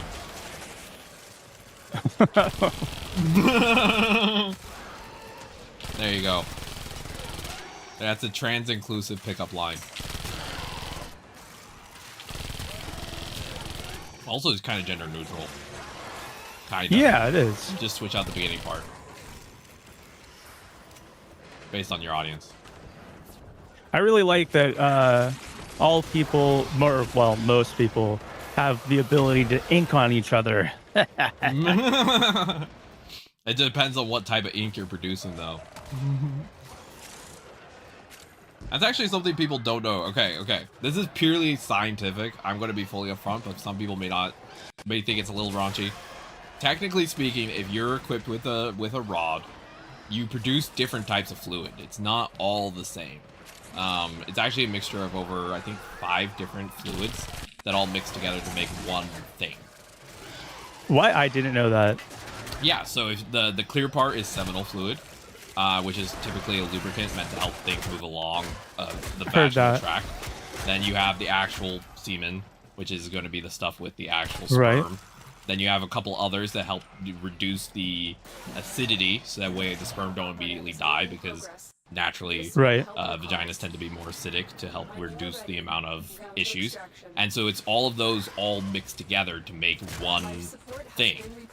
And technically speaking, they also have different flavors of that.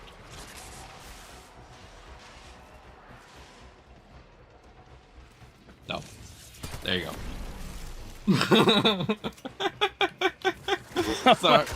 Sorry, Skype. But I'm not trying to be crass, but like seminal fluid, for example, which is the clear stuff, typically is sweeter because it doesn't have proteins in it. While the full everything mixed together, including with semen, tends to be more bitter because it has proteins. So, there you go.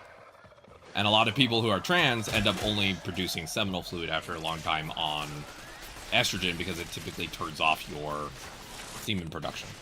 Or if you get it overcorrected. So, there you go. That's the science behind it. Thank you. We really all needed to know all of that. And honestly, you could have gone into more detail if you wanted. I would have been interested. I'm happy to. I can only speak for myself. But I don't know how much more your chat can...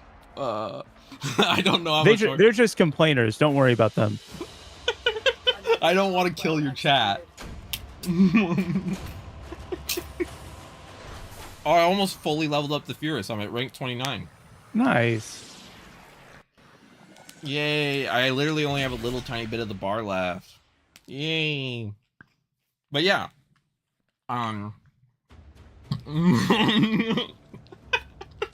Well, it's actually a really fascinating thing because the thing is that no 100%. I know you're not complaining. Don't worry. The interesting thing is there's actually a really good reason why it's acidic. If it's acidic, then it can more easily naturally kill bacteria. So Yeah, exactly. it needs to be acidic. But then the problem is that the actual sperm will dissolve in acid. So basically, you have to counteract that. You have to find ways to reduce the acidity or protect it to get past that initial track that is acidic. This is a rescue So, mission. We need to find and there's a whole process behind it. before any harm comes to them. I used to be pre-med for OBGYN. Oh, really? track. Yeah. But I because of my brain issues and my brain fog, I wasn't able to get past the early courses, so I never got super far. But I know quite a bit about human biology in terms of like a more, I wouldn't say advanced level, but like I know a little bit more, if that makes sense. But I wasn't able to get super far because of my. I wanted to be an obstetrician, but that didn't pan out for me. Because my brain can't handle all the information I needed to hold on to. But yeah, as a little tiny baby, I actually watched, when I was like 2 or 3, I did not enjoy almost anything my mom put on the TV, and she said it was really annoying when she was trying to like get me to stop bothering her, except for 2 things: Ghostbusters and television shows about people having kids. Like literal like pregnancy documentaries of people giving birth. That's what I watched as a 3-year-old. And it would quiet me down watching someone give birth and watching the whole process. So I have a similar thing, not exactly the same, but like as an adult now, the stuff that puts me to sleep is like any action movie where there's lots of shooting and explosions and yelling and screaming and people in pain. I don't know what it is. Just conk right out. I love that for you. If I was born in a different time, I probably would be the old guy who just like watches Vietnam War documentaries all day. Oh God, yeah, that's like my grandpa. I know that type. Yeah. I know that type of person. We're approaching the holding area. Careful. If the warning detects you. Yeah, I actually had a friend. I had a friend who had a really unique experience with like the thing that put them to sleep. Yeah, exactly, Moaz. The fluid that sperm is in acts like a shield. Exactly right. Seminal fluid is usually lubricant to allow the sperm to go faster. Then there's a specific fluid, I forget its name right now, it starts with a B, I think it's like baso something, that is anti-acid, and then there's one other. So they each have different functions. Oh, I got a trophy. Reached level 30 with a pistol. Yay. Yeah. But I had a friend who, the thing that put them to sleep, which they didn't understand, was whenever they were watching porn, they would start to drift off. And they did not understand. Oh, no. And it didn't matter if they found it hot or not. It literally would start to put them to sleep. And I was like, so do you go to bed sometimes just watching, like, with, like, some really high-level porn on? And they're like, yep, I just turn that on and I conk right out. And I'm like, I don't think that's what it's meant to do to you, but okay.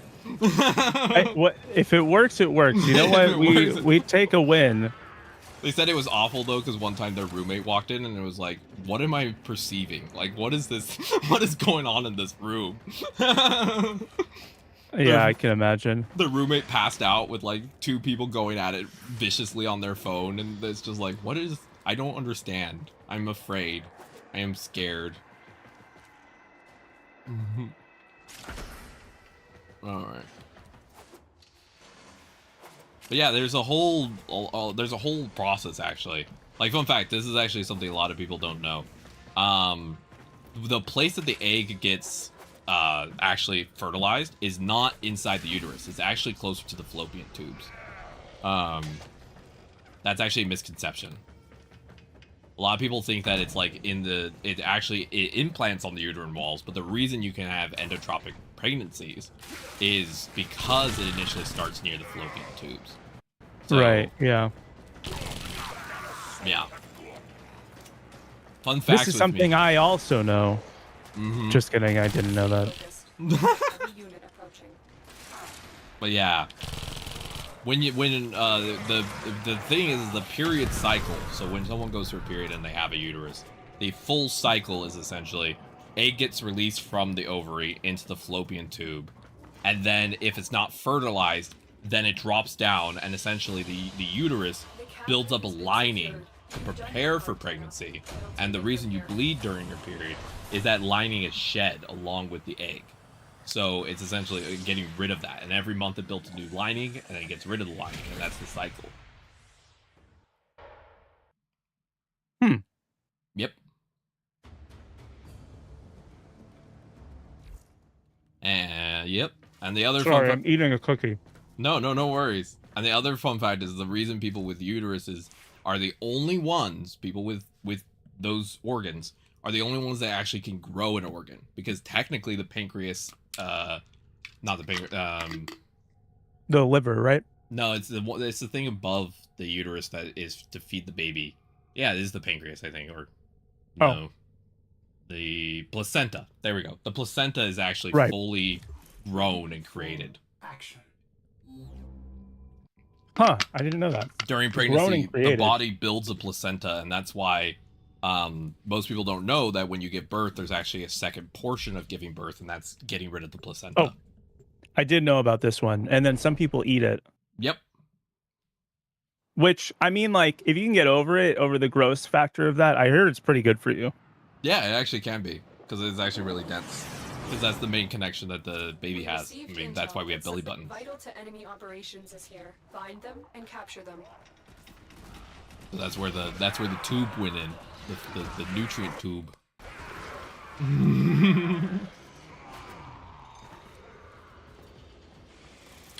Target level.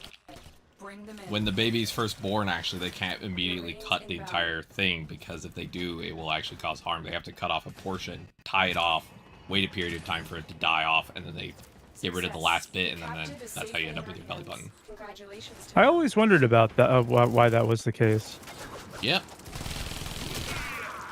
Sorry, is this... I feel like I'm just randomly spouting biology facts while we're killing shit. I don't know if this is... I'm very interested, actually. If you need to know about how, like, sex and, like, uteruses and all of that works and reproduction, I'm your person. If you need to know how to, like, survive in this world, I don't know. I'm barely making it.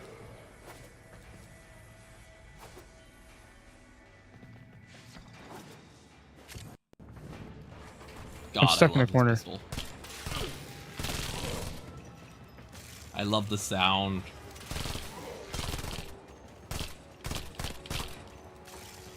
Also, there's the fun fact that technically we all start out as femme in the womb.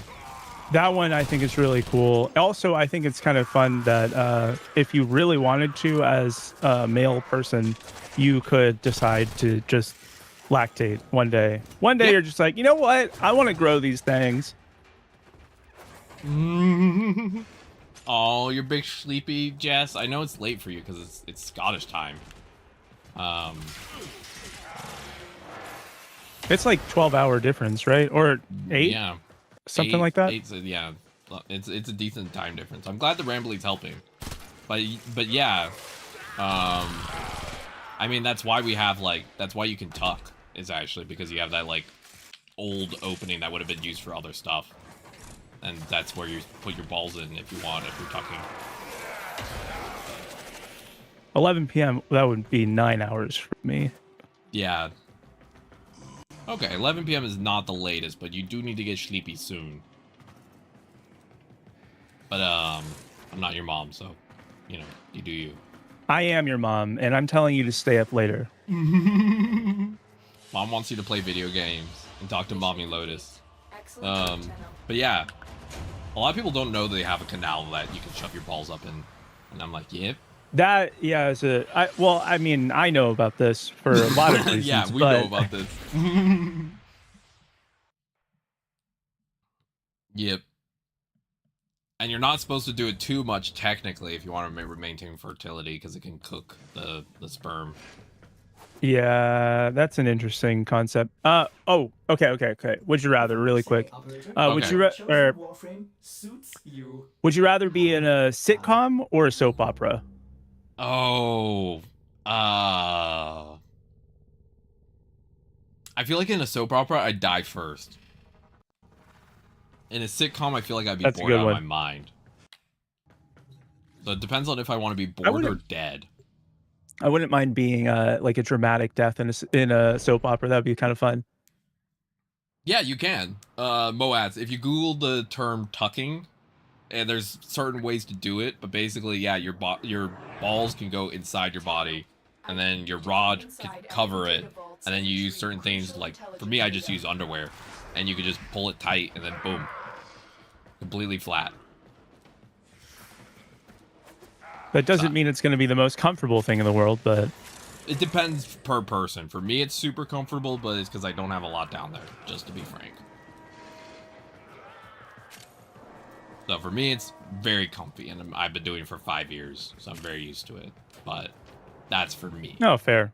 Yeah, getting used to it, too. Yeah. I do it when I go out. I don't do it when I'm at home, because it's not worth the effort.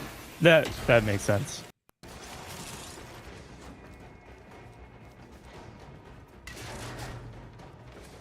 I'm doing what Jess said. I'm trying to open every container I find.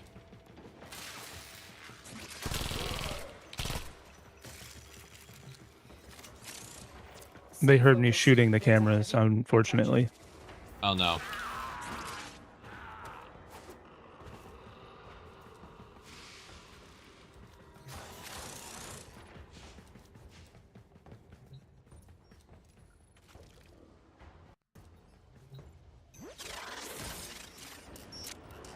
I reset the alarms. Hooray! You saved us all. I don't know how much that helped. It sure does help a lot. Oh, It nice. actually does. Because like if the alarms are drawn, you can get stuck in rooms. So I wasn't being facetious. Like, it does help. I'm glad to hear that. But yeah, bodies are wild. Most people don't realize how wild bodies can be. But yeah, the reason that balls hang, if chat doesn't know, is because sperm die under heat. So essentially, if you tuck a lot, you reduce your fertility because you cook it. And that's literally the science. That's why during puberty the balls drop. That's the whole thing.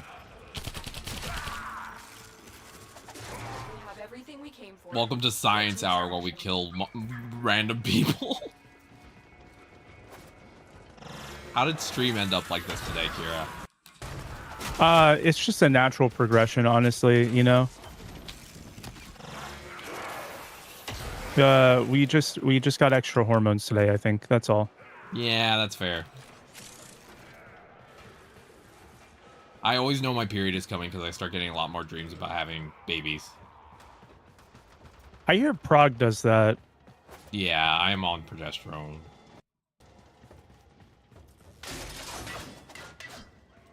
I'm excited. I'm excited. Yeah, as one of my chatters one time put it, you butt chugged your way to boobs. Yep. I'm like, you're actually right.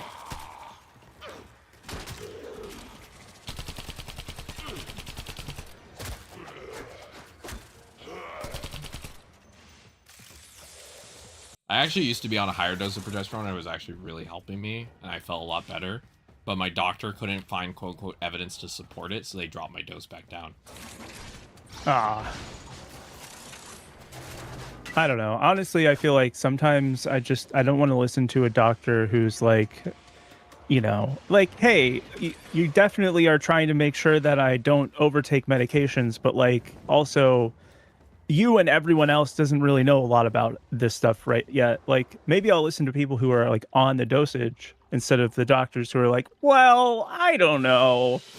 Another job well executed. Yeah, no, that's fair. I'm just laughing because Ozkai said the reason balls hangs is because and then ads. To be continued. That's good. To be continued.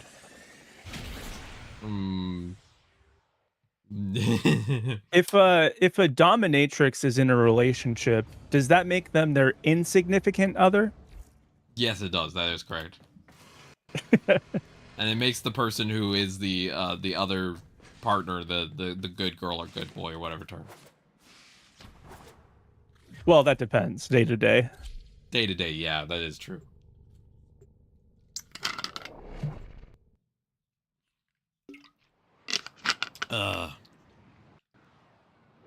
You don't have to answer if it's not comfy, but I personally am more on the top side of the spectrum.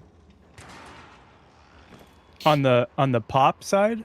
No, on the dom side.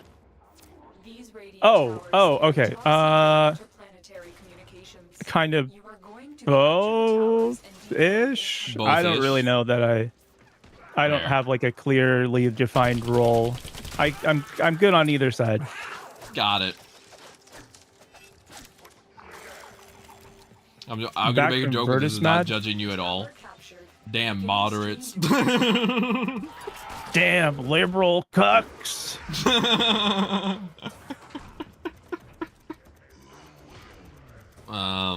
Yeah, no.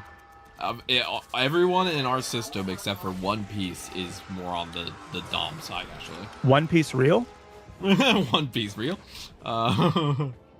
Most of us lean somewhere on the spectrum towards more dominant. But it depends.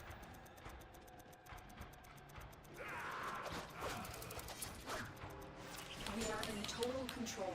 Keep fighting. It ranges from Loba, who is the butch lesbian, very in charge, to the manager, who's more like power bottom. You know. Yeah. I would have assumed it would be a different.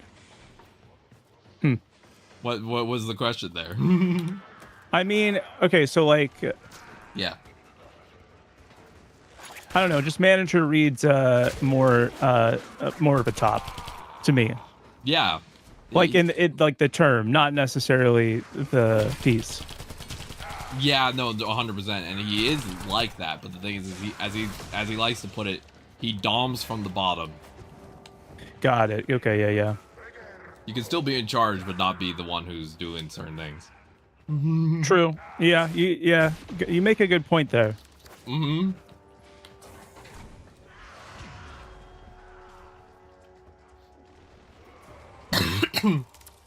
I'm very comfy around these topics, but I always make sure to not. I don't always know what other people's levels are, so I always try to be careful. I'm fine. All right, cool. But yeah. Cool. We have spider webs literally everywhere. This is fantastic. I love it. The only one who's not more on the top side of things is Crystal. They're demisexual, and they're more on the want to just make people happy side of things.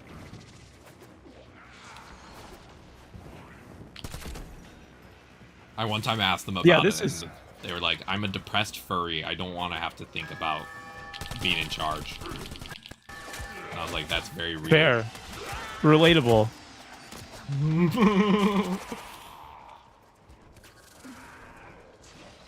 How do you top your sub in the wise words of Jersey Mike's? That's a great question. Yes.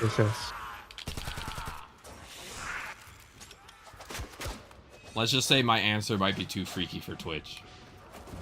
I like vinegar.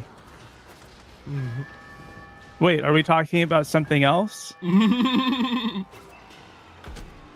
Huh? My favorite dressing is ranch, if you know what I mean.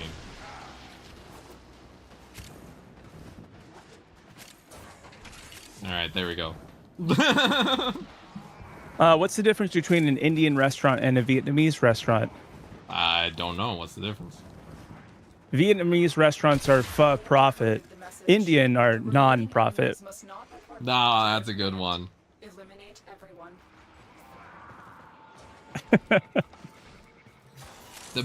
You want to know the most terrible flirt line I ever used on my partner? I wasn't the one that used it. It was actually the manager. Yeah. Okay. What is it? He said this one time. He's like, hey, are you my Subway sandwich? Because I'm gonna eat you all up. underwater signal. Be careful though. It actually worked. The enemy Oh. has surely routed Hey, stronger if it works, it works. The people have collected here today will go a long way in supporting our cause. But yeah, some of us in so the librarian is Ace and Arrow. Loba is a butch lesbian. The manager is a femboy gay guy. I'm a gender fluid, basically just use the term lesbian. So yeah, each of us have a different approach to things. Crystal is demisexual. So none of us have the same sexuality and not all of us have the same gender. It's also fun. That does sound fun. Very luck of the draw sort of thing. Mm-hmm. When we started taking estrogen, it had to be a whole conversation about, do we all want this? You couldn't resist. And the answers range from, gender euphoria for like Loba, but my favorite was that Wonder, who is uses it she pronouns. Wonder said that the reason they wanted to be on estrogen was because it was funny. They did it for the meme. Funny how? They just find boobs funny. Yeah. I mean, they are. As they put it, they are physics objects you get to install. They called boobs source engine games for your body. So, there you go.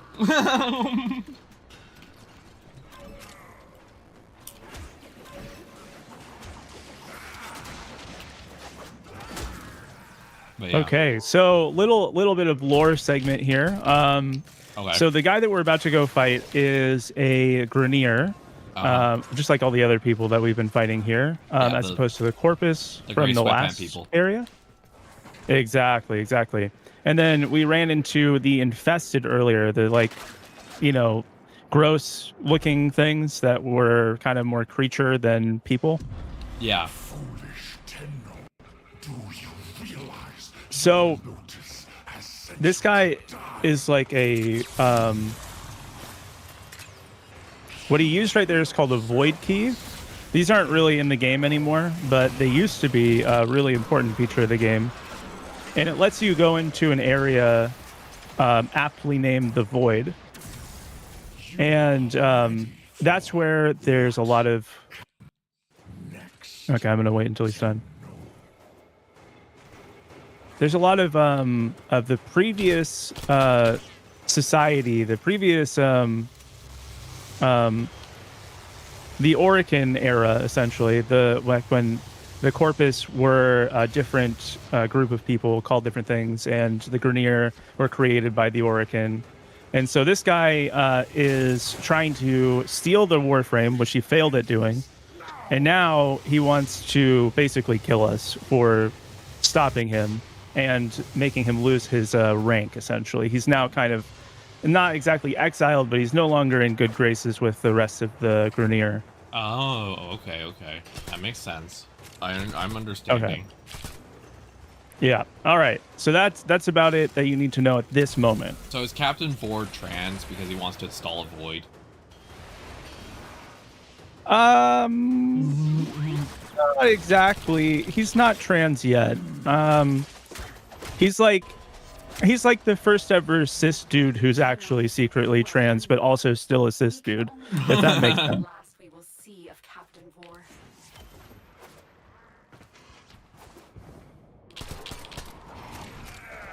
He's like a cis guy that came out as a different type of cis guy. Oh, I was worried you were about to say he's like an alpha male type dude. Well, I mean, he likes to think of himself that way, but he's not. No. Oh no, definitely not. He listens to those podcasts though. No, he makes those podcasts. Oh no. And don't worry, you'll hear all about it later. He'll tell you, don't worry. With like, welcome to the grind set, my fellow alphas. They tried to kill me, but they can't. They're too woke to kill me. Yeah. I fought back against the woke mind virus, my fellow man. Yes. No, like exactly like that. But don't worry. Every time he starts all of that nonsense, we just kill him immediately again. Lovely. I support this. My meds have fully kicked in, so I'm actually feeling really good right now.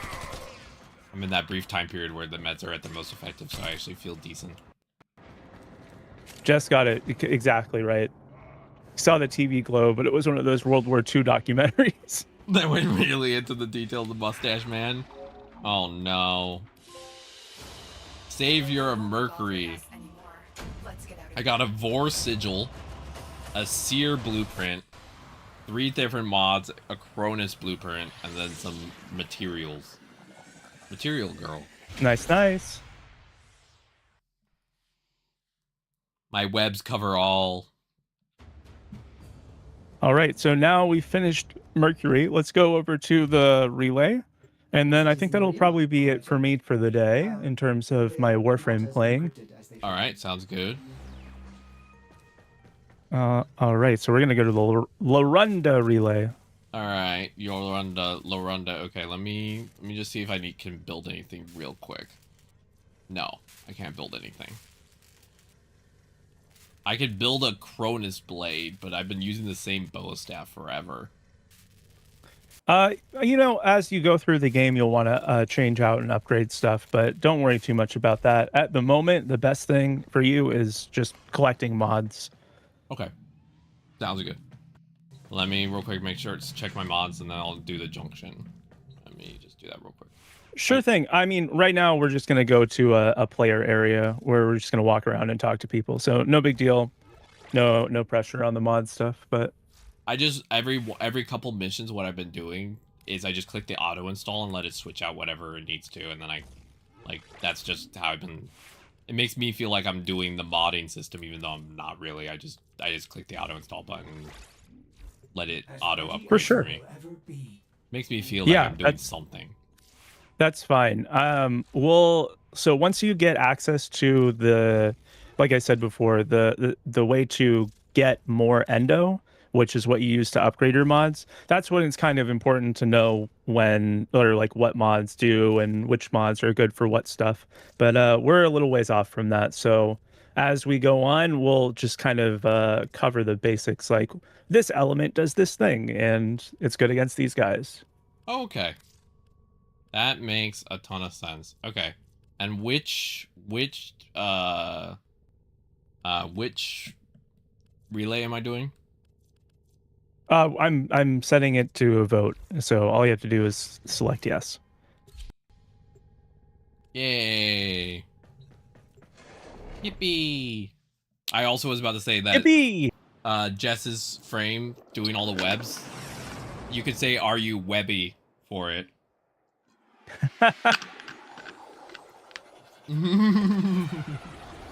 And Kira, next Tuesday, this coming Tuesday at the same time, good for you, or what do you think? Definitely. Okay, cool. Ooh, there's a chair. This chair does not look disability friendly. You have a spasm, you're gonna fall out of that chair.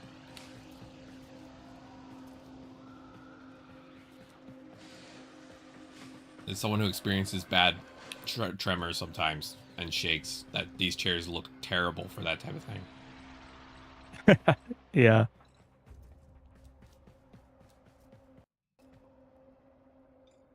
So the main person to meet is going to be I don't know exactly how to open this up on your side. It'd be your gear wheel. So I think it's one of the up arrow button. Okay. I met someone and they gave me something. Randomly. Oh, cool. I'm just saying hi to Oh, somebody. the resource blessing? Yeah. Okay, yeah, that's the whole relay. Really?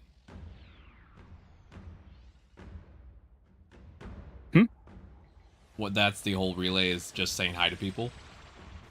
Pretty much, yeah. Oh, that's all these ships. Oh, that's cool. But if you, so like I was saying, there's like a gear wheel that'll pop up. I'm pretty sure it's one of the arrow keys on a controller. You have to hold it down. And then we're going to a guy named Cimerus. Cimerus. Which would be the one, Cephalon Cimerus, which is on the right-hand side at the 3 o'clock position of the wheel. Or I can just walk you down here. I'm trying to follow on my mini map.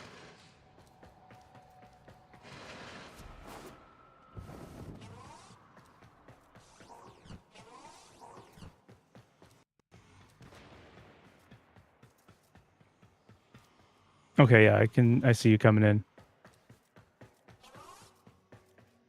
Oh, this person has such a pretty set. Yeah, I really like the wings on this one.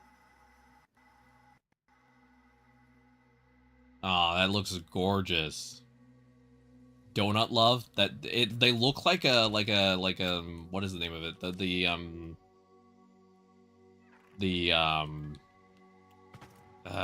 The like things that you can get in like stores that you build as a set. Oh, like a Gunpla? Yeah. Is that how you say it officially? Because I say Gundam, but that might be the... Oh, Gunpla is like, those are like specifically for the sets. I don't know what it stands for, but Gundam is correct, yeah. I think Gunpla is like all the similar types of toys that you build that are like that. I don't really know exactly. But yeah, Gundam. All right, so we're going to go down this elevator right here. This one? Yep.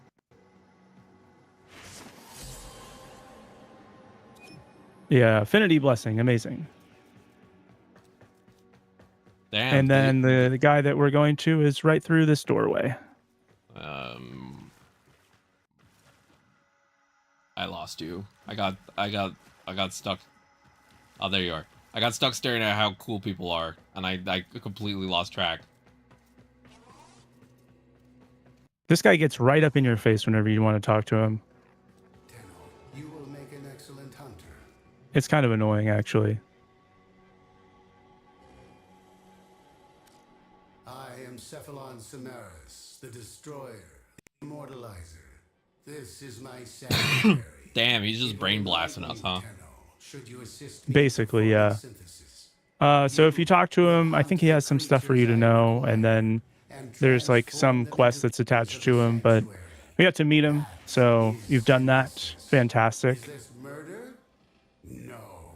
All beings of substance die eventually, but only those forgotten are truly dead. Actually, that's a Greek idea. Did you know that? Of that, your final death is actually when you're no longer spoken of. Is it really? I didn't know that was Greek. Yep. Alexander the Great, one of the things he was shooting for was to always be remembered by doing great things. Essentially, if your story was never stopped told, then you never truly died. Well, he seems to have been successful so far. Yeah. I see you are hungry for the knowledge of the sanctuary. Oh, and then there's some single-player missions that I can do if I talk to him. Yeah, the single-player stuff is going to be the next thing to unlock the scanner. It's not super important right now, but it's something that you can do on some downtime maybe, or, whatever. And then there's the syndicates here as well, but I think that this is just a good place to wrap up, actually. All right. Now that we've talked to this guy. And you have this whole relay full of people that you can check out the fashion for. I really find it cool. A lot of people have some really good combinations. Yeah, some of these are really interesting. And then let me take you to the main area, too. Okay. We're going up the elevator, which is on the other side. Is there a lot of relays like this, or is this kind of the only one? There's 5-ish, I think. There might be more. And they're not on every planet. There's one on Earth, there's one on Mercury, Saturn, Pluto, and I think there's one that I'm forgetting. And then there's also another one which is like it's connected to Mars, but that one's not exactly the same as this. It's like a special one that is specific to that one, that stuff, which we'll go there later and you'll learn more about it. But yeah. Hell yeah. They all have different interiors as well. Not like extremely different, but like this styling of this one is going to be unique to this one. Oh, that's so cool. I met a priest, basically. Yep. Oh, Harrow. Mm-hmm. They have wings. I keep accidentally mispressing my emotes. But look at how cool this person looks.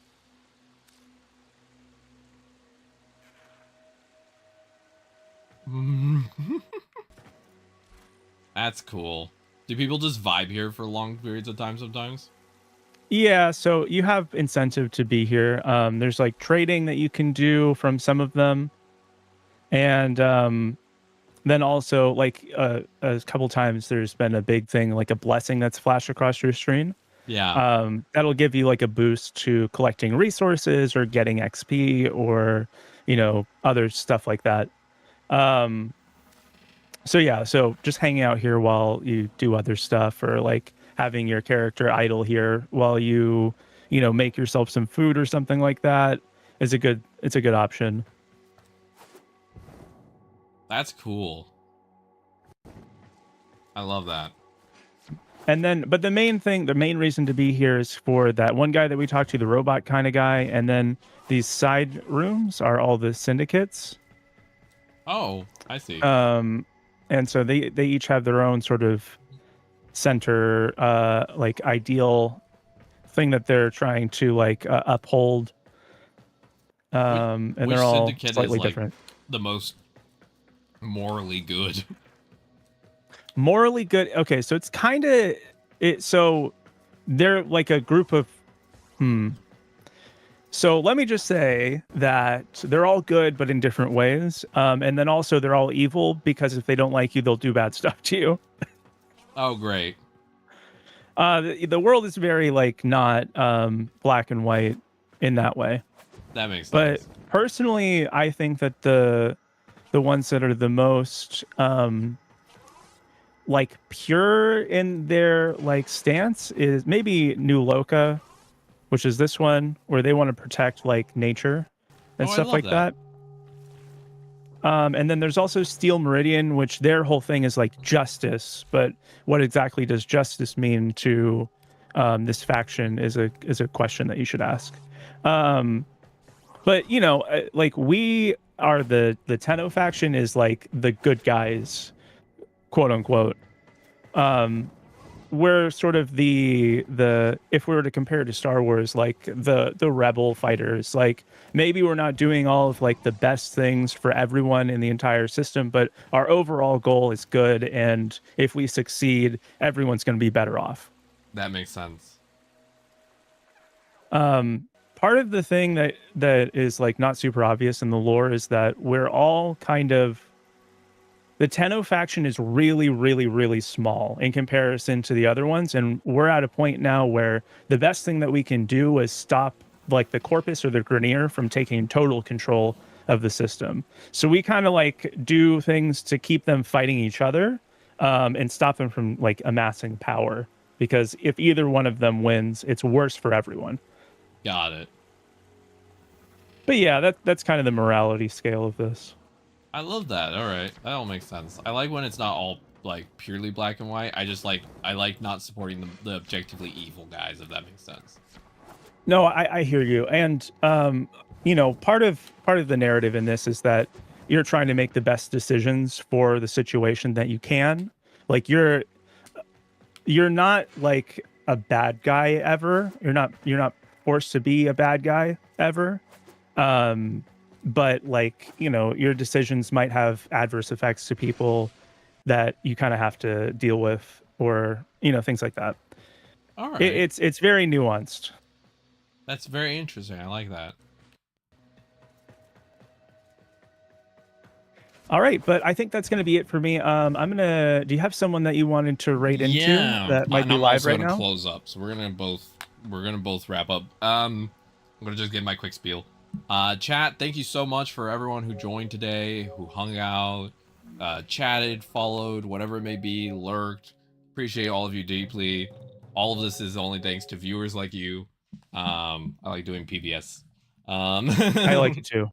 And then we'll be back tomorrow. I think the librarian is playing Haven. We'll be playing more Warframe on Tuesday with Kira. And then we are also going to be doing Baddies Wear Masks Raid Train on Saturday. So a lot of stuff happening. Ooh. And yeah. Okay, let me check who I currently have on my list for possible rating. Give me For sure. second. I gotta see which friends are actually online. Let's see which peeps are online. Let's raid. I'll send you the exact name so it's not going to get messed up by accident, but let me send it to you. For sure. Luxor VT.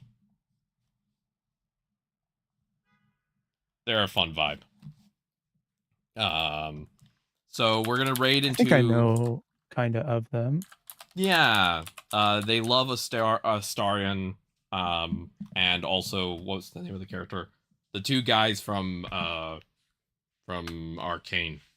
They're a great streamer. So we're gonna raid into Luxor VT. Let me make sure that worked. And they're playing Resident Evil Requiem? I believe so, yes. Okay, perfect. And then let me triple check that. And then this is the raid message. For us, let me see. Yeah, they're playing Resident Evil. Thank you again so much, Kira, for your time. I really, really appreciate it.